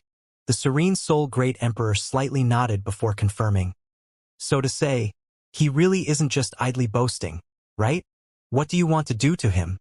Duan Hongchen worriedly glanced at Yang Kai in the light screen before him. He knew that the Serene Soul Great Emperor had used a soul descent somewhere. Apparently, his spoiled daughter had encountered some danger. The soul descent of a great emperor wasn't a joke. It was like some treasured sword that couldn't be drawn from the sheath. But once it was drawn, it needed to drink blood. If the great emperor returned without killing someone after using soul descent, it would damage his reputation. It's fine if it's someone else, but if it's Yang Kai, Duan Hongchen really didn't want him to die at the hands of the Serene Soul Great Emperor. After all, he had indeed helped him a lot in the Shattered Star Sea. Serene Soul asked, glancing at him, Do you want me to let him go? Both of them were old monsters who had lived and cultivated for countless millennia. So Serene Soul could easily tell what was going through Duan Hongchen's mind even without any telltale signs and thought. This is perfect. I can make this old thing owe me one. Serene Soul secretly made up his mind. I have nothing to do with him. Whether he lives or dies has nothing to do with me. You can do what you want. You don't need to ask me. Duan Hongchen flicked his sleeve, wearing a disinterested look as though such matters were of no concern to him. If Serene Soul could guess what was on his mind, why couldn't he guess what Serene Soul's plan was? He already owed him one, so if he owed him another, he might have to serve Serene Soul for a lifetime. This was a huge loss to him. He wouldn't do it. All right then, this king will kill him. Serene Soul nodded. Although it would be willful, I can't let anyone bully my daughter. Heh! Duan Hongchen slyly laughed and stated, If you want your daughter to die along with him, you are welcome to make a move. Serene Soul's face sank as he snarled, Duan Hongchen, aren't you looking down on this king too much? Although just a wisp of this king's soul has manifested on the other side, it will only take a wave of my hand to kill a first-order emperor. Duan Hongchen explained, shaking his head. If it was a normal first-order emperor, he would naturally not be your opponent. But this kid, isn't that simple. If you want to take him down, you might have to sweat a little. Serene Soul angrily lashed out. Duan Hongchun, enough is enough. He isn't looking favorably on that brat, but rather looking down on me. Serene Soul immediately blew his top. Duan Hongchun indifferently stated, he is proficient in the Tao of space. Is that so? Serene Soul was slightly shocked, but since Duan Hongchun said this boy was proficient in the Tao of space, then he really must be so. Such a person would really be hard to kill. He has also mastered the Time Flies seal. What? Time Flies seal? Serene Soul was really shocked this time. Time Flies seal was the divine ability of the flowing time Great Emperor, the only divine ability related to the Tao of time in this world. Even Serene Soul himself had not been able to get a glimpse of its secrets. Once the Time Flies seal was used, his daughter really might be buried along with him. By the way, he also has the Mountains and Rivers Bell. Duan Hongchun threw out information in bits and pieces, each time giving Serene Soul a bigger shock than the last, making his expression change even more drastically than before. Giving it another thought, even Duan Hongchun felt uncomfortable. He didn't have an idea about any of this. After all, Xianxia hadn't revealed much information in the Shattered Star Sea back then. The Serene Soul Great Emperor was flabbergasted and in a daze. The corners of his lips were constantly twitching. After a long time, he confirmed in a grim voice, Yuan Ding's Mountains and Rivers Bell? Duan Hongchun raised his brow before rebuking. Apart from that Mountains and Rivers Bell, are there any other mountains and rivers Bell you know of? Serene Soul's facial muscles twitched even more fiercely. Although he was one of the 10 great emperors and had no shortage of emperor artifacts, he couldn't help but covet an artifact like the Mountains and Rivers Bell, an ancient exotic artifact. In the past, when Heaven Devourer was besieged, he killed Yuan Ding first at the cost of serious injuries, all because of the fear of the suppressive capabilities of the Mountains and Rivers Bell. How could Serene Soul not desire something that even Heavenly Devourer was afraid of? Tao of Space, Time Flies, Mountains and Rivers Bell. This brat's luck is simply too good. How could he gather all these treasures for himself? It's already a blessing if an ordinary cultivator can obtain one. Is he simply that loved by the heavens? Those who are not blessed will not encounter such fortuitous opportunities. The blessings of this brat are too heaven-defying. After a while of silence, Serene Soul stated with a snort, "What's the point in telling me this? How boring." Duan Hongchun replied, chuckling, "I'm just making small talk." He knew that Serene Soul wouldn't attempt to kill Xianxia anymore, because he wasn't confident that he could behead Xianxia with just his soul descent. Duan Hongchun wouldn't have revealed all this if that wasn't his objective. While speaking, Duan Hongchun impatiently urged again, "You should quickly settle the things there. This old master is waiting for you to separate me from Heaven Devourer." Ever since this old dog has occupied this old master's body, it has become inconvenient for this old master to visit the brothel. The Serene Soul Great Emperor was titled Serene Soul naturally because he was proficient in souls and spiritual energy. He had done the most thorough research on the topics related to spiritual energy and souls among the 10 great emperors. Therefore, Duan Hongchun had come to Serene Soul Palace and asked the Serene Soul Great Emperor for help. He wanted to check whether Serene Soul could strip Heaven Devourer's soul from his body. If even Serene Soul couldn't help him, then he could only temporarily maintain this state while trying to find other solutions. When he contemplated the future, Duan Hongchun couldn't help but shudder. Speaking of proper business, Serene Soul's face also turned serious as he replied, "Hongchun, I won't hide it from you. Your situation is a bit tricky. I may not be able to help. Whether you can help or not, it's fine. Just give it a try." Duan Hongchun replied in a grim voice. Serene Soul nodded before closing his eyes again. Outside the ancient land's passageway, Xianxia was keeping an eye on old Fu while holding the myriad sword, not daring to let down his guard. The soul manifestation of the Serene Soul Great Emperor spoke a sentence to him before he stopped moving, leaving Xianxia puzzled. He couldn't comprehend what Serene Soul wanted to do. Should I take advantage of this situation and run away?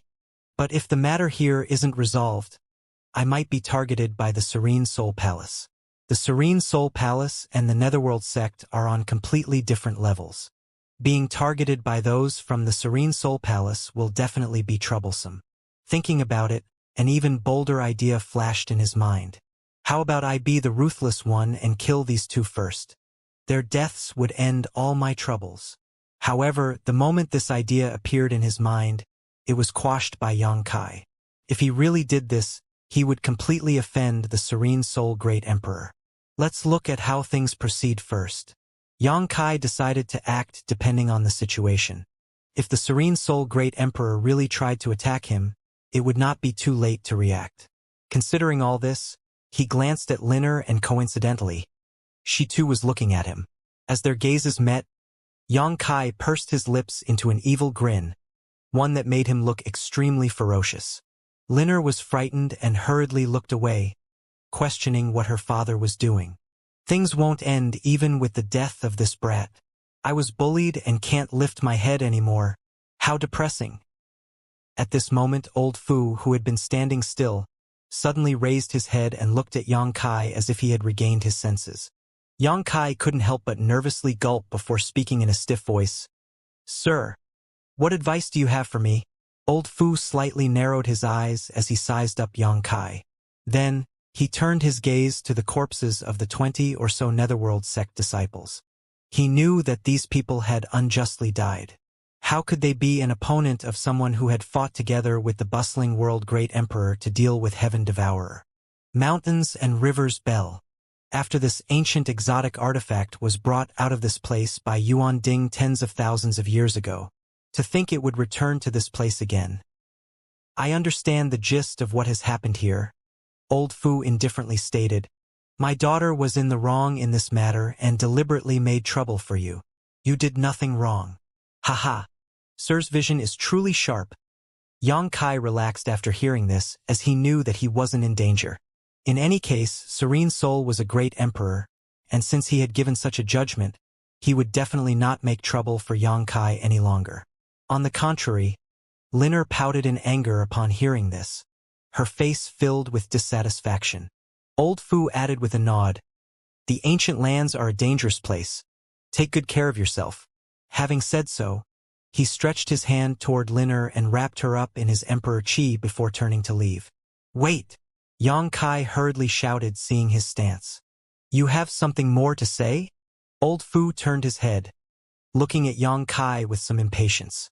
The corner of Xianxia's mouth twitched as he asked, Sir, you are not thinking of leaving just like that, right? Are you kidding me? I was injured because of this stubborn girl, and now you want to leave without so much as a word of apology. Even if heaven's retribution came down now, Xianxia wouldn't agree to this. Old Fu was stunned and a strange look appeared on his face as he asked, What do you want? Xianxia grimaced in pain and stated, pointing at the gaping wound on his chest. Sir, this junior's injuries are a result of your daughter's interference. Even my bones have been crushed and I'm afraid I won't be able to recover from this for at least a half year. Old Fu turned his gaze down, looking at the squirming muscles near Xianxia's wound, and immediately, his face couldn't help but twitch a little. Did this brat think he was blind? Although he couldn't see what body-tempering secret art Xianxia had cultivated. Such an injury was clearly just a superficial wound to him and would fully recover in a few days. Yet he dared to claim it would take half a year of rest to recover from? How outrageous! Xianxia didn't seem to have noticed his expression and continued. Sir also said that the ancient lands are dangerous. This junior must continue to venture forth because of some personal matters. If Junior was to die here because of this wound, your dear daughter would not be able to escape blame. If this matter were to be spread out, Sir's prestige would truly be affected.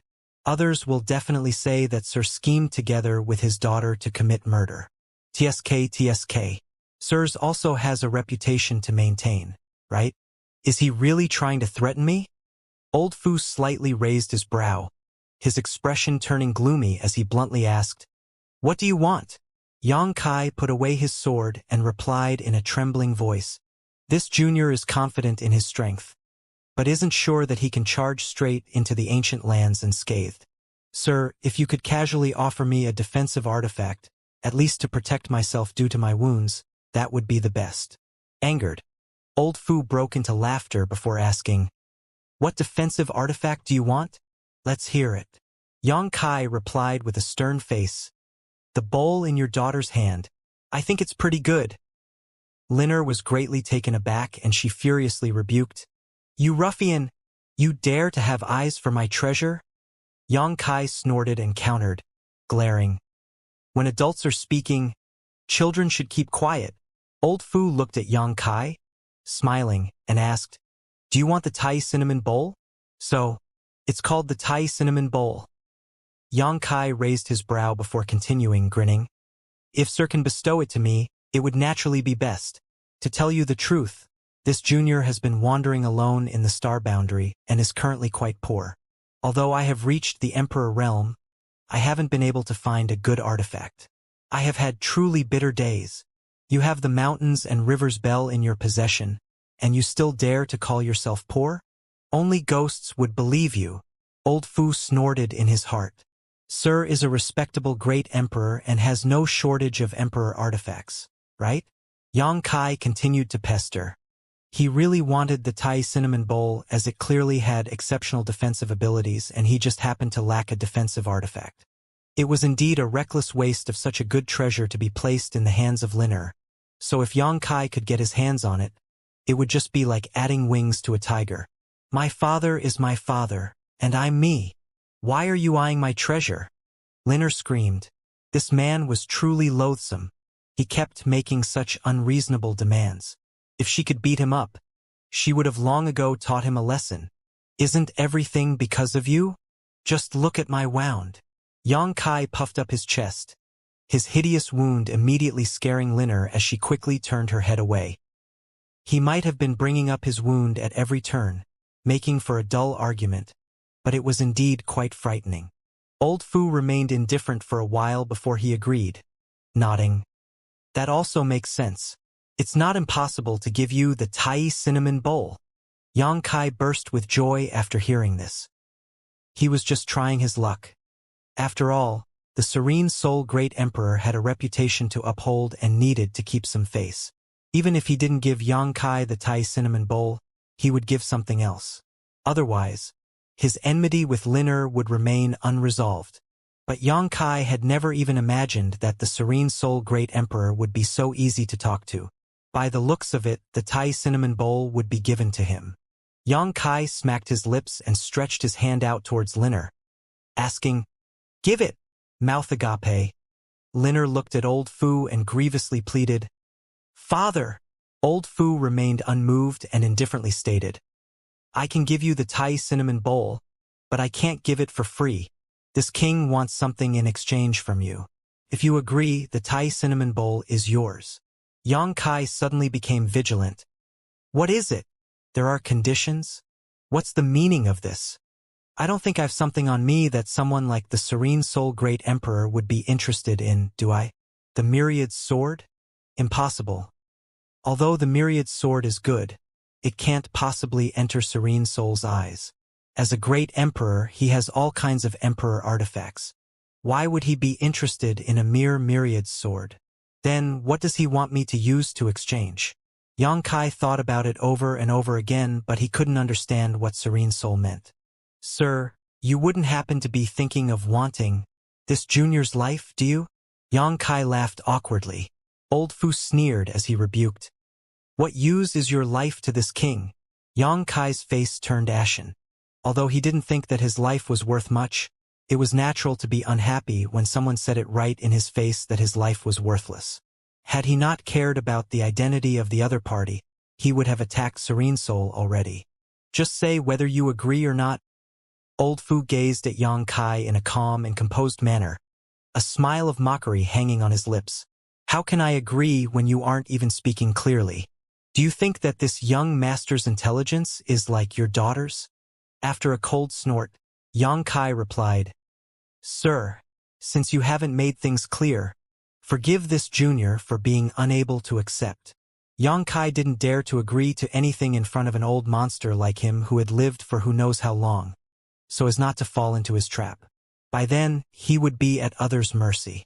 Old Fu calmly stated, "It's nothing much. This king just wants to exchange it for your bell." As soon as he said this, Xianxia was greatly shaken and immediately put up his guard. Exchange it for his bell? Which bell? What other bell did he have apart from the mountains and rivers bell? How does he know about it?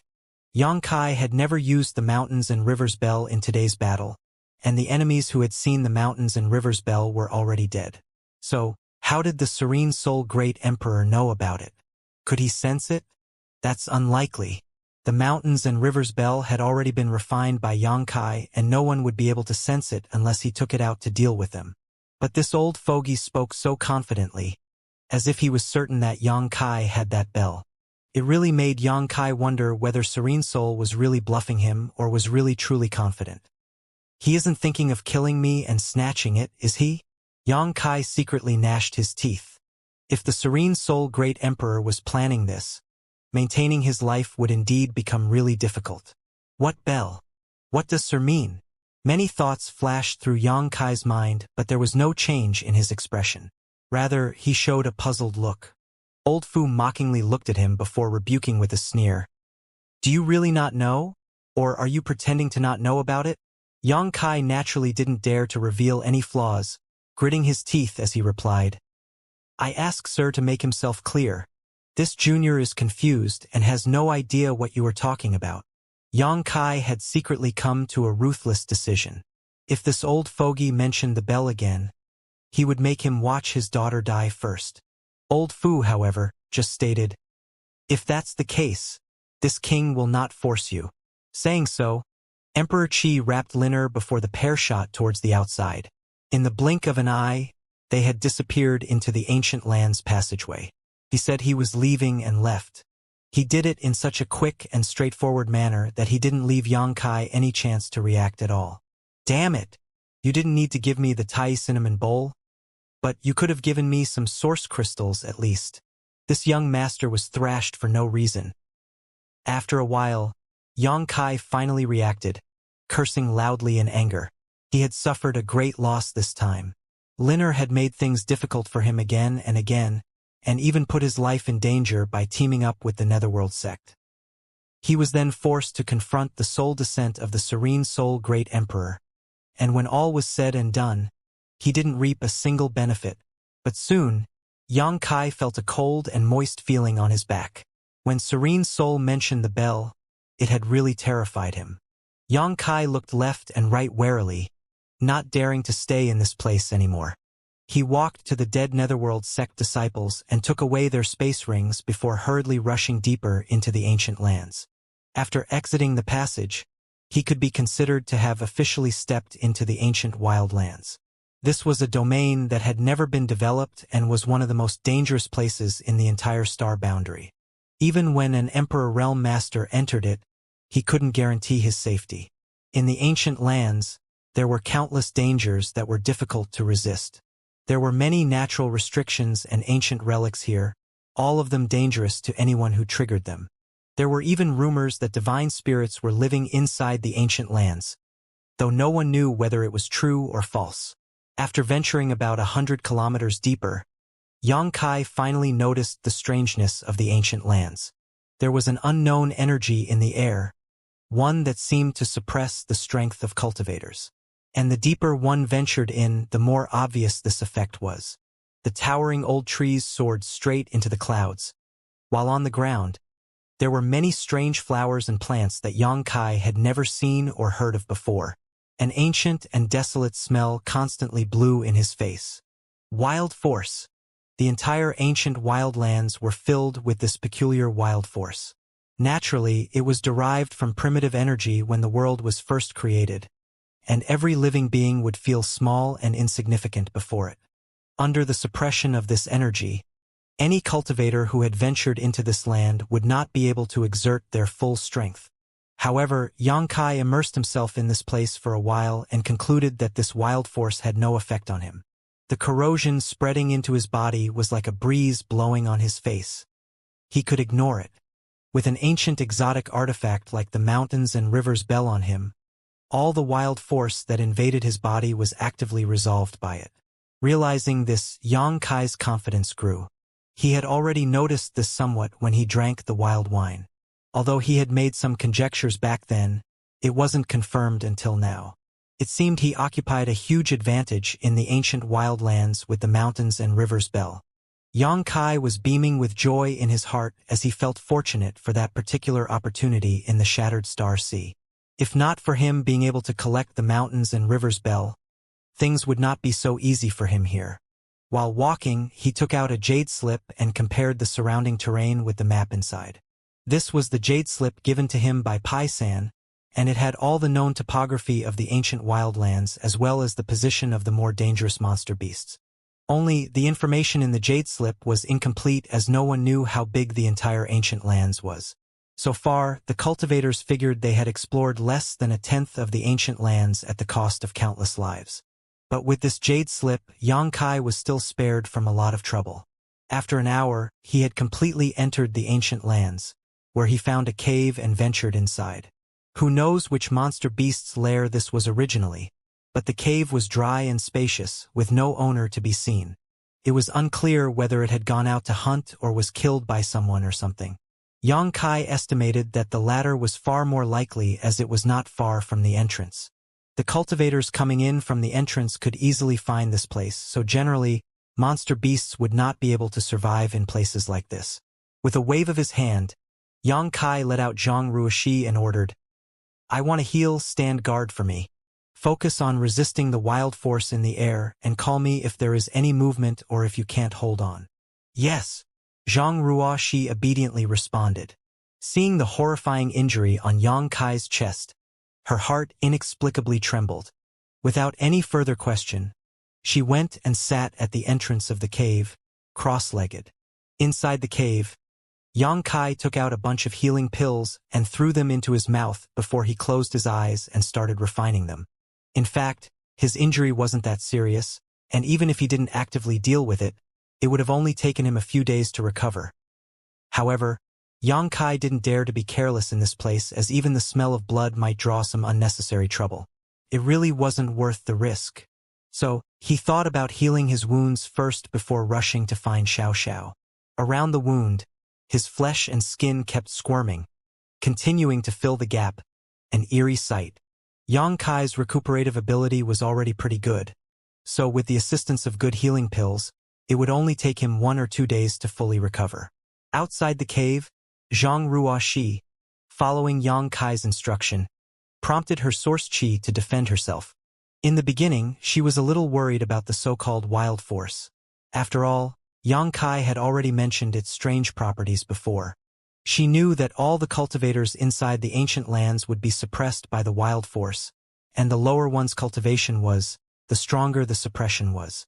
Although her cultivation was third-order Dao source realm, she couldn't provide any help to Xianxia on this journey at all. She was even sent inside the sealed world bead by Xianxia during the last part of the ancient lands passageway. Zhang Ruoxi hated her weakness, which made it impossible for her to share Xianxia's woes and foes, even making her a burden at times. Sir had such a big wound on his chest. He must have bled a lot. He must be in a lot of pain. He must have been in a lot of danger at that time. Everything I have today was given to me by Sir.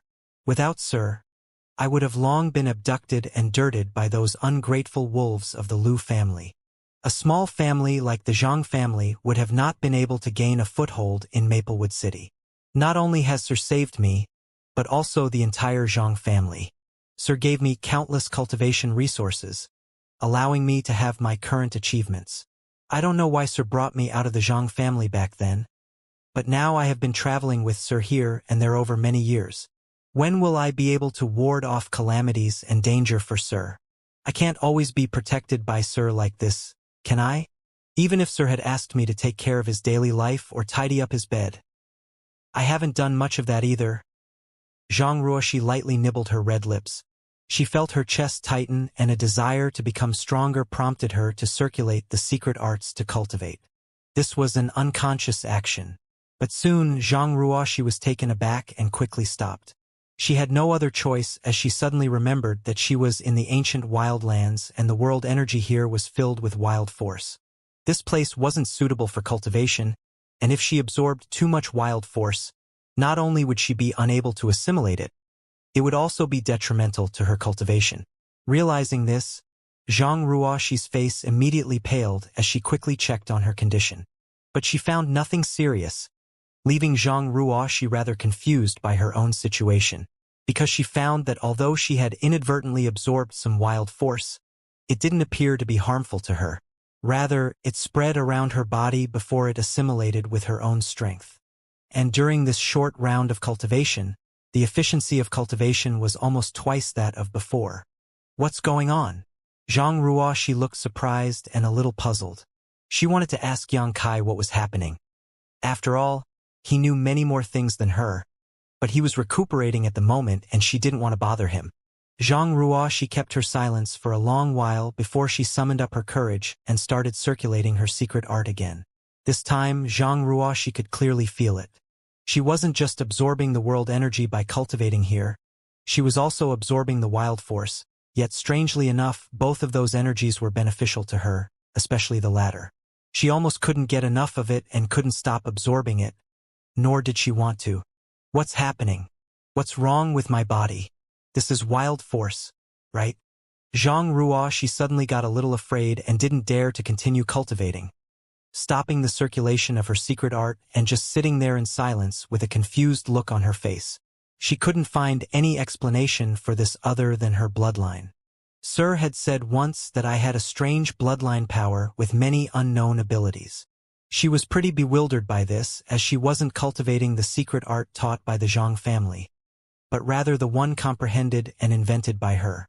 She had grasped it on her first cultivation attempt, as if it was engraved in the depths of her mind. As she sat there in a daze, nothing unusual occurred, with the surroundings as quiet and peaceful as ever.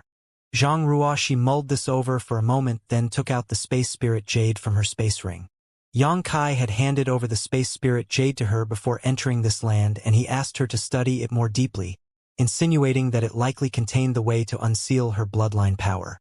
At this moment, after Zhang Ruoxi had taken out the space spirit jade, her body shivered and she raised her head to look in a certain direction. She got that strange feeling once again. She faintly felt that the space spirit jade in her hand was resonating with something far off in the distance, and whatever it was summoning her. Zhang Ruoxi's blood felt as if it was set afire, circulating faster and faster. She had gotten a similar feeling in the past and could affirm that it wasn't just a product of her imagination. But it was still a fleeting feeling, and it had quickly disappeared before she could observe it more carefully. As all kinds of spectacular scenery flashed past the space spirit jade, Zhang Ruoxi held it in her hand and started studying it for a long while, yet couldn't find any clues. She couldn't understand the function nor the meaning of those scenes. Oh! In a thick and dense forest in the depths of the ancient lands. It was the true depths of the ancient wild lands, a region never before tread upon by mankind, with only a myriad of monster beasts and monster race living and reproducing here since the dawn of its existence. This was like a whole new world, completely different from the star boundaries' four territories. On a towering mountain, a luminous oval object was shining brightly with blood-red radiance. This object was wholly blood-red, as if it was formed from fresh blood, but it emitted a sweet and enchanting fragrance. The Blood Gate.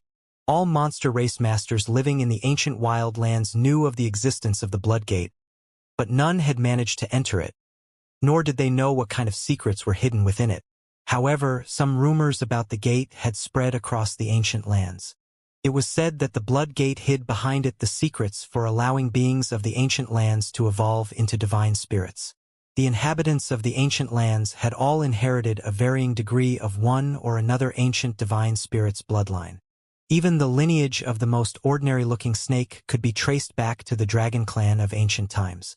Once the dormant primordial bloodline of the ancient lands beings was stimulated and awakened, then they would possess power rivaling their ancestors, the divine spirits, but since ancient times, the number of the ancient land's inhabitants that had successfully unearthed their bloodline power and transformed into divine spirits could be counted on one's fingers and toes. Yet, it was rumored among the myriad races of the ancient lands that the Blood Gate possessed a mystical power, which would completely unearth the bloodline power of those monster race masters. If they could fully stimulate their bloodlines, then they would get a great chance to relive their ancestors' glory as divine spirits. The Blood Gate's location had turned into a sacred land for all races of the ancient wildlands because of these rumors. Many living beings confident in their strength or luck would rush over one after the other to cross the Blood Gate in hopes of stimulating their bloodline, yet none of them had succeeded up to this day. None could even approach the Blood Gate. Most who entered within a perimeter of 10 kilometers around the Blood Gate would suffer a miserable death and turn into a pool of blood and flesh. There was once a powerful monster king at the peak of the 12th Order who arrived near the end of his lifespan and decided to make one last struggle. He didn't have much lifespan left, and if he couldn't come up with a way to prolong his life, he would shortly die of old age, so he took the gamble. The Blood Gate was his last hope. A monster king at the peak of the 12th Order was tantamount to a human race's 3rd Order Emperor Realm Master. Only a few people in the whole of Star Boundary could reach this realm. The monster king used all his strength and techniques without restraint, yet he couldn't get closer than 3 kilometers from the Blood Gate. In the end, he persevered for 3 days and nights there only to perish, melting down into a pool of blood. Since then, no one in the ancient lands dared to approach the Blood Gate. Even a monster king at the peak of the 12th Order couldn't enter the Blood Gate and awaken their bloodlines. So what hope did others have? The Blood Gate had become the ancient land's forbidden area and no being dared to approach it again, out of fear of the death awaiting them there. This was a custom that stood since ancient times, but fortunately, the creatures of the ancient lands were all endowed with a long lifespan. Moreover, a lot of monster kings ruling over large territories had witnessed the miserable death of the monster king at the peak of the 12th Order with their own eyes. Afterwards, they had all admonished their subordinates to stay away from the Blood Gate. At this moment, the Blood Gate atop the towering mountain that didn't go through any changes for innumerable years suddenly let out a blazing scarlet light. The scarlet light formed a large column that broke through the clouds, leaving a large hole in them. But this light column quickly disappeared, leaving only specks of red light behind that gradually disappeared into the air. 100 kilometers from the Blood Gate, a pitch-black python strangled its prey with its large body, then opened its gaping mouth and devoured it. At that moment, it had been facing the Blood Gate's direction, and it had clearly seen the red column of light that flashed past there. The black python widened its eyes and stared intensely in the Blood Gate's direction with clear fright. The python's fears were well-grounded, as the legends of the Blood Gate were all fairly intimidating. It had been standing there for innumerable years without going through any changes. Yet it suddenly let out such a light. So, who wouldn't tremble in fear in the face of this? But this abrupt incident had ended quickly and didn't affect it, so the python quickly calmed down. The python waited for a long while, not daring to make a rash move, and only after ascertaining that the Blood Gate had no other peculiarities did it twist its body, making its bones let out a crackling noise. The 5-meter-long body of the large python started going through drastic changes. But those changes didn't take more than an instant. The black python instantly turned into a dark-skinned, middle-aged man with a treacherous gaze clad in a black robe. The man's mouth was still wide open, exposing its numerous large fangs, and it was still chewing on its prey, a pretty scary sight. Along with a gulping noise, the black python that had turned into a middle-aged man swallowed down his prey, blowing it up, as if he was a woman pregnant for 10 months. But, as he patted his large belly, it quickly shrank down to its usual size. "This is a major incident. I must hurry up and report it to Sir," after the middle-aged man muttered to himself with his hesitation apparent on his face. His monster chi started surging, and he turned into a ray of light that flew off in a certain direction. The energy fluctuations emitted by the man reached the 11th Order, which was more or less equivalent to a Tao Source Realm cultivator.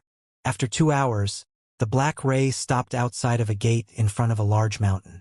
The 2 monsters standing guard there became alert as one of them took out a bone hammer while the other raised the 2 bone spears in his hands, glaring intensely at the black ray of light. "Who goes there?" The monster with the bone hammer let out a shout, placing his weapon in front of him as he continued. "This is the palace of Monster King Shilei. If you don't identify yourself immediately, we will mercilessly slay you." "Indeed," The monster with bone spears also shouted imposingly. The black ray stopped near the gate and showed itself. It was none other than the black python that had turned into a middle-aged man. I'm one of you. I'm one of you. Brothers. I'm also one of Shilei's subordinates, and I have something important to report to him. Please notify him. The middle-aged man cupped his fists and spoke.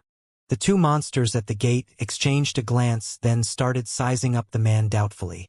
One couldn't blame those two guards for nor recognizing him, as a lot of monsters lived in this area, and Monster King Shilei had more than 100,000 subordinates scattered in an area of several 100,000 kilometers. They couldn't recognize anyone other than the ones seen regularly. Moreover, not just anyone could obtain an audience with Monster King Shilei whenever he wanted. The monster with bone spears in his hands let out a sneer. You're claiming that you're one of us? Aren't you? Do you have any proof?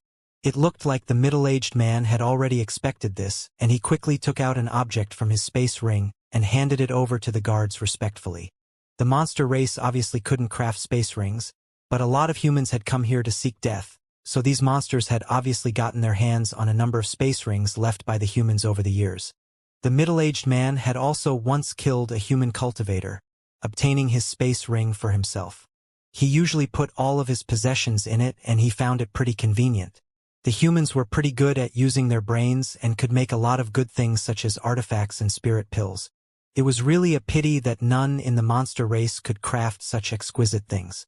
The monster with the bone hammer accepted the object handed to him, and he discovered that it was a token made out of bone with the design of a galloping rhinoceros depicted on it, as well as a large lay character on it. This was the token crafted by Monster King Shilei. It was pretty crudely made, but not just anyone could imitate it because they were all made from the bones of the same monster beast. The two monsters standing guard at the gate had seen a lot of tokens, and they could recognize with a glance that it was a genuine one. Only a few monster race masters could obtain this token. Among more than 100,000 monsters, only around 2,000 had one, and it was a sort of status symbol. So, upon seeing the middle-aged man take out the bone token, the expressions of the two monsters standing guard at the gate turned for the better. The one holding a bone hammer spoke. Even though you're one of his subordinates, we still can't let you in. Sir has asked to not bother him for any little and trifling matter. If you have something to tell him, then just tell us and we'll pass your message to him, the middle-aged man said anxiously. This is not something trivial or insignificant. I must speak to Sir in person. This might be a great contribution to Sir Shilei. So how could the middle-aged man employ any other middleman to act on his behalf?